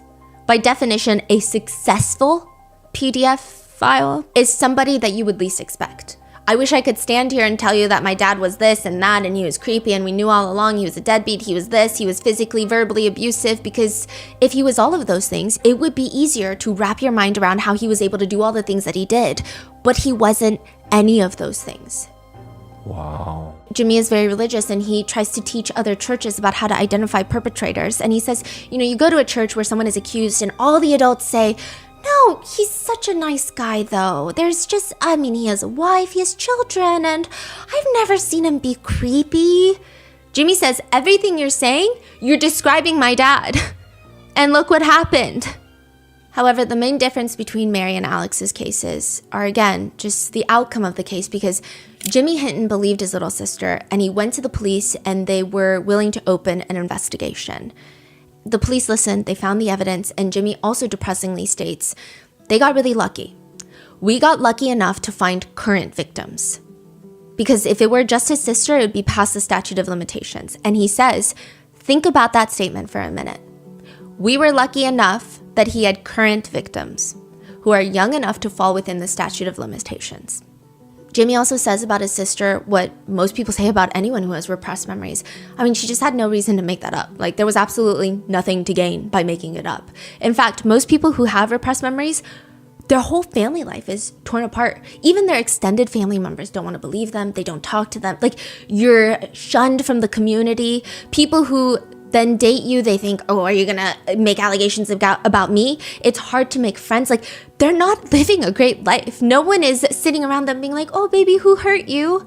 It's miserable. They're alienated from everyone. Mary specifically was disinherited by her family and cut out of a multi-million-dollar will. She lost family members who didn't believe her. She felt alienated by a lot of people. I'm not saying that the Hinton family situation confirms Mary's memories, but it's very interesting to note.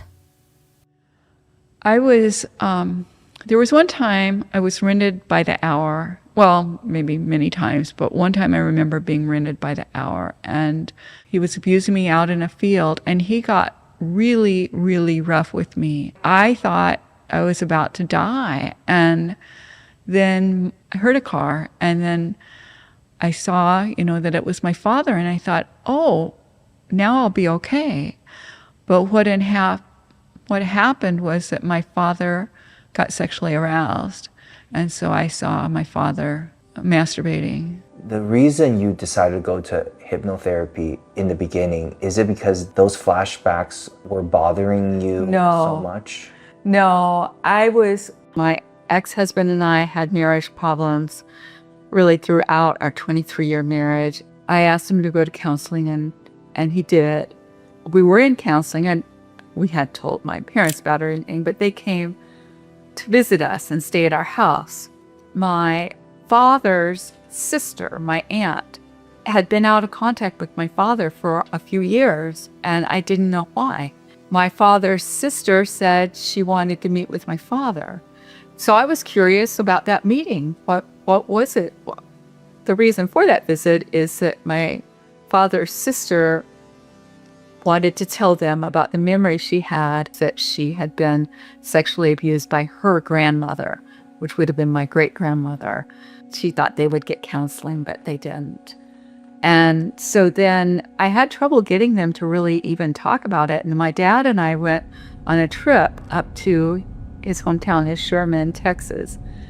On the way out, I asked him what his sister said, and she said, well, she has weird ideas. I said about religion, because I knew she thought women should be able to speak at church, and she had some other views on religion. And he said, no, about our grandmother. She says our grandmother sexually abused her.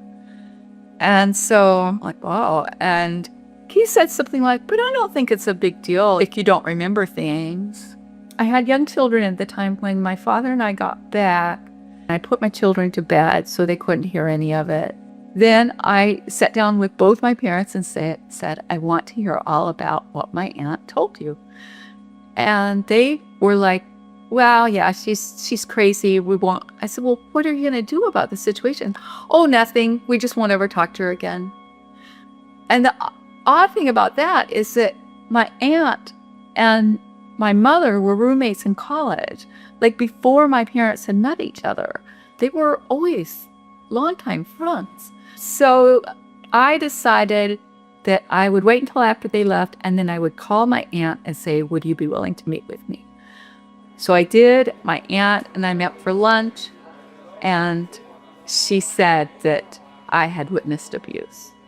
I knew it was true. And I remember, I've never drank alcohol, I still don't. But I remember when I got in the car afterwards, it was like, oh, I wish I could just get drunk right now. Because it was so horrible of a feeling to think it's true, but I knew it was true. I didn't know I had been abused, but I knew what she was saying about me witnessing abuse was true. I was journaling sitting on my couch, and all of a sudden I just see this image, and it's as though it's on the wall across from me. It's in color. That was interesting. I can just see a man's hand, and the man is grabbing a dog gruffly, like grabbing a dog. And that's the one piece I had. Then I told my ex-husband, and he said, oh, well, we should quit marriage counseling, which made no sense. But he was looking for an excuse to quit marriage counseling. So he's like, we shouldn't have marriage counseling anymore. You should just go to the counselor alone and talk to her about your childhood. So I did. That's what I started doing. These are videos? Or Oh, these are audio, but they may break any time. These are the actual hypnosis tapes. Let me see which, I think I have them identified. I don't think a lot of our audience have even seen these before. Have you seen these before? I mean, on TV. It says Hypnosis, Monday, 10/19/93. Mary says she taped the sessions to make sure that she was not guided into any sort of conclusion. And Mary, let us go through her tapes.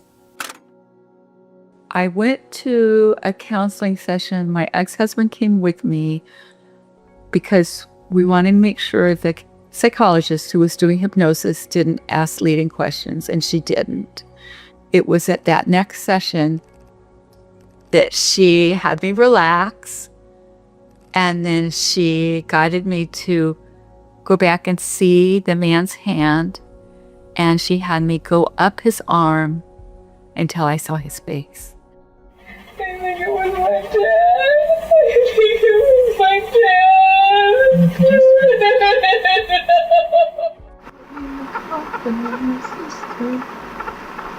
Just relax, let it go. I wasn't like repulsed by her body. I patted it.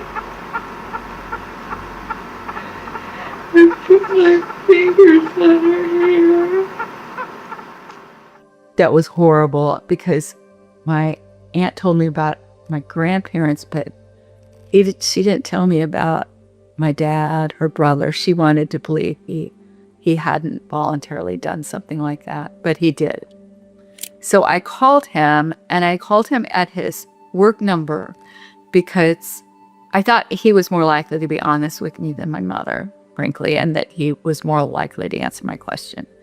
So I called him, and he said, I just told him about the holding the dog gruffly with that I could see his hand was the one holding the dog, and it was like grabbing the dog, and that I thought that it was a part of abusing a dog.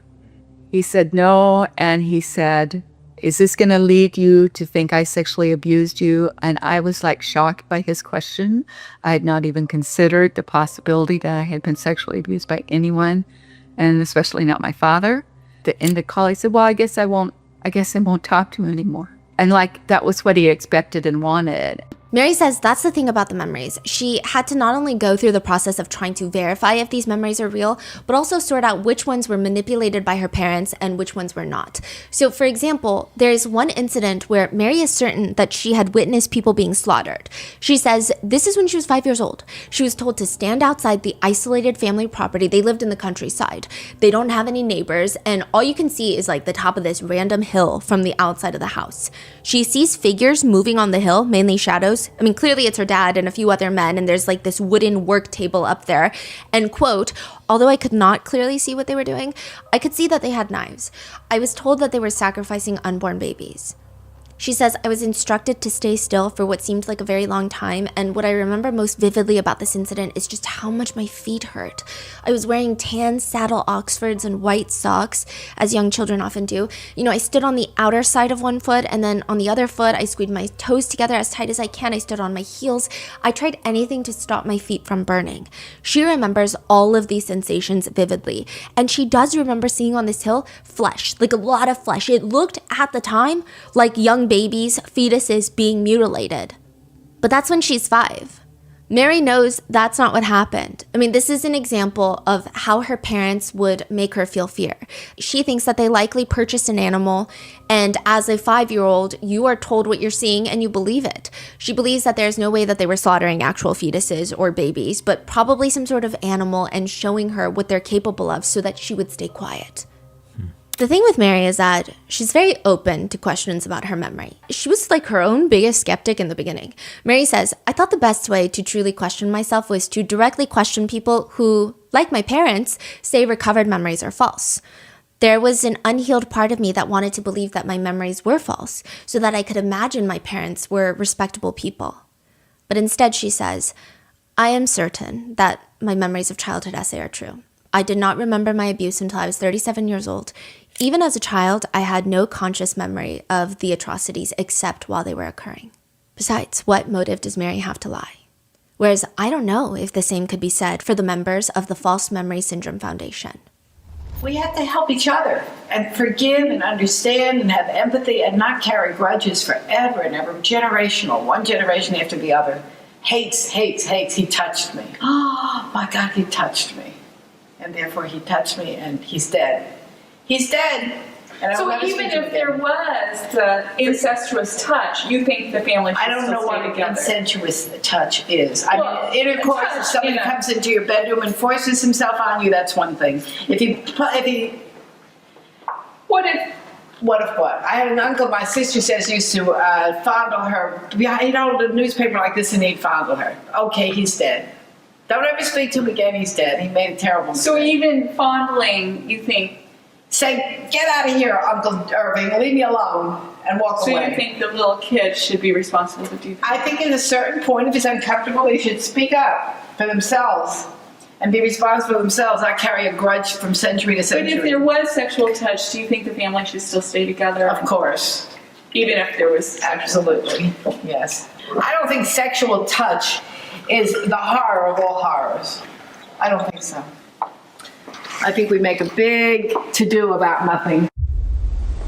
Do you regret going to see her? I did it to really question myself about, are my memories true? But I'm so glad I don't need to do that anymore because I know my memories are true. I already really knew it, but I didn't. Just let myself question more deeply. Dr. Jennifer is a psychology professor at the University of Oregon, and she starts recovering these repressed memories when she is a full-blown adult of like childhood essay. She's married, she's got 2 kids, she has a great job, but she just has so much anxiety. She works in the campus as a psychologist? Yeah, she's a psychology professor. Oh, she's a professor. So she is like, she knows the field. Yeah. And she has a loving husband, she has 2 kids.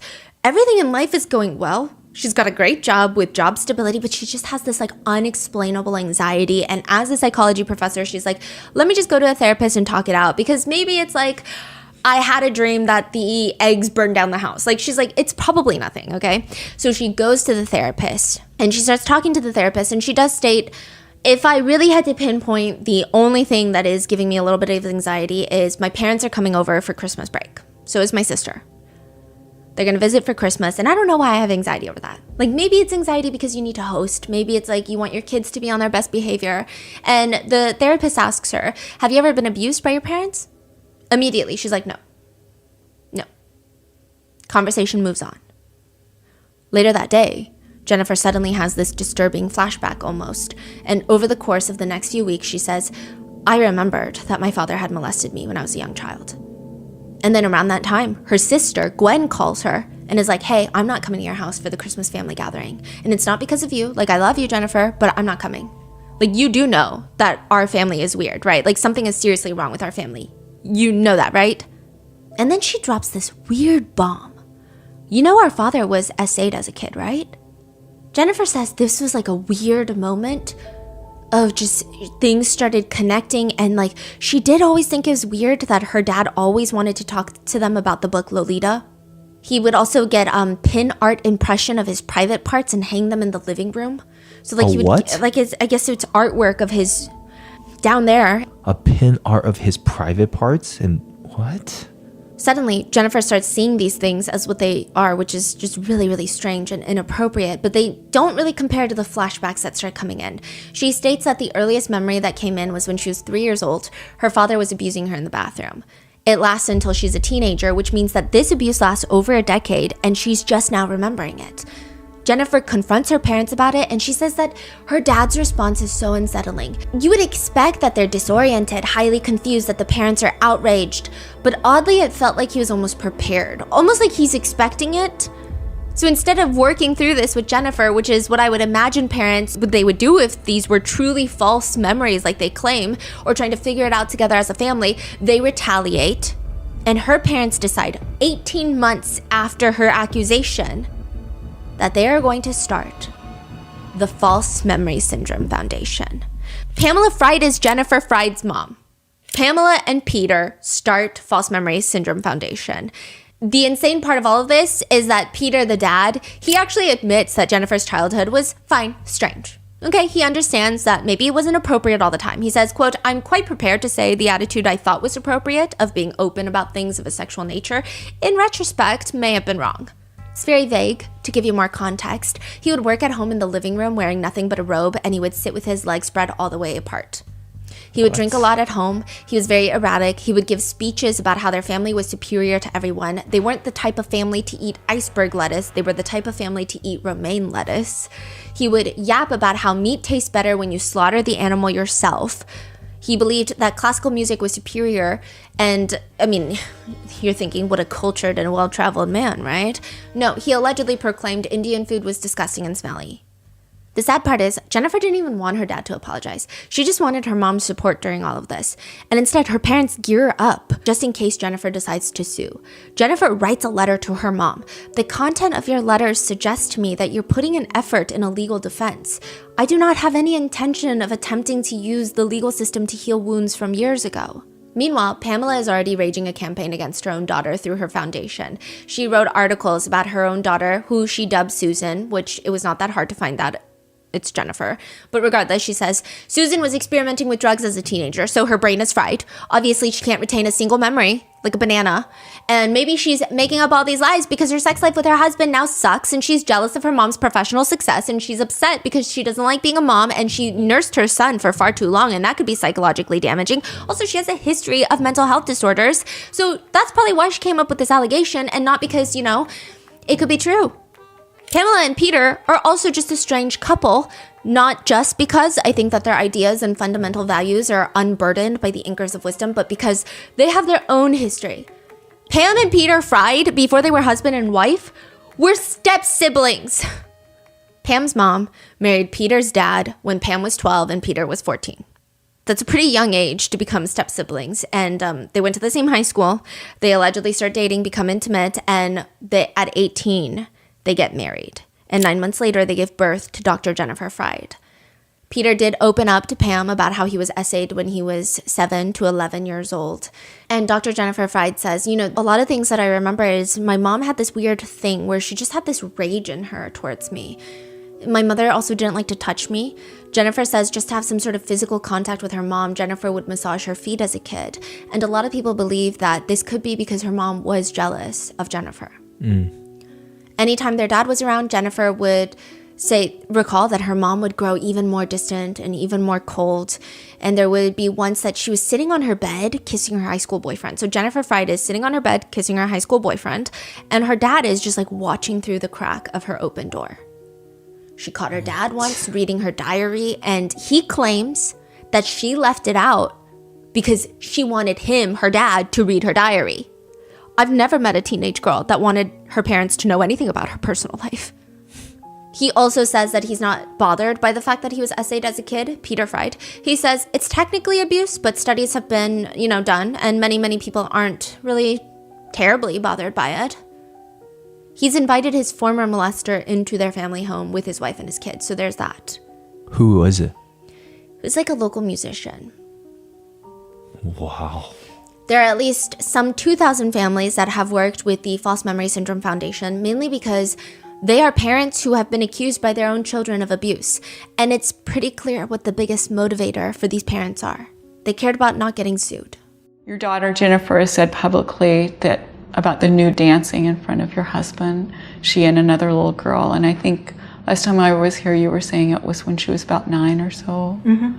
Do you think your husband has sexual feelings toward her? No. Why? He's somebody that I've lived with for ever so many years. I knew him growing up. I never saw any indication. But even the nude dancing, I mean... He didn't ask to have that. That was something that they decided to do. He didn't want them to feel traumatized by coming down too hard on them. But just to say, you know, go into your room, or, I mean, did you talk to her about it later when you knew that had happened? I didn't even know about it for quite a while. Oh, he didn't tell you for a while after that? Well, I was working. DARVO is an acronym. It stands for Deny, Attack, and Reverse Victim and Offender. And in DARVO, what happens is there's an aggressive denial followed with an attack on the credibility of the person making the claim. It might take the form of questioning their mental abilities or their motivations, saying you're a liar or you're crazy. And then reverse victim and offender is when the person who's being held accountable assumes the victim role and says, I'm the victim here. More recently, we've been researching this systematically in the laboratory, and we have found that, unfortunately, DARVO seems to work, and you could say it's like a perpetrator strategy. And the ways we've so far found it works is it's associated with victim self-blame. So if people get DARVO'd, they're more likely to blame themselves. And it's also associated with third-party judgments. So third parties who are exposed to DARVO responses versus non-DARVO responses are more likely to doubt the victim and assume the perpetrator must have some basis for making the claims. Also, another thing with Dr. Jennifer Fried, she says, I mean, to come out as an abuse survivor when I was like a doctor and being a professor, it's career suicide. It's career self-exit. Especially at the time that I came out with my accusations, it's not a time where people are rallying around survivors, especially in academia. Wow. It's not like 2025. Yeah. And even 2025, look what's happening in the Hockey Canada case. Like, it's crazy. The False Memory Syndrome Foundation would also help fund and initiate a series of lawsuits against well-known therapists whose patients have recovered memories. They would initiate lawsuits to take them down for malpractice. They had like $8 million to work with. They had a lot of money. One trauma therapist, the author of the book, The Body Keeps the Score, he says, these lawsuits had a chilling effect. While not all trauma therapists were sued, many of us suddenly felt under attack. As for Pamela, she's asked, how do you know you're not helping abusers? And so for someone who claims to be so married to the science, which I haven't seen strong evidence of quite yet, but regardless, Pamela says, we're a good-looking bunch of people. You know, graying hair, well-dressed, healthy, smiling. Just about every person who has, attended our meetings is someone you would surely find interesting and want to count as a friend. Pamela Fried's right-hand woman, who has also written books with Pamela, Eleanor Goldstein, also interviewed by Mary for her documentary, Am I Crazy? The documentary name is Am I Crazy? Yeah, yes, Am I Crazy? And Mary also spoke with Eleanor Goldstein's daughter, Dr. Stacey Charlotte, who also has recovered memories of childhood abuse. Do you remember actually telling your parents about it? Yeah, because I didn't know they had anything to do with it. The first memory that came up, I just remembered babysitters. So it seems like almost all the members of this foundation have a strong motive to say that these are false memories. They have a lot of skin in the game. Eleanor tells Mary during their interview, we have to help each other forgive and understand and have empathy and not carry grudges forever and ever. We have to help each other and forgive and understand and have empathy and not carry grudges forever and ever. Generational, one generation after the other. Hates, hates, hates. He touched me. Oh my God, he touched me. And therefore he touched me and he's dead. He's dead. And just with all due respect, these individuals are insane. Eleanor Goldstein tells Mary, I don't think sexual touch is the horror of horrors. I think we make a big to-do about nothing. She also says that if a child is being essayed by their uncle, for example, the child should punch the uncle in the arm and scream, "Get out of here, Uncle Irving, leave me alone." I feel my frontal lobe lose density the more that I listen to Eleanor Goldstein speak. The foundation has also worked closely with Ralph Underwager, who, Ralph has some interesting takes. And by interesting, I mean, we should probably lock him up for a very long time. He's asked a very simple question of, is choosing being a pedophile a responsible choice? They're saying, is choosing being a pedophile a responsible choice for the pedophile? I don't even know what that question means. I think the minute that you ask that question, you should probably go to jail. The only thing that could be answered so simply is there is no responsible choice. And a pedophile, I mean, you're choosing to be emotionally, ethically, morally corrupt, and you are choosing to commit a felony, and you should be locked up in prison. He doesn't say that. But Ralph Underwager responds, certainly, it is irresponsible. You know, what I have been struck with is I have come to know more about and understand about people who choose pedophilia is that they let themselves be too much defined by other people. What? Exactly. Like, defined by what? Who? Prosecutors? The DOJ? Like, what do you mean defined? He continues, usually there is an essentially negative definition. Pedophiles spend a lot of time and energy defending their choice to be pedophiles. And I don't think a pedophile needs to do that. I think they can boldly and courageously affirm what they choose. They can say what they want is to find the best way to love. Pedophiles are too defensive. They go around saying, you people out here saying that what I choose is bad and that it's no good. You want to put me in prison. You're doing all these terrible things to me. I just want love. I have to define my love. What I think is that pedophiles can make the assertion that the pursuit of intimacy and love is what they choose. With boldness, I think they should come out and say, I believe this is in fact part of God's will. Oh, he's a Fed. He's not, but I wish he would have been, right? They have the right to make these statements for themselves as personal choices. Now, whether or not they can persuade other people, that they are right is another matter. I believe that God's will is that we have absolute freedom, no conditions, no contingencies. The solution that I'm suggesting is that pedophiles become much more positive. They should directly attack the concept, the image, the picture of a pedophile as an evil, wicked, and reprehensible exploiter of children. He also thinks that women hate pedophiles because women are jealous that men are having connections with children instead of them. So is he another member of the group, or what is? Okay, so he's a doctor. He's a doctor, but not an MD. So he's not like a psychiatrist. He's a doctor in ministry. So he's like a PhD in ministry, which there's nothing wrong with that. But he works at the foundation and he uses the name doctor, and there's a strong implication that he is some medically trained individual, but he is not. So he actually spoke a lot about how repressed memories are not real.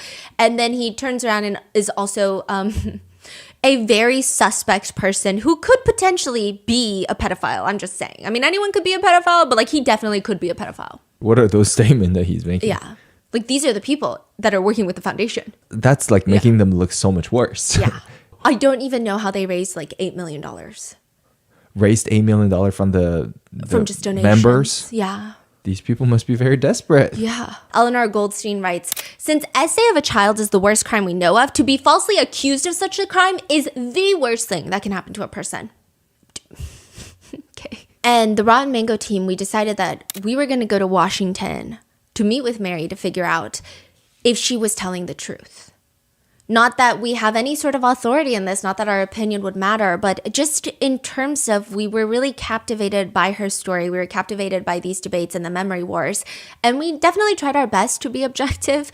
Before we went, we would have these mock debates where we would each pick a side, either the side that believes in repressed memories and the side that does not.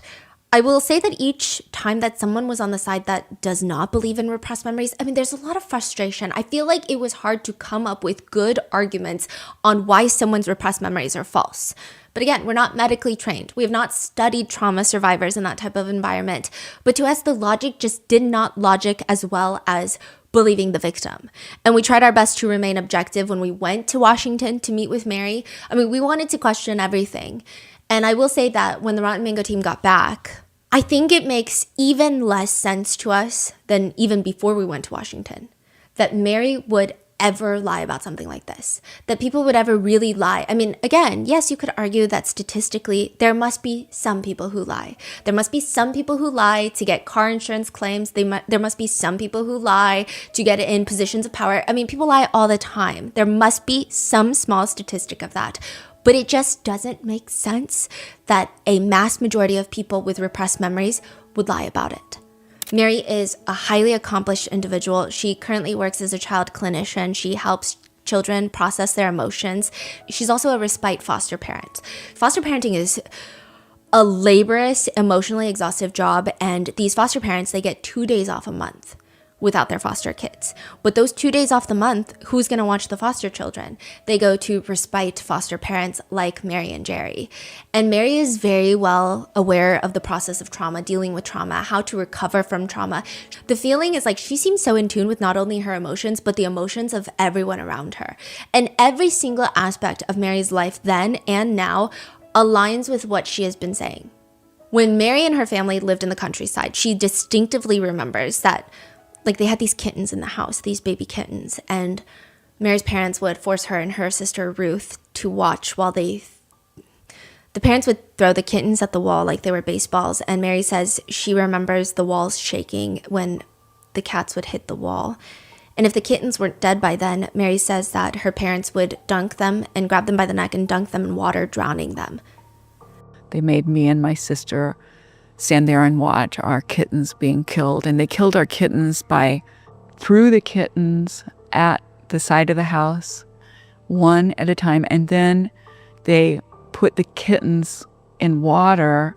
It was like the kittens were killed in the various ways someone could be killed. Mary writes, Ruth and I were told that if we ever reported our abuse to anyone, the same things that happened to our kittens would happen to us. And this is not a one-time thing, by the way. Mary says that at another time a cat and her kittens were hanged one at a time in front of her. But the crazy thing is, Mary has another vivid memory that she recalled later on where her mom was telling people that came over, like house guests, family friends, that Mary had killed kittens before. And naturally, Mary doesn't want to believe her, but she does recall this one time where her parents had brought home new kittens. She's terrified that they're going to end up tortured and ultimately end up dead. So she decides that she's going to put them in warm clothes and hide the kittens away from her parents. She puts them in a little suitcase. She takes them to this little greenhouse in the back of the house, puts them on the top shelf, hiding them. She remembers sneaking away once to check up on them, and they looked like they were asleep. She thought they were asleep, but they were dead because Mary is young. She doesn't understand the concept of oxygen and suffocation. And in Mary's desperate attempt to save these kittens from a very torturous death, she ended up suffocating them. She'd tell the story about me putting these kittens, I dressing them up in doll clothes and putting them in this little bitty suitcase that I had. And how then, of course, they suffocated. We got a cat when I was still needing some healing from all these tragedies with kittens. And so when my husband and I got married, then that summer before we got married, I kept basically interviewing kittens at a cat shelter. I'd go and I'd hold a kitten. And she went multiple times to see if she clicked with any specific cats, and there's this one cat named Kenya that she really wanted to adopt, and she was like, okay, I'm ready. The only thing is, she was just about to get married to Jerry. It was right before our wedding, and we were about to leave on a honeymoon right after the wedding, and I asked if they could hold Kenya for a week, and they couldn't do that, so we postponed our honeymoon for Kenya. And yeah, I loved Kenya. She was a extremely cuddly cat. In Washington, the Rotten Mango team went with Mary to a cat cafe. Oh, she also has this really cute cat dress. I'm sure you've seen it already if you're watching the video version, but we took her to a cat cafe, and from the first moment that everyone was sitting down, this little cat jumps on top of Mary and stays put for the entirety of the time. And it's funny because everybody is sitting there.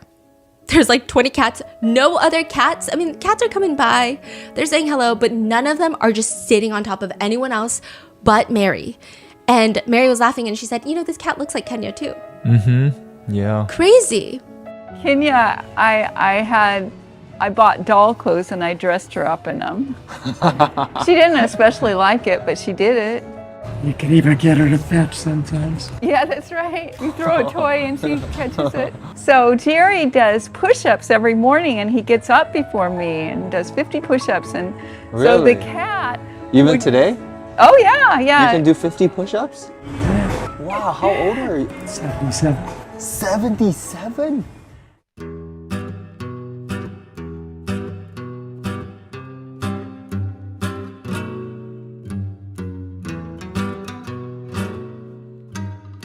So the cat would get on his back, and then he would go up with the cat. 77, I did not expect that. Uh-huh.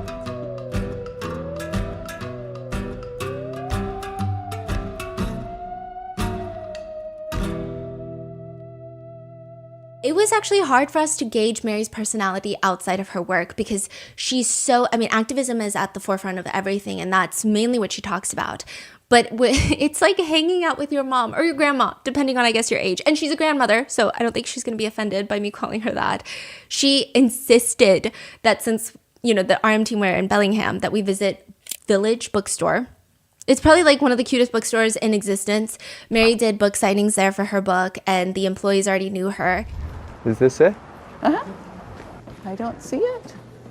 I should have mine in December, too. I wonder if they... Oh, there it is. Featured local authors. This is a very cute store. It is, isn't it? The people in Bellingham really like it being here because it's an independent bookstore. One thing that I thought was nice about the owner is they're real involved in what's going on in the city. And during the Pride Parade, a lot of people were at the Pride Parade, but one thing they did is they closed their store until 2 o'clock that day, so all their employees could go to the Pride Parade if they wanted. And then I did my author event here. I did an author talk here, and I'll show you that space. Hi! Oh, come on! This is I'm going to be on a podcast. Oh, cool! And remind me of your name. Sai. This is Sai, and she's the one who introduced me for my author talk. Yeah. Wow. Yeah, it was a real honor. I'm going to go to Atlanta on Wednesday, and his wife is going to interview me there. Very cute. Yeah, I think it's a nice place. We just celebrated 45 years, actually. No way. Yeah, everyone knows Village Books, everyone that lives in Bellingham. People travel here to go. Really? A lot of people, and this is just me fully bragging on the store, call us the Powells of Washington. So my wife follows these bookstore TikToks. Book talkers will travel to cities just to go to different bookstores. A couple people do traveling to Village Books. Really? I wish Stephanie is here. I think she would. Oh, she yeah, would go she would crazy like here. it. So I read sections of my book. There were other people who I had never met, and it was just because of the publicity that Village Books did. It's funny because I realized later, I actually think I realized this week, that I had seen your YouTube video before. At a really pivotal time in my life when I was starting therapy and kind of unraveling my own life. Which is why you look so familiar to me. Because I realized, I've seen you. Oh, that's it, because you said but that's how. Yeah. Okay. Yeah, and so I felt kind of doubly grateful when I realized. Oh, that's so fun that you'd already seen me. Yeah, and then I got to introduce you. Oh, cool. It's been a wonderfully busy day. Okay, that's great. Thank you so much. Very nice to meet you. Nice to meet you too. And another element is when you read some parts of Mary's book, a lot of people were saying that they thought that her memories sounded too vague.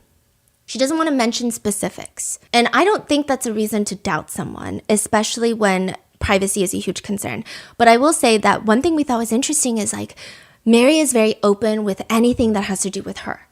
But she highly values everyone's privacy, her foster children, her friends, her family members. Like even if we're in her house and we're walking I would say now I enjoy it more. Like I enjoy my psychotherapy with children and I care about them, but I'm also really good now. The type of psychotherapy I do with children, I need to be just very present. That's the main thing I need to be there and present. And so it works well because I'm just in my whole life, I'm more present now. But I wasn't trained for that kind of therapy until after I remembered. That's so interesting. You didn't know it, but you just knew you wanted to help. And wow. Well, truth be told, many people in the helping people profession have issues that they have not worked through yet. Really? Oh, yeah. That's a common thing. Oh, yeah. Yeah. You go into psychology to figure out yourself. You know, you say you go into it to help other people, but yeah, many people do. I'm not saying everyone, but many people do.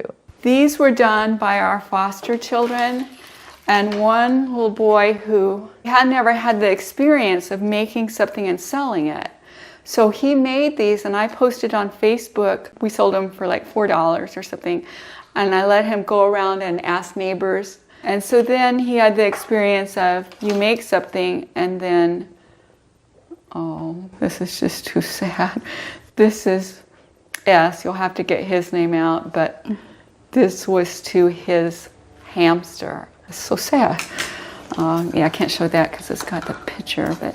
You feel sad because? He's not doing well. S is not doing well. Yeah, I wish he was, but he is. He's. Yeah. This is one of the artwork. Yeah. I love this. Isn't it great? I think that kid's talented. Yeah. Is this by S? It is. He was with us more than once because he would go to one home and then get kicked out, and then there was another home. This is really sad, but he was sexually abused by a foster father. Yeah. When he had to leave the home of the abuser, we couldn't say no. I mean, I just could not say no. I just couldn't say, no, you can't come back to our home. And so he was at our home for a while until they found another home for him. Do you know when was this done? Was this after the abuse? Yeah, it wasn't right after, but it was. Did he name it Deep Struggle or? He named it Deep Struggle. That's all his doing. And the thing is, he did have behavior problems. An abuser could say, well, he's lying, but he wasn't. And the police did follow up with it. We're concerned he will end up on the streets. Mary also writes in her book, the fact that I do not have continuous memories of my childhood abuse made it impossible for me to bring any of my perpetrators to justice. I regained memories at the age of 37. But she does have boxes of journals that she's kept for decades. These are all things you might want because they're like old calendars. And so then when I was making my documentary, I'd go and look in things. Yeah, and then I would see what I was doing back then, and it helped me to figure out time frame. Sometimes I kept them all the time and sometimes not. So the who is inheriting my intellectual property is also inheriting these in case someone wanted to go through them at some point. I have journal entries that are right after like my first hypnosis, and yeah, I do. And I've looked at all of them. And she's gonna pass this on to someone who has also, they connected on a very deep level. And it's just the way that she keeps these catalogs. Again, there's no way that she just sat in a hypnotherapist's office and then walked out and was like, you know what? You're right. Everything is so meticulously documented. I mean, there's so much. She even has letters from her parents. She shared some with us, which these letters that Mary's father has written her are just strange. Recently, I've started letting myself heal from a sexual assault I experienced in college. And I just went to my college 50th reunion. It was from my junior college. When I was there, I went on a date with a young man. One of my friends knew him, and I didn't have a date to the Sadie Hawkins Day banquet, and so I asked him. The girls were asking me, well, what kind of corsage are you getting? And I thought, I don't know that he is. But anyway, so I said, well, a wrist corsage would be nice. And he got one, and I got him a boutonniere. Afterwards, at the college, which was a Christian college, they had films in what was actually being used then as the church building. And so we went to the film afterwards, and I think he had tried to kiss me, and I didn't want, like a passionate kiss. And so anyway, when we're sitting watching the film in what was really a church building, he touched me between my legs, and I brushed his hand away, and then he did do it a second time. And now I know I could have just said stop or yelled or something, and there were many young men at that college who I knew who would have been glad to escort me home, And I was actually in a safe place, but I didn't feel safe to say what had happened because I felt like it was my fault because I shouldn't have asked him to give me a corsage. And so recently I've been processing that, and I just feel so sorry for that little college student who didn't know any better than that. And so I think about imagining her coming over to see me, and I let her stay in this room that I had bought some new sheets for it. They're real comfy, and she could come I can imagine her coming and sleeping here, and then the next day she gets to eat breakfast with me and Jerry. She gets to be around safe people. And so instead of being mad at her for not knowing, I'm just nurturing her. Yeah. This is our bedroom. I do sleep with stuffed animals. I sleep with this guy, and then later I thought I would like a bigger one, so sometimes I sleep with this guy, and just more to cuddle there. What do Ted Bundy, Harvey Weinstein, Jerry Sandusky, remember Jerry Sandusky? Clark, O.J. Simpson, Bill Cosby, the Oklahoma City bombers, Ghislaine Maxwell, what do they all have in common? High profile. They have all used the same defense witness, Elizabeth Loftus. Dr. Elizabeth Loftus is often known as the doctor when it comes to memory, and she is a firm believer that repressed memories are not real. And it's very interesting because she might have a very strong financial motive to do so, but what do I know? I'm sure testifying for these defendants, they come with a price, and an exact one, $600 per hour. $600 per hour, and I'm sure that these defendants, Ted Bundy, Harvey Weinstein, Ghislaine Maxwell, the Night Stalker, the police officers accused in the Rodney King beating, Bill Cosby, she has testified for the defendants in each of these trials. All of these defendants probably would rather victims not be believed. Elizabeth Loftus believes that when it comes to repressed memories, and of course, just like the others, she always puts like quotes around it. She says, on one side, you have true believers who insist that the mind is capable of repressing memories and who accept without reservation or question the authenticity of recovered memories. On the other side are the skeptics who argue that the notion of repression is purely hypothetical and essentially untestable, based as it is on unsubstantiated speculation and anecdotes that are impossible to confirm or deny. During Harvey Weinstein's trial, she testifies, false memories, once created either through misinformation or through these suggestive processes, can be experienced with a great deal of emotion, a great deal of confidence, and a lot of detail, even if they are false. Her biggest thing in these trials when she's testifying for the likes of Ghislaine Maxwell is that memories are fragmented. Memories are not reliable. Any neuroscientist will tell you, yeah, we know. All memories, though, not just false memories that you claim are real, all memories, and I'm saying like false memories, like she's claiming false memory syndrome, right? All memories are fragmented. All memories are incomplete and tend to fade over time. That's just the nature of memories in general. And while certain details like an eye color or what someone is wearing at what times or what time someone arrived at someone's house may be incorrectly recalled, people almost always remember the general outline or gist of what has happened. For Ghislaine Maxwell's trial, Elizabeth Loftus argues that, quote, even traumatic experiences can be subjected to post-event suggestion that can exaggerate, distort, or change the memory. So she is like the most famous memory doctor everybody calls for. Her whole job is just to say whatever that person is saying is not reliable because memories could not be trusted. Is that it? Which I'm, for some reason, always like never really applies to the defendant. And out of the 300 plus times that she has testified in the court system, she has only testified for prosecutors one time, while she's charging $600 an hour. In an interview, Elizabeth Loftus says that she thinks that people can forget and remember things in a very ordinary way. And she knows that people don't like her. She says, I know the prejudices and fears that lie behind the resistance to my life's work. I understand why we want to believe an eyewitness who says he did it. He's the one. I sympathize with the need to own the past. That is, to make it one's truth. As for why people accept these repressed memories, Elizabeth writes in her book, was there something inherently wrong with her? A mental illness of some kind, a psychological flaw, an inability to separate fact from reality? Surely only a fragile, troubled individual would allow herself to become convinced that a false memory was actually real. And if she were so vulnerable, so easily misled, wouldn't that indicate that in fact something terrible had occurred in her past? She says, or it could just be, quote, simply, she could have had the misfortune to run into a misguided and overzealous therapist. Or perhaps the problem is with therapy itself, a profession that has become our new religion, offering quick and easy answers for life's complex and essentially unanswerable problems. She also states that sometimes people have this internal conflict about their childhood, and to have these, quote unquote, false memories of clear-cut abuse would be easier to cope.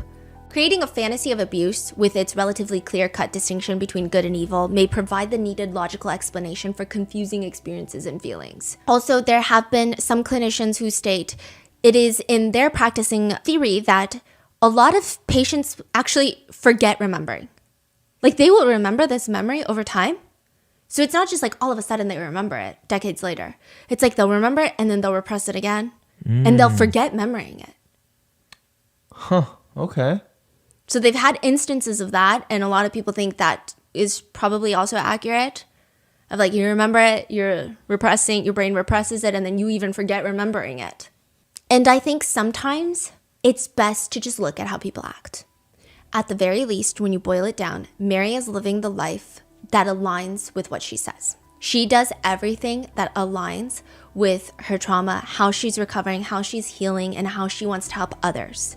Meanwhile, Elizabeth Loftus writes about how she hated when victims are not believed. Quote, I do not want to see a return of those days. Not so very long ago, when a victim's cries for help went unheard and accusations of SA were automatically dismissed as fantasy or wish fulfillment and shunted away into the backwaters of the public conscience.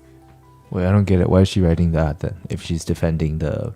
Yeah, she's just saying that a lot of people think that she's against SA victims, but no, she's just here for the truth. Meanwhile, she's testifying for defendants like Ghislaine Maxwell, Ted Bundy, Harvey Weinstein. When someone's words and actions do not align in such a strong, repulsive way, at least in my personal opinion, you have to wonder, excuse my language, like, why the fuck not?